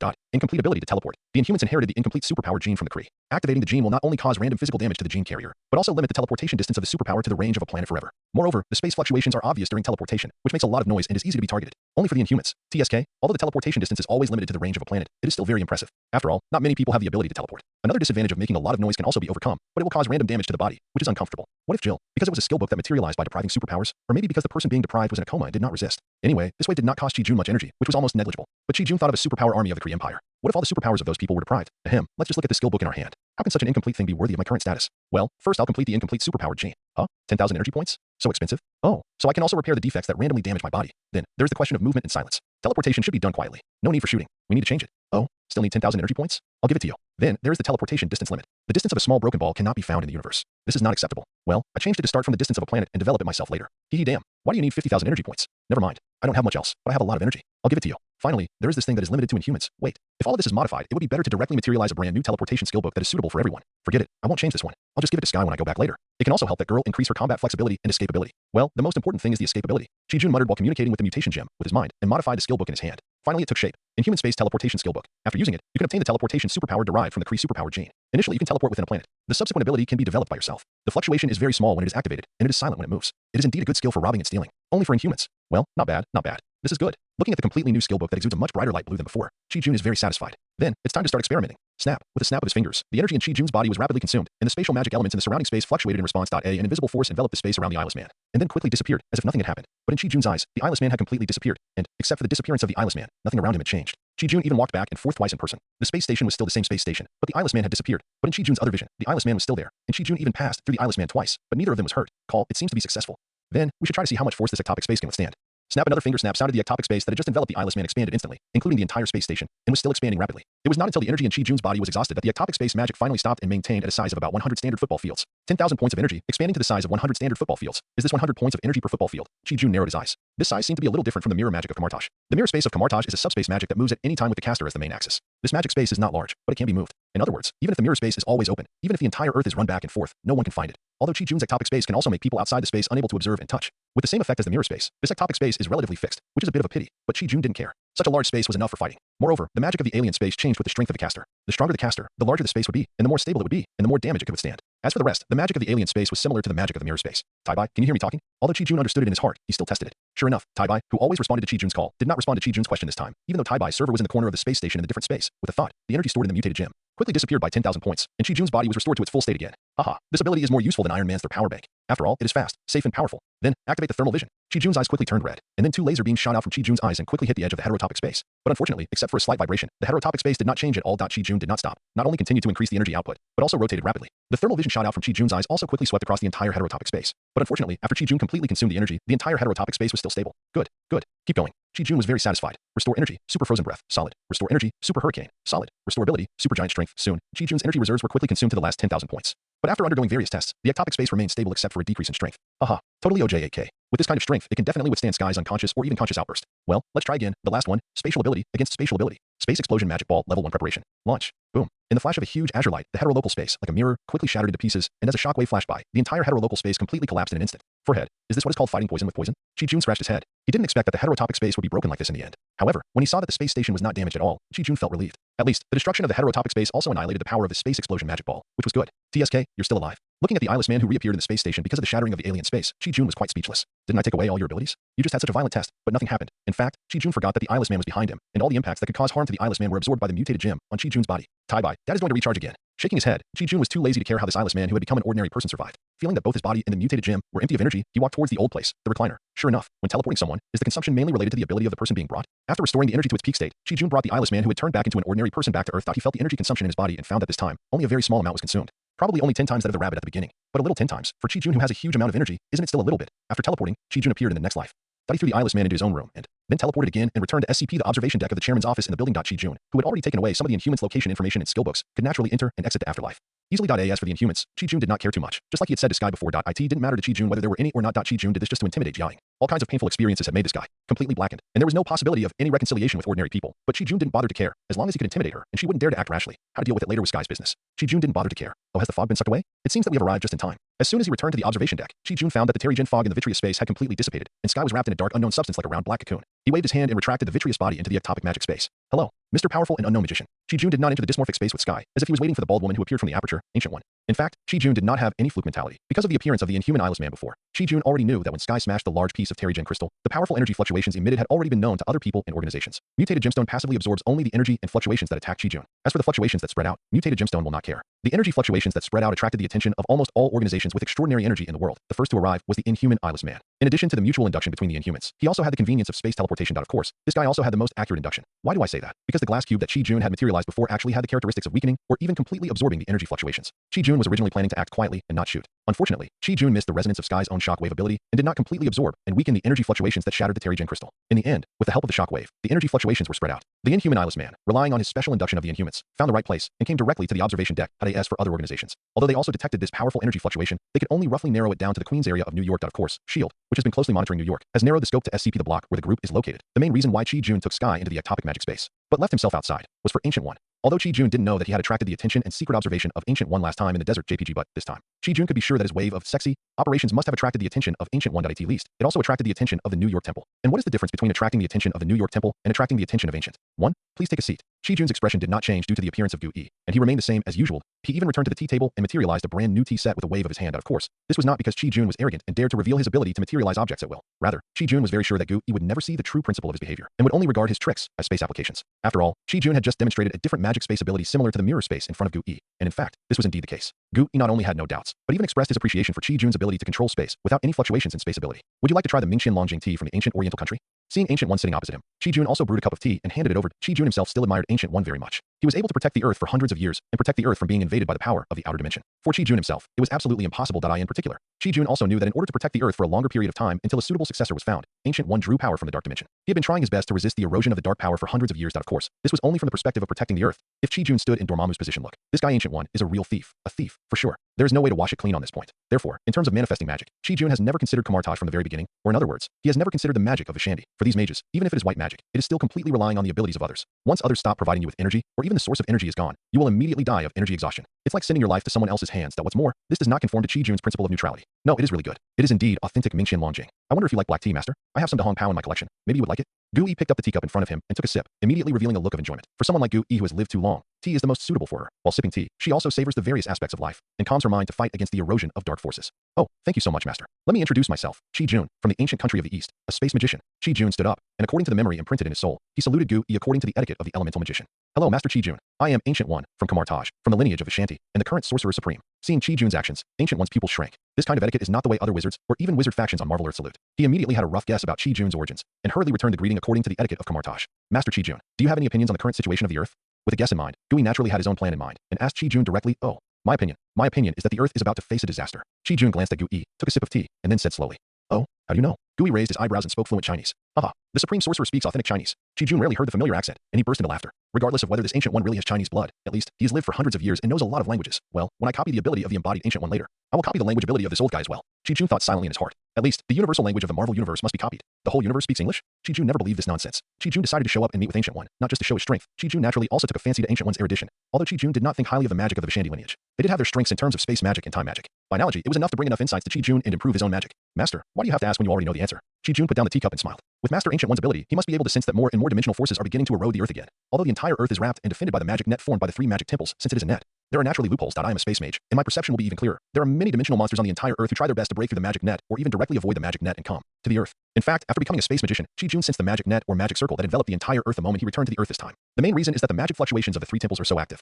Chi-Jun has every reason to believe that any mage can feel it, let alone a space magician like him. Of course, this is nothing to the mages of Kamartaj who have sufficient countermeasures, not to mention you, Master Ancient One. In fact, there are other mages and wizards who are also doing their best to kill the dimensional monsters. But this is only temporary, isn't it? With the ability to see into the future, you can't possibly not know what the Earth will face in the future. Chi-Jun pointed meaningfully at that magic weapon. Do you know what this is? Seeing the direction of Chi-Jun's finger, Gu-E, who had been calm from beginning to end, could not help but be cautious for a moment, and looked at Chi-Jun with curiosity. Gu-E had enough confidence that under the layers of magic restrictions, the time stone would not leak out even a trace of power for people to perceive. This was the confidence brought by the restrictions set by generations of supreme wizards. But without the blessing of the time stone, the Eye of Agamotto itself is actually just a very ordinary magic device. If it weren't for knowing what this thing is, other people would definitely ignore it because of its ordinary appearance. Of course, things that can be worn by the supreme wizard will attract enough attention from others, no matter how ordinary they are, because the last time in the desert, because there was no assistance from the Eye of Agamotto and suffered the backlash of time magic. Gu-E has been carrying the Eye of Agamotto with him these days in case of emergency. This is also one of the reasons why Gu-E dared to appear in front of Chi-Jun, a magician who can be seen at a glance that his spatial ability is very strong. Of course, the artifact of the Vishani lineage, the famous Eye of Agamotto, has the power to see through and even travel in the river of time. Chi-Jun did not deny that he knew this thing, and there was even a burning heat in Chi-Jun's eyes. Time gem. Who wouldn't be jealous if they knew what this thing was? Are you here for it? Gu-E's expression began to become serious, and he was ready to take action. His robes began to flutter. Gu-E did not deny Chi-Jun's words about the power of the Eye of Agamotto, but carefully re-examined Chi-Jun. The Eye of Agamotto is not just a sacred artifact of the Vishani lineage to Kamartaj and every Sorcerer Supreme. From the moment the 3 Vishani leaders obtained the Time Stone, the mission of Kamartaj was to protect the stone and prevent it from being taken away by outsiders. If Chi-Jun's goal is the Eye of Agamotto, then Chi-Jun is naturally the enemy of Kamartaj and the enemy of the Ancient One. Yes and no. Chi-Jun gave an ambiguous answer. Don't be nervous. Don't be nervous. Chi-Jun pressed down with both hands to calm Gu-E down. I do want what's in there, but I won't take it away from you by force. Please believe my promise as a wizard. I can guarantee as a wizard that I will never take that thing from you or even from the wizards of Kamartaj. Actually, to be honest, this thing on Earth is also one of the reasons why the Earth will be eroded by the power of many dimensions, isn't it? I believe that through that thing, you have a general observation of the future, and naturally you also know how much attention this thing will attract from outsiders. It's not that I look down on your descendants, but once you are gone, they won't be able to keep this treasure. How about we make a gentleman's agreement? One day in the future, if a powerful being comes to snatch that thing and they can't keep it, or one day a powerful enemy invades and Kamartaj is unable to resist, please ask me to help, and the fee will be exchanged for this thing. Of course, if you, or they don't want to, it doesn't matter. I can wait until the thing is taken away, and then go and grab it. Chi-Jun showed a big smile to Gui, and he almost had the words, "I am a good person," engraved on his face. I have used the Eye of Agamotto to observe you, Archmage Chi-Jun. Gui was not moved by the smile on Chi-Jun's face at all. But, apart from the fog, it is still fog. You know, by tracing back the long river of time, you can even see those ancient creatures and gods who once wreaked havoc in the universe. But I can't see your past, I can't see your future, and I can't even see your present. If you hadn't been standing in front of me, I wouldn't even dare to believe that there was something that the Eye of Agamotto couldn't observe.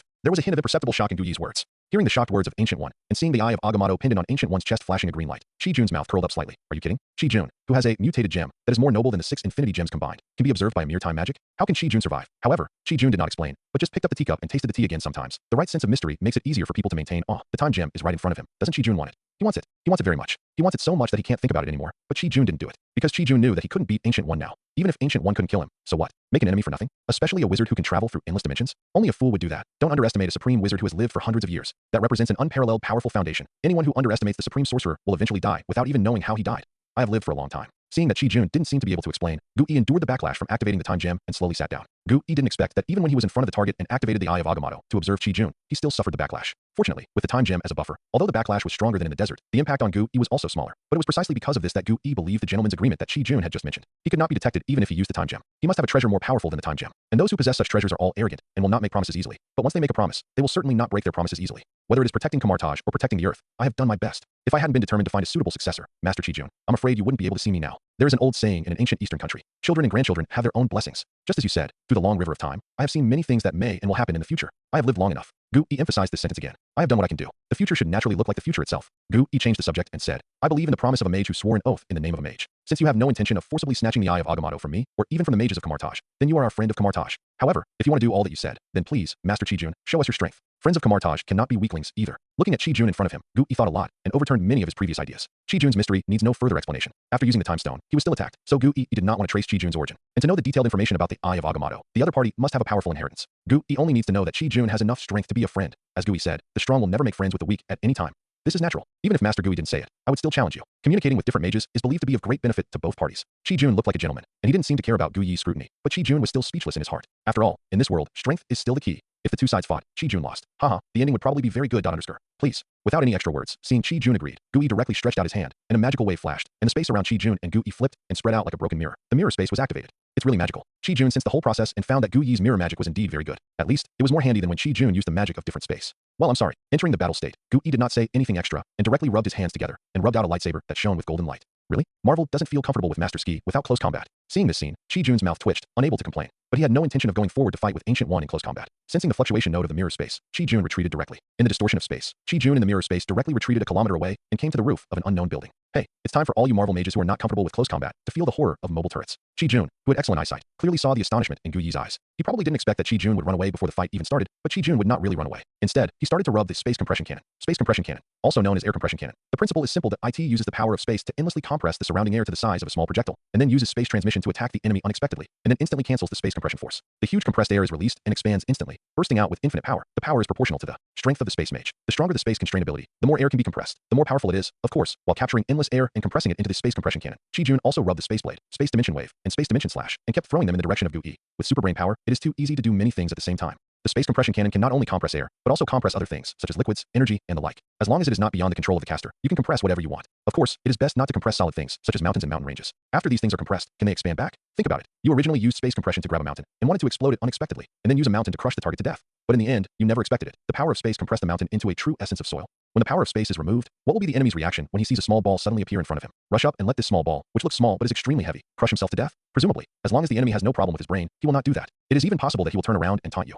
Chi-Jun did not expect that the space compression cannon could seriously injure Ancient One. First of all, the mirror space is Ancient One's home court. Chi-Jun kept grabbing the air and compressing it. Ancient One could not fail to sense it, and Ancient One would not let Chi-Jun compress it indefinitely. Secondly, as the Supreme Mage, Ancient One did not have many equipments, but they were absolutely top-notch. Although Chi-Jun only manifested and learned space magic, the imprinted memory naturally also included some basic knowledge of creating magic tools, with Chi-Jun's little knowledge. Although he could not tell what grade Ancient One's magic tools were, how could they be worn by the Supreme Mage? Be ordinary stuff. What's more, whether it was Ancient One's robes, belts, bracelets, or magic boots, they all exuded extremely powerful magic fluctuations. Space mages are the most difficult to deal with. With a frown, Gu-Yi condensed a light shield to block the space magic fired by Qi-Jun. While rushing towards Qi-Jun was not surprised at all that the light shield could block his space magic attack. After all, he was a supreme mage, and his space magic skills were unfathomable. On the surface, it looked like a light shield, but was it really a light shield? Or was it just a light shield? However, looking at Gu-Yi who was getting closer and closer to him, Qi-Jun did not immediately turn around to distance himself, but cast a magic that the space mage specialized in, a world away, like the space blade, space wave slash, and so on. These low-end space magics can be learned and performed by any mage who has a certain affinity with the power of space, but the space magic of a world away at a distance can only be cast by a space mage. It can even be said that only a space mage who specializes in space magic can cast it, because it reflects the space mage's strong understanding and control of space ability. A world away at a distance, as the name suggests, seems to be a very close distance, but in fact, you can never run to the front of the space mage even if you run to your death. And now, the space magic that Qi-Jun cast on Gu-Yi is naturally a world away at a distance. Seeing Gu-Yi running and running, but unable to get close to him, Qi-Jun almost couldn't hold back his laughter and almost dispersed the space compression cannon. Oh my god, it doesn't matter if it is dispersed, but it can't be dispersed around you. Otherwise it will not hurt the enemy, but hurt yourself first, which is very funny. Of course, Gu-Yi is also the mage who was proficient in space magic soon found the problem and even dispersed the lightsaber in his hand. A lightsaber that couldn't hit anyone was useless. Only a light shield was left to block the garbage space slashes that Qi-Jun continuously fired. Well, for Gu-Yi, while maintaining the light shield, Gu-Yi also had a solemn face. Gu-Yi also knew the space magic of a world away at a distance. He even knew the difficulty of mastering this space ability. Gu-Yi didn't know that Qi-Jun, a cheater, could learn such a difficult space ability just by reading a book. But Gu-Yi knew that it would be extremely difficult to crack the space magic of a space mage who was also proficient in this. Either find the space magic fluctuation node of a world away at a distance and destroy it. But obviously, for a world away at a distance that could stretch the distance at will, the idea of a world within a foot, this idea is extremely difficult, and it will greatly waste the magic power of the cracker, or directly destroy this space with absolute strength, and naturally break the world within a foot. But similarly, although the Ancient One is strong, he is not strong enough to crush a space mage who is also proficient in this way with absolute strength. So, the Ancient One decided to find another clever way, with one hand maintaining the light shield and the other hand pinching. Gestures. Soon, the eye of Agamotto on the Ancient One's chest flashed green light, and soon, the green power of time completely wrapped up the Ancient One. At this time, Qi-Jun naturally discovered that his world within a foot was completely ineffective against the green Ancient One. Looking at the Ancient One who was about to rush to his side, Qi-Jun was speechless, and at the same time, he also expressed that he had learned a lesson. Can the time gem be used like this? Directly maintain your own time at the time when you just entered the mirror space. Then naturally this extremely essential, a world within a foot, is useless. Not only is this so close, so far away, useless, but even other garbage space slashes are completely useless. Just look at those garbage space slashes that passed through the green Ancient One, but did not cause any damage. Qi-Jun was speechless about this. Isn't this just playing rogue, as expected of Dr. Strange teacher who also used the time stone to play rogue? Ancient One, you are really great. However, seeing that Ancient One was about to get close, Qi-Jun directly flashed through space and left the spot. By the way, he released the space compression cannon directly. Boom. With a loud rumbling sound. Even the entire mirror space was shaken. But Qi-Jun found out with a toothache that such a huge compressed air expansion and explosion did not even cause the green light on Ancient One to move for a moment. Hey, you forced me to do this. With a sigh, Qi-Jun immediately started to use the forbidden technique, space collapse. Since the power of the time stone was activated by Ancient One, it only acted on Ancient One himself, and the time was constant at the moment when he just entered the mirror space. So all of Qi-Jun's attacks were immune to Ancient One. But Qi-Jun was not unable to find a way to crack it. You don't directly use the power of the time stone on me, but I directly use the power of the mutation stone on you. This should be okay. Ancient One's move may be really unsolvable in the eyes of others, but for Qi-Jun, there is no absolute unsolvable. The reason why those garbage space slashes launched by Qi-Jun before were garbage was just because Qi-Jun used his own energy and did not carry the power of the mutation stone. Facing the power of the time stone, the effect was naturally not very good. But once the power of the mutation stone was added to the attack, everything would naturally be another situation. Originally, according to this, even if it was just a space blade, as long as it carried the power of the mutation stone, it could kill the green Ancient One, so that Ancient One could no longer play tricks. But it was precisely because of Ancient One's trickery that Qi-Jun got angry. Qi-Jun decided to teach Ancient One a very profound lesson. Directly activate the forbidden space technique, space collapse. Do it as soon as you think of it. Qi-Jun communicated with the mutated gem in his mind while teleporting, ready to play a big game. Qi-Jun was even too lazy to spend his energy and directly used the ability of mind teleportation to start teleporting irregularly in the mirror space, making Ancient One have no temper with Qi-Jun. After all, Qi-Jun's mind teleportation did not consume any energy, but Ancient One was always consuming it. Although the power of time has been maintaining Ancient One's state at the moment of entering the mirror space. After the power of time was activated, some of the energy of the time gem was used up by Ancient One. After a while, Qi-Jun, who had completed the communication, no longer ran away, turned around and faced Ancient One, whose face was getting greener and brighter. Qi-Jun wanted to say a few words, but when he saw the Ancient One who was greener than the Hulk, he couldn't speak. Damn, no matter how green the Hulk is, he is not bright. What does your glowing green mean? He gave the running Ancient One a meaningful look, stretched out his hand, a finger, and Qi-Jun pointed casually in front of him. As the energy in his body and the energy stored in the mutated gem in his mind were frantically extracted, a small black dot suddenly appeared at the point where Qi-Jun's finger pointed. Crack. It was like chewing iron beans, and it seemed like glass breaking, and the crisp sound went straight into Qi-Jun's ears. But Qi-Jun didn't have time to sigh. Qi-Jun, whose energy was almost drained in an instant, was extremely pale and seemed to be extremely weak. What's more, the burst of destructive breath coming from that black dot made Qi-Jun really terrified. Just a glance at Gu-Yi, whose face had changed greatly, Qi-Jun directly used teleportation to come to the recliner of the Venus space station. Feeling the terrifying suffocation from the black spot just now, Qi-Jun didn't even think about asking Tai-Bai to open the solar sails to charge. Of course, Tai-Bai, who always put Qi-Jun's interest first, saw that Qi-Jun was in a bad state and automatically opened the protective shell of the space station, moved the solar sails, and began to charge Qi-Jun on the other side in the mirror space. No. How is this possible? The next second after Qi-Jun left, countless black tentacles spread out from the black spot and began to stretch wildly around. Wherever those black threads passed, the space collapsed instantly. There were constant crackling sounds, and Gu-Yi saw this scene, which was very similar to the scene of a dimension shattering that she had seen when she was wandering in the dimensions of the heavens. Gu-Yi, who couldn't believe it for a moment, let out a desperate wail. And just when Gu-Yi had just finished shouting in grief, the black spot suddenly exploded, and in just a moment, it completely enveloped the entire mirror space. Boom. The entire mirror space was completely shattered. The extremely powerful energy fluctuation spread instantly. In an instant, Qi-Jun's chairman's office instantly became shattered, and even the entire floor disappeared instantly. Fortunately, Qi-Jun's chairman's office was originally an SCP. The top floor of the group building did not cause any additional casualties. But what is strange is that this spreading energy fluctuation is only spreading horizontally and even turning and spreading towards the sky instead of spreading 360 degrees without dead ends. It is as if it is restricted by an invisible force and only spreads in a fixed direction. Yes, this is the result of Qi-Jun's communication with the mutated gem. Qi-Jun had already understood the ability of space collapse clearly when he watched it from a third-party perspective at the beginning of the imprint. The space collapse that can blow up the mirror space of Gu-Yi, even if it is just the aftermath, can flatten the entire New York. Chi-Jun doesn't want to see only a ruined New York after he returns from Venus. However, such a powerful energy fluctuation spread out, and the surrounding area was still severely damaged. Even when it finally spread out of the Earth, it also destroyed hundreds of satellites, whether they were in use or abandoned. And just when Gui was seriously injured and his magic weapon was full of cracks, he appeared on the viewing platform that had become a ruin. All superpowerful organizations and forces around the world were shocked. SHIELD, Triskelion headquarters. Operations Command Hall Woo with a sharp and piercing alarm irritated everyone's eardrums. How is this possible? Looking at the super red warning level on the projection screen, Nick Fury completely lost his usual calmness and composure. His face was full of shock, and he shouted, "Impossible." It was because the projected picture showed that an energy wave that reached the upper limit of SHIELD's monitoring level spread out from New York, destroying everything along the way. Birds, clouds, satellites, even a space carrier that had just been produced and was being tested in the sky was included. Chi-Jun had no idea that he would accidentally annihilate the first aerospace carrier that SHIELD had just built and was being tested at high altitude. Of course, even if he knew, Chi-Jun would not take the blame. Damn. I've already spent more energy to twist the energy of space collapse that could have destroyed the entire New York and launched it into the sky. Who told you not to test it earlier or later? Why test it at this time? I won't take the blame. Go find Ancient One. If she hadn't been playing tricks, how could I have used this scary forbidden technique? That's right. Chi-Jun himself is still scared. Chi-Jun, who used the mutated gem to point out the source of the space collapse, felt the most profoundly about this forbidden technique of space collapse. As the man closest to the power to destroy the world, Chi-Jun fully felt the destructive aura emanating from a wave of collapsing black spots. It can even be said that if he had not been mentally prepared, Chi-Jun would not even have time to teleport away and would have been directly destroyed into slag by the power of space collapse. No, there would not even be slag left. If that were the case, I'm afraid even Hawaii would laugh at Chi-Jun. Hawaii. Back then, I was almost destroyed by the black hole I created, MMP. But I ran away. You didn't run away? Shaking his head, he threw away the messy thoughts from his mind and felt that his body had recovered to its full state and had instinctively absorbed full energy. Chi-Jun quickly turned on the mutated gem, active energy absorption mode. After a battle with Ancient One, Chi-Jun's energy was consumed to the last drop. If it weren't for the fact that teleportation didn't consume any energy, Chi-Jun would have become the first time traveler to kill himself. However, in this battle, Chi-Jun still had a lot of insights, especially after he pointed out the collapsed black spot with one finger. He felt the terrifying breath of destruction at the closest distance. Although he was scared, Chi-Jun also felt it happened that Sky needed a long time to get out of the black cocoon, and he also needed to get familiar with the activation ability, which also took a long time. Chi-Jun felt at ease to practice in seclusion in the Venus space station. Huh? Ancient One? Chi-Jun was not worried at all. That guy had a lot of good things, not to mention that he had the time gem to protect him. A circle of light appeared in the ruins of SCP on the observation deck at the top of the building. The Supreme Sorcerer? What's wrong with you? I came here immediately after receiving your message. How did you get hurt? Where's the enemy? A fat man walked out of the light circle. A Chinese fat man dressed as a wizard, and he immediately condensed two golden light shields on his hands. But after looking around, he didn't find the so-called enemy, so he quickly dispersed the magic and helped Gui up. Hearing the call in his ear and feeling himself being helped up, Gui weakly opened his eyes and glanced at the person who came. King, help me go back. Okay, Supreme Mage, what happened here? I felt a huge energy explosion here. Do you need me to call Mage Mordo and Mage Casillas over? The king asked. No, don't call them. Also, don't reveal what happened here. Just help me get back. After feeling that all the magic weapons on his body had almost become useless, a trace of fear flashed in his eyes, as well as a trace of obscure fluctuations. Gui said with difficulty, all right.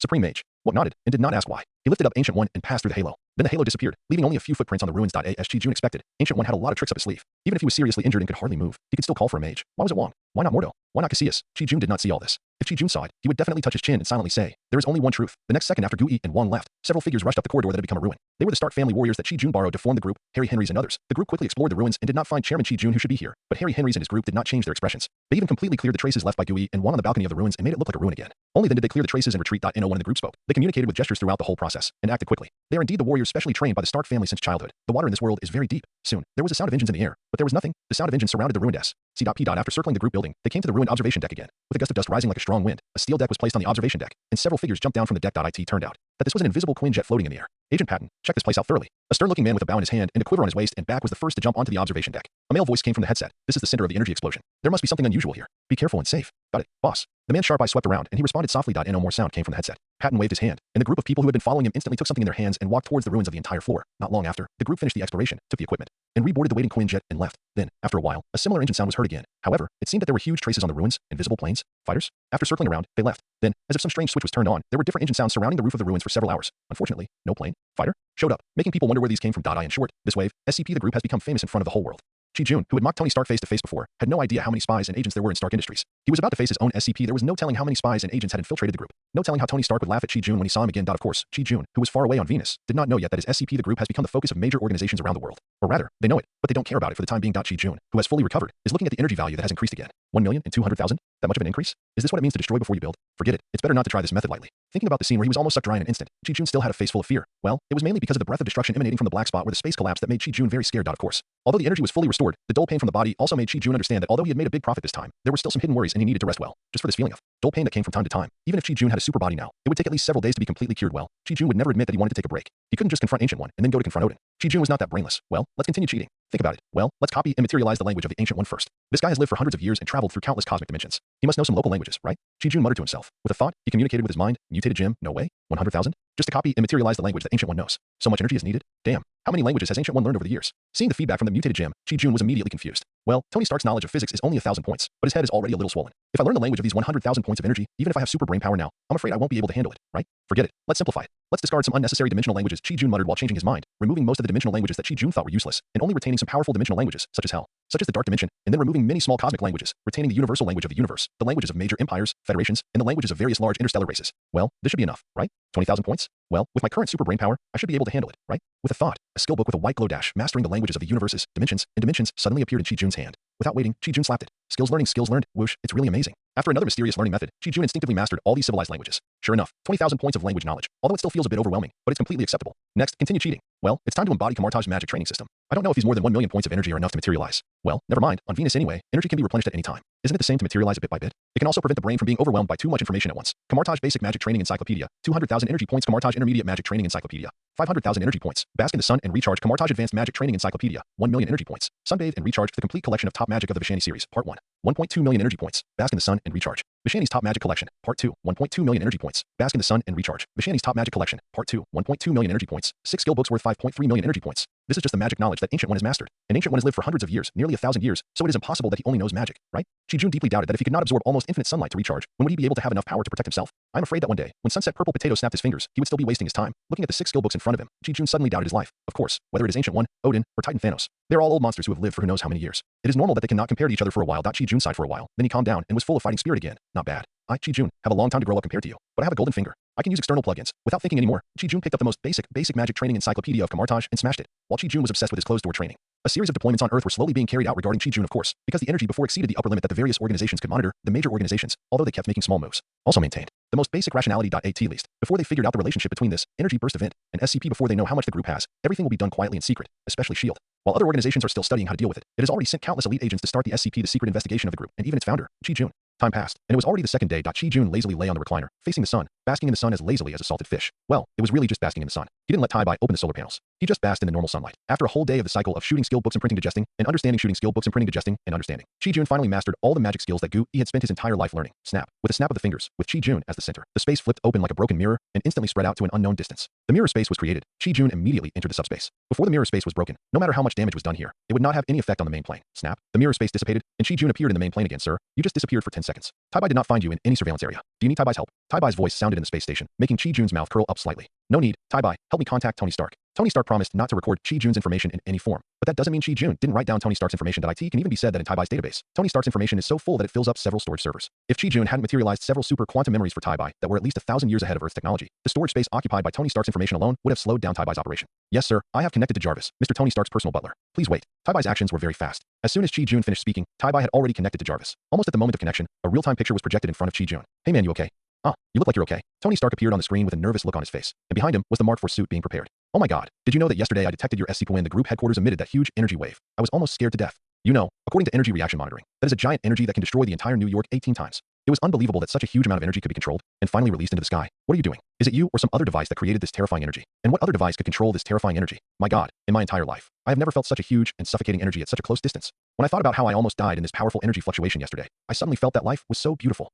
Last night, I actually had a nightmare. You actually made me, Tang Iron Man, have a nightmare. Man, after the energy burst, I was already wearing my Mark suit, but Harry Henry's and his team sent me a message saying that you were not there, so I didn't go to look for you. I knew that the intelligence organizations would definitely look for you. Harry Henry's and his team immediately checked and said that they found 2 footprints in the ruins. Is that you? Who is the other one? But don't worry, they have cleared the traces, no one will know. Oh, it doesn't matter whether you tell me or not. I don't really want to know. By the way, you won't care about the message Harry Henry sent me, right? After all, I just lent them to you to form a group, not as a gift to you, right? Let's not talk about that. Where are you now? Are you in the manor? Oh my god, how can your Tai-Bai be so strong? My Jarvis can't hack in. By the way, you fucking laughed at me for saying that my Stark Industries was full of agents and spies. Have you ever thought about this situation? I guess your SCP, the group, must be full of agents and spies. Oh, what is the saying in the ancient Eastern countries? If you say a hero, the hero will come? Harry Henry just sent me a message. Haha, your SCP group, except for Harry Henry's and the people I lent you. All the employees have submitted their resignation letters. Wow, let me see. After these employees submitted their resignation letters, a large number of social elites gave your SCP, the group, submitted a job application. Haha, let me check it out, Jarvis. Get to work. Oh, I found it. This one is from SHIELD. This one is from the FBI. This one is from the CIA. And this one is from the KGB. Huh, the KGB dares to come here? And this one is from the Eastern Ancient Foreign Affairs Administration. Hey man, you said that most of my Stark Industries are spies. But look, your SCP group, except for the people I lent you, they are all spies. Ha ha ha. Looking at the chatterbox Stark in the projection, spewing out a long string of words at a crazy speed, Chi-Jun's smiling face, which was originally somewhat happy because of Tony Stark's concern, quickly turned black. Chi-Jun was even speechless. Why did he copy the skill of embodying English proficiency from an old man? Now he couldn't even understand Tony Stark's ridicule. Do you still want me to take action? Seeing that Tony Stark was still laughing for another hour, Chi-Jun frowned and simply used his trump card. Well, cough cough cough. Tony Stark was shocked when he heard Chi-Jun's words. He quickly stopped his suicidal laughter, but he almost choked himself because of the sudden stop. Damn, this is a ruthless person who can create a huge energy that can destroy New York 18 times. It's just a small joke. If he continues to suicidal, he will be in trouble. Tony Stark doesn't believe that what happened in SCP, this incident on the group building, has nothing to do with Chi-Jun compared to the destruction of New York. It is not too late to laugh at Chi-Jun until Chi-Jun solves the Hulk. Tony Stark has his own little plan in mind. Chi-Jun didn't know what Tony Stark was thinking, but he also knew that it was impossible to make Tony Stark forget about his black spot. But Chi-Jun didn't care. You can laugh if you want to. Do you think you can make me lose some meat? At least, seeing that Tony Stark had expressed concern for his safety before, Chi-Jun said that he would let it go. However, what Tony just said still made Chi-Jun think deeply. With the attention of major intelligence organizations around the world, Chi-Jun will naturally not be as secretive as before with his current strength. No matter what, it's nothing that can be killed with a slap in the face. These intelligence organizations will surround you like hyenas and annoy you. Moreover, the power of these intelligence organizations is not ordinary. SCP, the group's ordinary employees, and even the middle and senior management, all resigned under their influence, which made Chi-Jun very unhappy. But no matter how unhappy you are, you can't kill all the intelligence organizations, right? In that case, it would be no different from going against the whole world. This is inconsistent with the neutrality principle established by Chi-Jun. Chi-Jun thought about it and decided to materialize some cyborgs. The cyborgs materialized by his own will are obedient and absolutely loyal. I want to see how the Iron Bear-like as composed of cyborgs can be used. C.P. Group. You hyena-like intelligence organizations. Are you still going to take action? In fact, Chi-Jun had thought about materializing some biochemical people before, or even materializing a building, or even a group of buildings similar to the Red Alert barracks, so that he could produce unlimited troops. However, after thinking about it carefully, Chi-Jun rejected this idea. Firstly, he did not have enough energy at that time, and his own strength was not strong enough. He might be killed at any time. Building a force was not Chi-Jun's first priority, even if SCP Chi-Jun also asked Tony Stark to help with the formation of the group. Secondly, Chi-Jun always felt a sense of disobedience with cyborgs and had always resisted materializing them. But now, after going through a lot of things, especially the battle with Ancient One,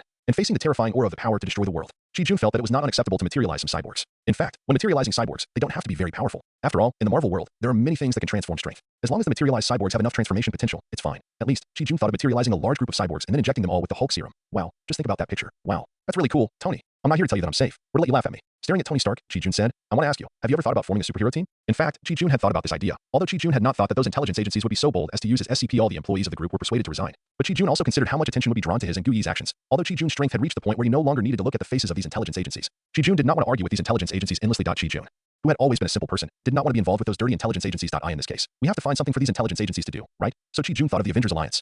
That originally belonged to SHIELD, of course. Chi-Jun would not form any Avengers. This name sounded so unlucky. Revenge? What revenge? Why revenge? Isn't it okay to protect? Isn't it okay to defend? Isn't it okay to be the spear of God? Isn't it okay to be the sword of heaven? Ahem. The most important thing is not the name, but to form an organization composed of all superpowers to argue with those intelligence agencies. Push this superpower organization to the forefront and attract the attention of all organizations around the world. Chi-Jun himself was quietly hacking and gaining experience, quietly growing up. This was Chi-Jun's truest thought. As for S.H.I.E.L.D. What the hell is that? Go to hell. Superhero team? Tony Stark was stunned when he heard Chi-Jun's words. Nick Fury had never appeared in front of Tony Stark at this time, and Tony Stark didn't know about the Superboy group project at all. Moreover, Tony Stark himself believed that he alone was enough to protect the world. Of course, this was his idea before he met Chi-Jun. But even after meeting Chi-Jun, and even after knowing a lot of secret information, Tony Stark never had the idea of forming a team. How could the superhero Iron Man, Tony Stark, fall to such a shameful thing as teaming up with others? However, why did Tony Stark suddenly feel after hearing Chi-Jun's words? Is this a good suggestion? The green monster in the military, Chi-Jun in the video, and the Hydra that has infiltrated the world. Aren't these all things that he can't solve? Seeing Tony Stark thoughtful, Chi-Jun secretly smiled smugly, but he didn't know that Tang Iron Man Tony Stark had already put Chi-Jun himself in the range of needing to be guarded against. Of course, Chi-Jun, a famous Marvel physicist who knows Tang Iron Man Tony Stark and various XXX armors, would not be surprised that Tony Stark would include himself in the sequence. In Chi-Jun's opinion, I'm afraid that the anti-Chi-Jun Mark armor has been in preparation since the first meeting with Tony Stark, right? Will you join the superhero group? Tony Stark asked with an expectant look. Even though Chi-Jun was against them, if he could be a teammate, he would still be able to give Tony Stark a lot of confidence. Think about the Hulk. Think about Bruce Banner. In the original plot, even if Tony Stark and Bruce Banner got along very well, didn't they still come up with an anti-Hulk armor? Although Bruce Banner himself contributed to this. But now, Chi-Jun is obviously not stupid enough to participate in Tony Stark's work on his anti-Chi-Jun armor. Of course, Chi-Jun will not participate in Tony Stark's superhero group. For Chi-Jun, although he is not a salted fish, it is not Chi-Jun's style to stand in front of everyone in the world like a fool. Quiet development is in line with Chi-Jun's philosophy. No way. Chi-Jun rejected Tony Stark's delusion categorically. However, Chi-Jun stopped Tony Stark from thinking about it and gave him a piece of candy. Of course, after you form this team, you can come to me to buy anything you need. I'll give you a discount. In order to promote this team and attract the attention of the world as much as possible, Chi-Jun decided to give Tony Stark and his team a discount. Is it better to give a 9.5% discount or a 10% discount? It's really confusing. Ahem. Of course, just kidding. To be fair, with Chi-Jun's current strength, there is almost nothing on the earth that Chi-Jun can take a fancy to, especially after Chi-Jun slapped away several skill books copied from the Ancient One. Although these skill books are all imprinted with magic knowledge and skills, there is no lack of the Ancient One's experience in using magic in the past hundreds of years. By the way, Chi-Jun's vision has been cultivated by watching these experiences. It can be said that except for the time stone, the cosmic cube, vibranium, and some magic treasures on the earth, there is nothing on the earth that can make Chi-Jun think about it. Chi-Jun's eyes have been set on the endless dimension and the entire universe. If you don't participate, what's the point? Is there anyone who can be more powerful than me? Tang Iron Man, the famous super genius scientist, Tony Stark. Who else can provide me with the help I need? It would be a blessing if you don't hold me back. Hearing Chi-Jun's temptation, Tony Stark refused without hesitation. An arrogant and conceited Tony Stark. Although there is the brilliance of humanity deep in his heart, it is obvious that at this time, Tony Stark looked down on anyone, except Chi-Jun. Chi-Jun was not surprised by Tony Stark's reaction. Do you think the Earth is safe in this universe? I gave you a brief mention last time. So this time, since you're planning to form a superhero team, I'll give you some information for free. Chi-Jun grinned, as if he had already determined that Tony Stark would form this team. In fact, this was indeed the case. After listening to Chi-Jun's description of the 9 realms, the 3 super empires in the universe, some interstellar pirates who were eyeing the Earth, and even a cosmic overlord, Tony Stark was so shocked that he couldn't speak. He really made up his mind to form a superhero group. Of course, the information Chi-Jun said was just some general information. Want Chi-Jun to tell you in detail? Bring something in exchange. It doesn't need to be much, just a cosmic cube, and I will tell you about the situation of all the cosmic forces. Tony Stark didn't know that under Chi-Jun's hearty smile, there was a devilish smile. This time, Tony Stark was completely stunned. What the hell? The bedtime stories when I was a child, are they all true? The Earth is the 9 realms courtyard. The Earth has always been protected by others, and outside of the protection, there are countless jackals eyeing the Earth. I'll think about it. Tony Stark said that the amount of information was too much and he needed to take a good rest. Tony, here are some names you can add to your superhero group. In the early stage, I can provide you with some extra help. Of course, it's free, as I am also a person on Earth. Financial support. Yes, financial support. However, there is only this one chance. If you want more financial support in the future, then bring something in exchange. Seeing Tony Stark's expression, Chi-Jun already understood that this guy, although he didn't agree, actually had the intention in his heart. So he immediately increased the stakes, prompting Tony Stark to make up his mind. Tai-Bai, send this list to Tony Stark. Chi-Jun materialized a USB drive and plugged it into Tai-Bai's host. Yes, sir. A set of data flashed by quickly passed through the quantum communication device and was transmitted back to Earth, transmitted to Jarvis, and displayed in front of Tony Stark, Daredevil, Big Daddy, Hit Girl, Punisher. Wait, in fact, Chi-Jun wanted to improve their strength by letting Tony Stark form a superhero team and adding Big Daddy and Hit Girl. After all, these two guys helped Chi-Jun a lot in the early days of his crossing into the Marvel world. Although these guys are just a group of street heroes who are not very strong, I believe that their beliefs will make Tony Stark take a closer look. Since he can be a street hero who maintains the stability of the streets, then why not be bolder and maintain world peace? Okay, Tony, that's it for now. When you've selected your team members, you can ask me for this batch of free funding. Oh, by the way, since I'm now exposed to these intelligence organizations, you can also save my contact number. Remember, it can only be a contact number. Also, you can't expose my manner. After saying that, Chi-Jun asked Tai-Bai to cut off the communication. After hanging up the call, Chi-Jun went back to Earth. Looking at the ruined rooftop that had been tidied up, Chi-Jun teleported directly into the ectopic magic space where the black cocoon Sky was hiding. Looking at the black cocoon that was about to break out of the cocoon, Chi-Jun thought about it and decided to take Sky away. Although Chi-Jun was sure that Sky, who had just activated his superpowers, was not yet able to shatter this ectopic magic space. But nothing is absolute.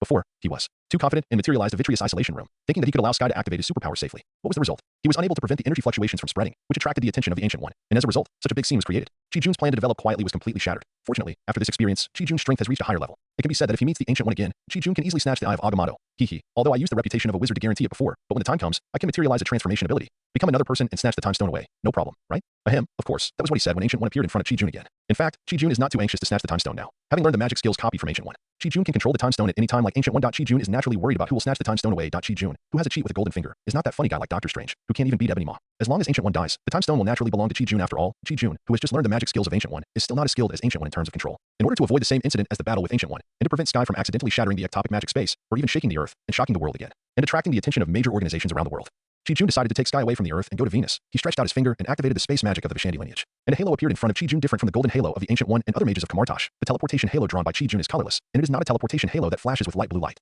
This is because, although Chi-Jun used the teleportation magic learned from Ancient One and inherited from the Vishandi lineage, Chi-Jun used his own power, instead of borrowing the power of the three big guys of Vishandi. Naturally, the so-called Shen Ring is even less needed. Branded with the magic skills of Ancient One, Chi-Jun learned it instantly, and at the same time, he also had his own understanding. So he could naturally use his own power to use the magic inherited from the Vishandi lineage. What's more, this teleportation aperture magic complements the space teleportation and the space element magic that Chi-Jun himself materialized, and has been upgraded to a more powerful teleportation channel. After Chi-Jun opened it, it no longer needs to be deliberately maintained, and it will always exist. It can be said that if Chi-Jun does not close this teleportation aperture, this thing can be maintained until the energy is exhausted, and then it will dissipate. And this existence time is entirely determined by how much Chi-Jun inputs when opening this teleportation aperture. If he wants, Chi-Jun can keep this teleportation aperture channel for a year or even longer, of course, depending on the length of the distance. The energy consumption will also change accordingly, which is another matter. He gently lifted the black cocoon, and with a thought, the transmission aperture expanded rapidly and even moved forward automatically, completely enveloping Chi-Jun in the black cocoon. Chi-Jun didn't even move a step, but as the transmission aperture moved by itself, Chi-Jun appeared on a mountain range in Venus. The huge high temperature instantly made the black cocoon tremble slightly. Don't worry, it's okay. Gently soothing the black cocoon, Chi-Jun gently snapped his fingers. Snap, prisms flew, and the composite version of the ectopic mirror space magic was activated. The temperature instantly returned to normal, and as if it felt the difference in the space, the trembling black cocoon calmed down again. After thinking for a while, he spent some energy to fill this composite version of the ectopic mirror space with oxygen,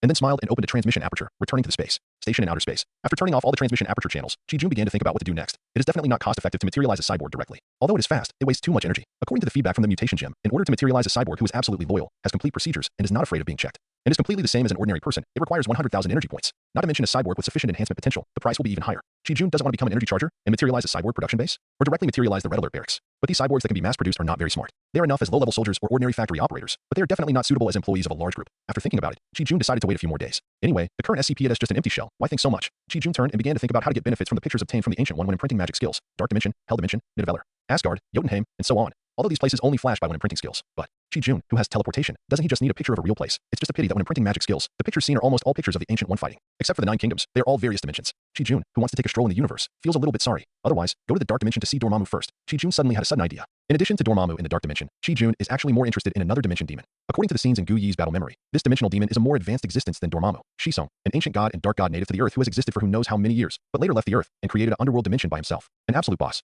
From Gu Yi's sporadic memories, Chi-Jun learned that this guy has the ability to tie with the 3 giants of Vishandi. It seems that he is the god of black magic, which happens to be opposed to the white magic of Vishandi. Such a powerful ancient god is naturally not something Chi-Jun dares to provoke now. But, from the memory of Gu Yi that Chi-Jun happened to know, Chi-Jun discovered that Kamartaj originally had a notebook before Sithin left, which recorded most of Sithin's magic and some miscellaneous knowledge. For example, building a virtual dimensional world with a simple binary computer, manual funny, and later in a turmoil, Kamartaj lost this Sithin's notes. Though what's more coincidental is that because of the shielding aura that comes with this notebook, Gu Yi can't find it at all. but Chi-Jun clearly knows where this book is. But Chi-Jun has seen the plot in the Marvel derivative TV series, Sithin's Notes, which is called Dark God Book by the Earthlings. Although Chi-Jun doesn't know the detailed address where the Dark God Book is buried, Chi-Jun knows who to find to get the book. The Power Energy Laboratory, a laboratory that the guys who obtained the Dark God Book wanted to create out of thin air, has been abandoned for a long time, but for Tai-Bai, it is easy to find. Call. Is this the Power Energy Laboratory? It has really been abandoned for a long time. According to the picture displayed by Tai-Bai, Chi-Jun directly used mind teleport to come here. Looking at this so-called laboratory covered with dust everywhere, it was really abandoned for a long time. However, Chi-Jun didn't care about these at all. After a few flashes, he came to the core room inside the Power Energy Laboratory. Here, there are several special boxes that are strangely connected to electricity. This is Chi-Jun's goal. With a wave of his hand, several boxes were all opened. With a puff of mist, several ghosts with looming figures floated out of the boxes. Chi-Jun knew that this was an experimenter obsessed with the Dark God Book, who turned these people into this, a ghost state between soul and entity, branded with all the magic of Ancient One.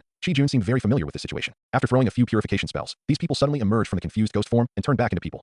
Who are you? After being locked in a box for more than 10 years and just being released, these guys haven't regained their minds yet. They are actually on guard against Chi-Jun, their savior. However, Chi-Jun didn't care. Saving them was just a side job, or in other words, it was a reward for getting the location information of the Book of the Dark God. Looking at the only lady among the few people, Chi-Jun communicated with the mutated gem to copy and materialize the location in her mind where the Book of the Dark God was found. Yes, after the Great Change, the Book of the Dark God that was dug out was buried back to the place where it was dug out. Looking at the small skill book in his hand that was materialized by only a little energy, Chi-Jun's mouth twitched, and he didn't care about the confused expressions of these people. He slapped the small skill book, teleported directly, and left. Although this Book of Dark Gods may also involve a ghost rider from the Hell Dimension, Chi-Jun has no interest in that guy for the time being. He teleported to the destination, dug out Scython's notes, and then teleported directly back to the Venus space station. Holding Scython's notes, Chi-Jun came to the floor-to-ceiling window on the other side of the space station, which was made of transparent material. He sat on a rocking chair and opened Scython's notes while basking in the sun. There is no doubt that as the notes of an ancient god and a god of darkness, when Chi-Jun was reading it, it was actually reading Chi-Jun.so. After Chi-Jun opened it, all he saw were neat and square Chinese characters, but at the same time, Chi-Jun also felt a strong spiritual force emanating from Scython's notes and eroding towards him. Is he really worthy of being the god of black magic? It's just a notebook, but it's so weird. With Chi-Jun's instinct of being branded with Ancient One's magic skills, he naturally sensed this mysterious spiritual power and corrosive power, but Chi-Jun didn't care and continued to flip through this Scython's notes, because these seemingly powerful, evil, and mysterious corrosive forces and spiritual forces were instantly swallowed up by the mutated gem, before they even touched Chi-Jun's soul. Are you kidding? Knowing that Zithorn is an extremely powerful ancient god and dark god, Chi-Jun still dared to flip through this Scython's notes, so he naturally had a strong confidence, and this confidence, naturally, is brought by the mutated gem. At any time, Chi-Jun can be guaranteed to be immune to all attacks from the mind, spirit, and soul levels, not to mention a mere notebook. Even if he is standing in front of the ancient god Shisong, Chi-Jun is not afraid of his mental, and soul attacks. There is no way. Mutated gem is so awesome. Of course, it is immune to aspects that are harmful to Chi-Jun. Chi-Jun found that he did not need to turn pages or anything. He just needed to think about what he wanted to see, and this Shisong's notes would automatically display the content he wanted to view. The premise is that this notebook does record this aspect.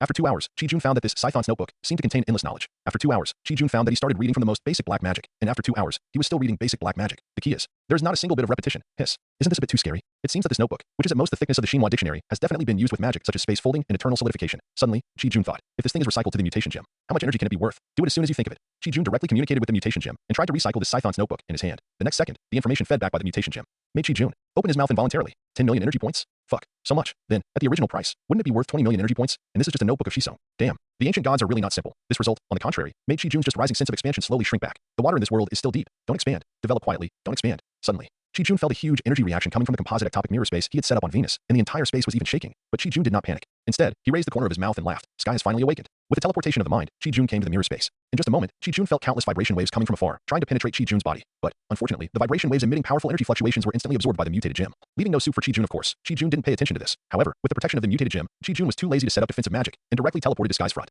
Sky's face was full of panic at this moment. Thought he wanted to control his awakened power, but was completely at a loss. Chi-Jun felt that Sky was really pitiful. Sky had just awakened, but because he couldn't control his suddenly surging power, he was almost an infinite resonance source. He was emitting shockwaves of different frequencies all the time. Under these almost infinitely powerful shockwaves, Venus and the entire mirror space was shaken to the ground. The surface, which was already full of magma, was flying all over the sky. Under the endless vibration, a large amount of smoke and dust began to fill the atmosphere. I don't know how it became like this. Really. I can't control the power in my body. Woo, this wasn't me. Wow, it's not me. If Sky was alone before, she could still pretend to be strong. But now seeing this man who suddenly appeared in front of her and broke all her psychological defenses, Sky collapsed and burst into tears. Okay. I don't blame you. This is not your fault, and no one blames you. With a smile, Chi-Jun walked forward, hugged Sky in his arms, gently patted Sky's shoulders and back, and comforted her softly. Looking at Sky's appearance, I'm afraid she hasn't reacted yet, that she is no longer on Earth thinking of this. Chi-Jun shook his head and sneered. Wow. It would have been fine if Chi-Jun hadn't said anything. After he said that, Sky cried even more sadly. As an orphan. At least Sky is still an orphan at the moment. Chi-Jun completely understands Sky's current mood. Chi-Jun had captured her before and forced her to understand her temporary short life. She knew that she became an orphan because she was set up, and that she was to be trained to be a super fighter by a super large dark force. She also learned about her parents' situation, and even her clan members. Sky was very strong for not breaking down at that time. What's wrong with crying now? It's better to vent. The more sad Sky cried, the more the ground and mountains around her shook. Chi-Jun's mouth twitched. Is it true that the greater the emotional fluctuations, the greater the power of superpowers?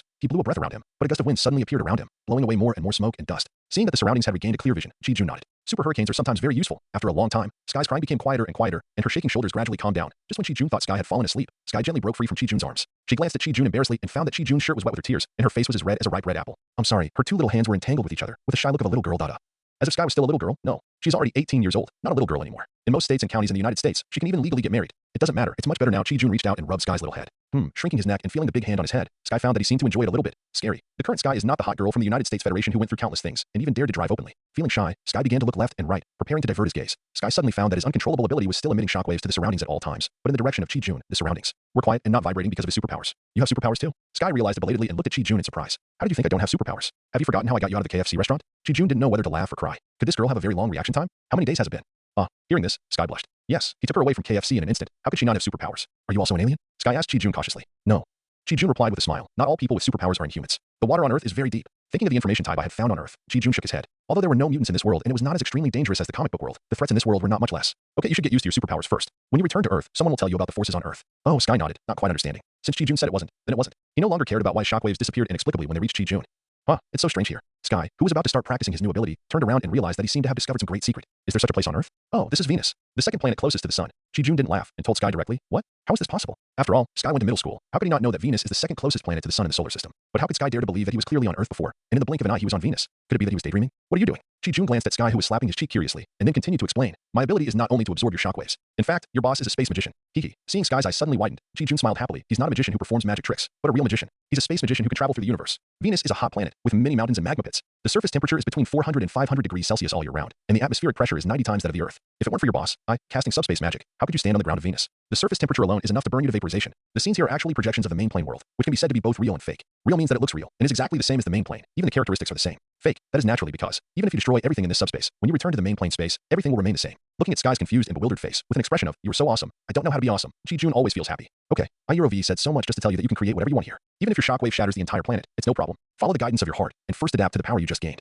I will go and prepare something for you, Chi-Jun said, and without paying attention to Sky, who looked confused and didn't know how to train, he just waved his hand, and a teleportation aperture channel appeared, and then he immediately walked in. Remember, you cannot leave through this channel before you have mastered this strength. Chi-Jun did not erase the transmission aperture channel, but kept it. Unlike the Black Cocoon state, Sky, who has awakened, can't help but feel scared when facing this desolate land. So Chi-Jun left this transmission aperture channel so that Sky would not worry and have wild thoughts. I will do my best. Seeing that Chi-Jun was on the other side of the aperture and did not disappear, Sky was suddenly full of confidence in controlling his own awakened power, even though Sky had no clue at all. He was so confident. Chi-Jun did not lie. After coming from the aperture, he immediately materialized 2 body strengthening potions worth 500 energy points and 5,000 energy points respectively. Sky's shockwave ability is very strong. If it can be developed continuously, it will be no problem to shatter the entire universe, and even shatter time and space. But there is a prerequisite, that is, her body can withstand the recoil force of the shockwave that can shatter the target. And the 2 body strengthening potions materialized by Chi-Jun, combined with Sky's awakened ability, if fully controlled, are enough for Sky to run rampant on the Earth. After all, Chi-Jun used such a large piece of Terrigen crystal for Sky's awakening before. Even if it wasted a lot of energy, it was enough to improve Sky's starting point much higher than in the original plot. The Sky in the original play later shattered the Earth, not to mention the more powerful Sky now. Of course. The ability of shockwaves alone is enough to run rampant on Earth, but it is not omnipotent in the universe. Therefore, in addition to the space teleportation that he had taken from the eyeless man, Chi-Jun also planned to teach Sky space teleportation and mirror space magic. With these 3 abilities, combined with the shockwave ability,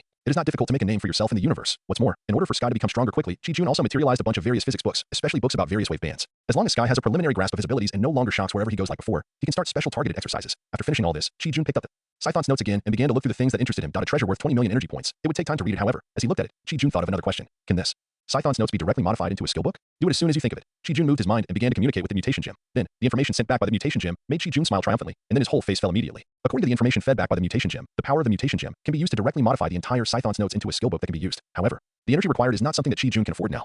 A full 10 million energy points. The recycling value of Scython's notes is a full 10 million energy points. If you want to modify it directly into a skill book, you need up to 10 million energy points. However, you have a plan, but I have a ladder. Chi-Jun can just nibble away at it bit by bit, just like copying the magic skills of the materialized ancient one. What's more, the Scython's notes worth a full 10 million energy recycling price is definitely a huge reserve of knowledge. Even if it is really materialized into a skill book, Chi-Jun doesn't dare to rub it now. Chi-Jun can even imagine that with his current super brain power, if he rubs off a skill book worth 10 million energy, I'm afraid his head will be blown up in an instant, right? I'm terrible. Let's follow the previous method and do it step by step. Tie-by. Open the solar panels. Dad is going to charge. Sithorn's Dark Magic Elementary Edition, 300,000 energy points. The intermediate level of Shisong's Dark Magic, 800,000 energy points. Bask in the sun and recharge your energy. Shisong's Dark Magic Advanced Edition, Part 1. 1 million energy points. Bask in the sun and recharge your energy. Shisong's Dark Magic Advanced Edition, Part 2. 1 million energy points. Bask in the sun and recharge your energy. Shisong's Dark Magic Top Edition, Part 1. 1 million energy points. Bask in the sun and recharge your energy. Shisong's Dark Magic Top Edition, Part 1. 1 million energy points. Bask in the sun and recharge your energy. No more. Shisong's notes, which can record so many magics, have already exceeded Chi-Jun's imagination. Before this, Chi-Jun even thought that there would only be 3 levels of dark magic: elementary, intermediate, and advanced. Moreover, the energy span between the different levels is much greater than that of the Vishandi lineage. He is indeed an existence that can tie with the 3 big guys of the Vishandi lineage alone. Just from elementary basics to Shisong's Dark Magic Top Chapter 1, it took a full 5.1 million energy points. According to this rule, top,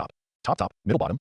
Doesn't it mean that it takes a full 5 million energy points? Or it could also be top, middle, bottom, 7 million energy points? But no matter what, the top magic of the Vishandi lineage, the top, middle, and bottom add up to only 3.6 million energy points. Shisong is indeed an existence that can tie with the three big guys of the Vishandi lineage. If Dormammu can unite with Scython, well, maybe because they're all lords of the dimension, they are proud of their status and did not unite shamelessly, of course. It is also possible that there are big guys like Odin watching from the side. Even if Dormammu and Scython unite, they can't be bigger, right? But no matter what, seeing the 6 skill books in front of him, Chi-Jun is still very happy. After learning these, my foundation will naturally be more substantial. While thinking, Chi-Jun picked up Scython's Dark Magic Elementary and slapped it. Snap, that. Boss, is there anything to eat? Very hungry. Chi-Jun himself didn't know how long it had been. He was in a trance for a while, and then he heard a series of intermittent sounds, and then he slowly came back to his senses. Sky, oh, right away, shaking his dizzy head, Chi-Jun got up from the recliner, walked through the transmission aperture channel, and came to the mirror space. Haha, Sky, you don't have to be so cautious. I'm not that scary, your boss. I don't eat people. Food is the first necessity of the people. If you're hungry, you should eat first. How can you train if you're not full? Seeing Sky's appearance, Chi-Jun, who was a little drowsy at first, couldn't help but burst into laughter. Sky looked extremely hungry, but cautious. It was really funny. Well, it seems that you have mastered your abilities very well. Although the entire mirror space was in a mess, with almost no mountains to be seen, and cracks and lava pits everywhere, when Chi-Jun came over, he no longer felt the shockwaves coming from Sky from time to time. 2 days have passed. If I still can't master the ability, wouldn't that be too stupid? Although Sky only muttered in a low voice, what is Chi-Jun's hearing now? Even if he turned off his super hearing, how could he not hear Sky's complaints at such a close distance? However, Chi-Jun himself was shocked. 2 days have passed. He obviously had no sense of time, as if only a moment had passed. Would it be so time-consuming to learn dark magic? Thinking of the dizzy state of his head just now, Chi-Jun was a little depressed. It really is worthy of being dark magic. It actually has such a big impact on the caster himself. Chi-Jun even felt a little scared. Could the Sithorn do something else in this Dark God book? With this after thinking about it, Chi-Jun suddenly felt a gust of chill. Originally, because there was no subsequent magic record in Sithorn's notes, Chi-Jun had planned to use the mutated gem to materialize all the dark magic bit by bit. Now Chi-Jun was not going to materialize it anymore. Although in fact, even if Sithorn left some tricks in the Dark God book, with the mutated gem, Chi-Jun would not be afraid of any dark means. But since he had this thorn, Chi-Jun was not going to continue to materialize dark magic. Anyway, he was not too curious about dark magic, and the dark magic he had learned now was completely sufficient, and Chi-Jun was too lazy to think about the ones that came later. Come to think of it, you were born in an ancient Oriental country, but you haven't eaten authentic Oriental food yet. Today, let's eat our fill. It's so convenient to have the mutated gem, with just a thought. Table after table of top-notch dishes that you couldn't even see before crossing over appear in front of Chi-Jun and Sky. I don't know if Sky can use chopsticks, but Chi-Jun materialized a pair of chopsticks for her, and also a pair of knives and forks. Then, without caring about Sky who was already dumbfounded, Chi-Jun began to walk around the area that was almost as big as a basketball court. That day, Chi-Jun teleported directly back to Earth, leaving Sky to continue studying in the Venus space station. After the initial panic and confusion, Sky had already successfully mastered the superpowers in her body, and injected 2 body-strengthening potions, successfully becoming a new generation of super warrior. And, under Tai-Bai's supervision and teaching, she learned the physical knowledge that Chi-Jun specifically materialized for her .as for the space teleportation skill book and the other 2 space magics. They were also turned into skill books by Chi-Jun, and Sky bought them. In this way, not only does she not have to be associated with the Vishandi lineage, but the space magic after the skill is turned into a skill can be used whenever she wants, which is extremely convenient. Chi-Jun teleported directly back to his home SCP, the office of the chairman of the group. IT has been renovated and looks brand new. Tai-Bai, tell Tony Stark, tell him I'm back. I was originally returning to Earth because of a message from Tony Stark, so naturally I had to tell Tony Stark that I was back. That Chi-Jun sat down at the large desk used by the chairman, talking to the air while pressing a small button on the desk to summon his subordinates. After a while, Harry Henrys quickly went upstairs and came to Chi-Jun. Tell me about SC.P, the current development status of the group. Although I can find out about these things by looking for Tai-Bai, but people pretending in front of Tai-Bai, no. How can you feel superior in front of a real person's subordinates? Even if Harry Henrys is a dead man of the Stark family and is only borrowed for a period of time, Harry Henrys is very clear about his position. Anyway, he flatters Chi-Jun very well. So, those intelligence organizations are still trying to get to my S.C.P. Is there someone inside? After listening to Harry Henry's report, Chi-Jun looked unhappy. 2 days ago, Chi-Jun returned to Earth and materialized an advanced biochemical production center, which specializes in producing high-level and middle-level management talents for the group. He also materialized a building similar to the Red Alert Barracks, which specializes in producing middle and lower-level management personnel and operating staff needed by the group, as well as a large number of security personnel. Speaking of which, Chi-Jun was able to solve the problem of mass-producing high-level emotional intelligence biochemicals so quickly, and he had to start by learning the branded dark magic of Shisong. Originally, Chi-Jun thought that he would basically not use these dark magics, and he had no chance to use them. But he never expected that Shisong was worthy of being the first god who played dark magic. Among the dark magics that Chi-Jun learned and branded, there were a lot of soul-type dark magics. So, with the help of the mutation gem, after 2 trips back and forth between Venus and Earth, Chi-Jun got everything done. Now, SCP the group is fully staffed and has started to operate at high speed. It won't be long before S.C.P. 500 will soon be available and shock the world. Even under the high-speed operation of the 2 biohuman mass production devices, they have been continuously supplying SCP the group supplies a large number of talents, and even under Chi-Jun's instructions and Harry Henry's actions, an S-team with full autonomy and self-defense rights was formed. C.P. The security group was also quickly established. The building similar to the Red Alert Barracks mass-produced a large number of troops. Almost all of them entered SCP. The company acquired the weapons research and manufacturing division of the Stark group. C.P. The combat capability of the security group is simply too amazing. CP the security group was able to be established so quickly and legally have its own private armed forces. The source of everything was still on Chi-Jun's side. In other words, Tony Stark introduced Chi-Jun to the Pentagon. The 4-star general, Epson Locke Rupert. Chi-Jun didn't even use a bit of dark magic, but only paid a little S.C.P. 500 drugs, as well as some very basic body-strengthening potions. Not only did the powerful general in the Pentagon, who could privately wage war, welcome Chi-Jun with a smile, but the generals of other factions were also very enthusiastic about Chi-Jun. Look at General Ross, who has spent a lot of military funds over the years to create a green monster that will not obey orders at all. And what about Chi-Jun? Mass production of super soldiers. Although it is not as good as Captain America, it is not much different. The most important thing is mass production. Mass production. Mass production. As a result, even SHIELD and major intelligence organizations were shocked. S.C.P. that the group reorganized so quickly. These intelligence agencies didn't have time to react, and then they had already selected everyone from the lowest level cleaners to the highest level presidents, and officially started operations. Nick Fury, the black brine egg of SHIELD, looked at the information in front of him and felt that something was wrong. That S.C.P. group president. Name, Daisy Johnson. Gender, female. Photo, no. Height, unknown. Blood type, unknown. Family information, unknown. Network structure, unknown. Nick Fury subconsciously thought of the top seed in the super fighter plan who disappeared from their surveillance. Sky, whose real name is Daisy John. Dang, accompanied by an exciting background music. A wild Iron Man landed on the observation deck outside Chi-Jun's office. Since those guys are looking for death, don't let them go back. Chi-Jun waved his hand, letting Harry Henrys leave. And by the way, he also determined the fate of those guys who were looking for death. You are this guy I sent it lively enough here. Looking at Tony Stark, who came out of the battle suit that opened by itself, Chi-Jun angrily shouted, "Hey, my friend, you are now a super rich man with hundreds of millions of dollars flowing through your pocket every minute. Don't worry about these details." Tony Stark said with a grin on his face. "Man, New York is in big trouble. Because of the mass-produced super soldier potions you provided, General Ross was ostracized by the military and is preparing to go all out to capture Bruce Banner. I need your help," Tony Stark said with a serious face.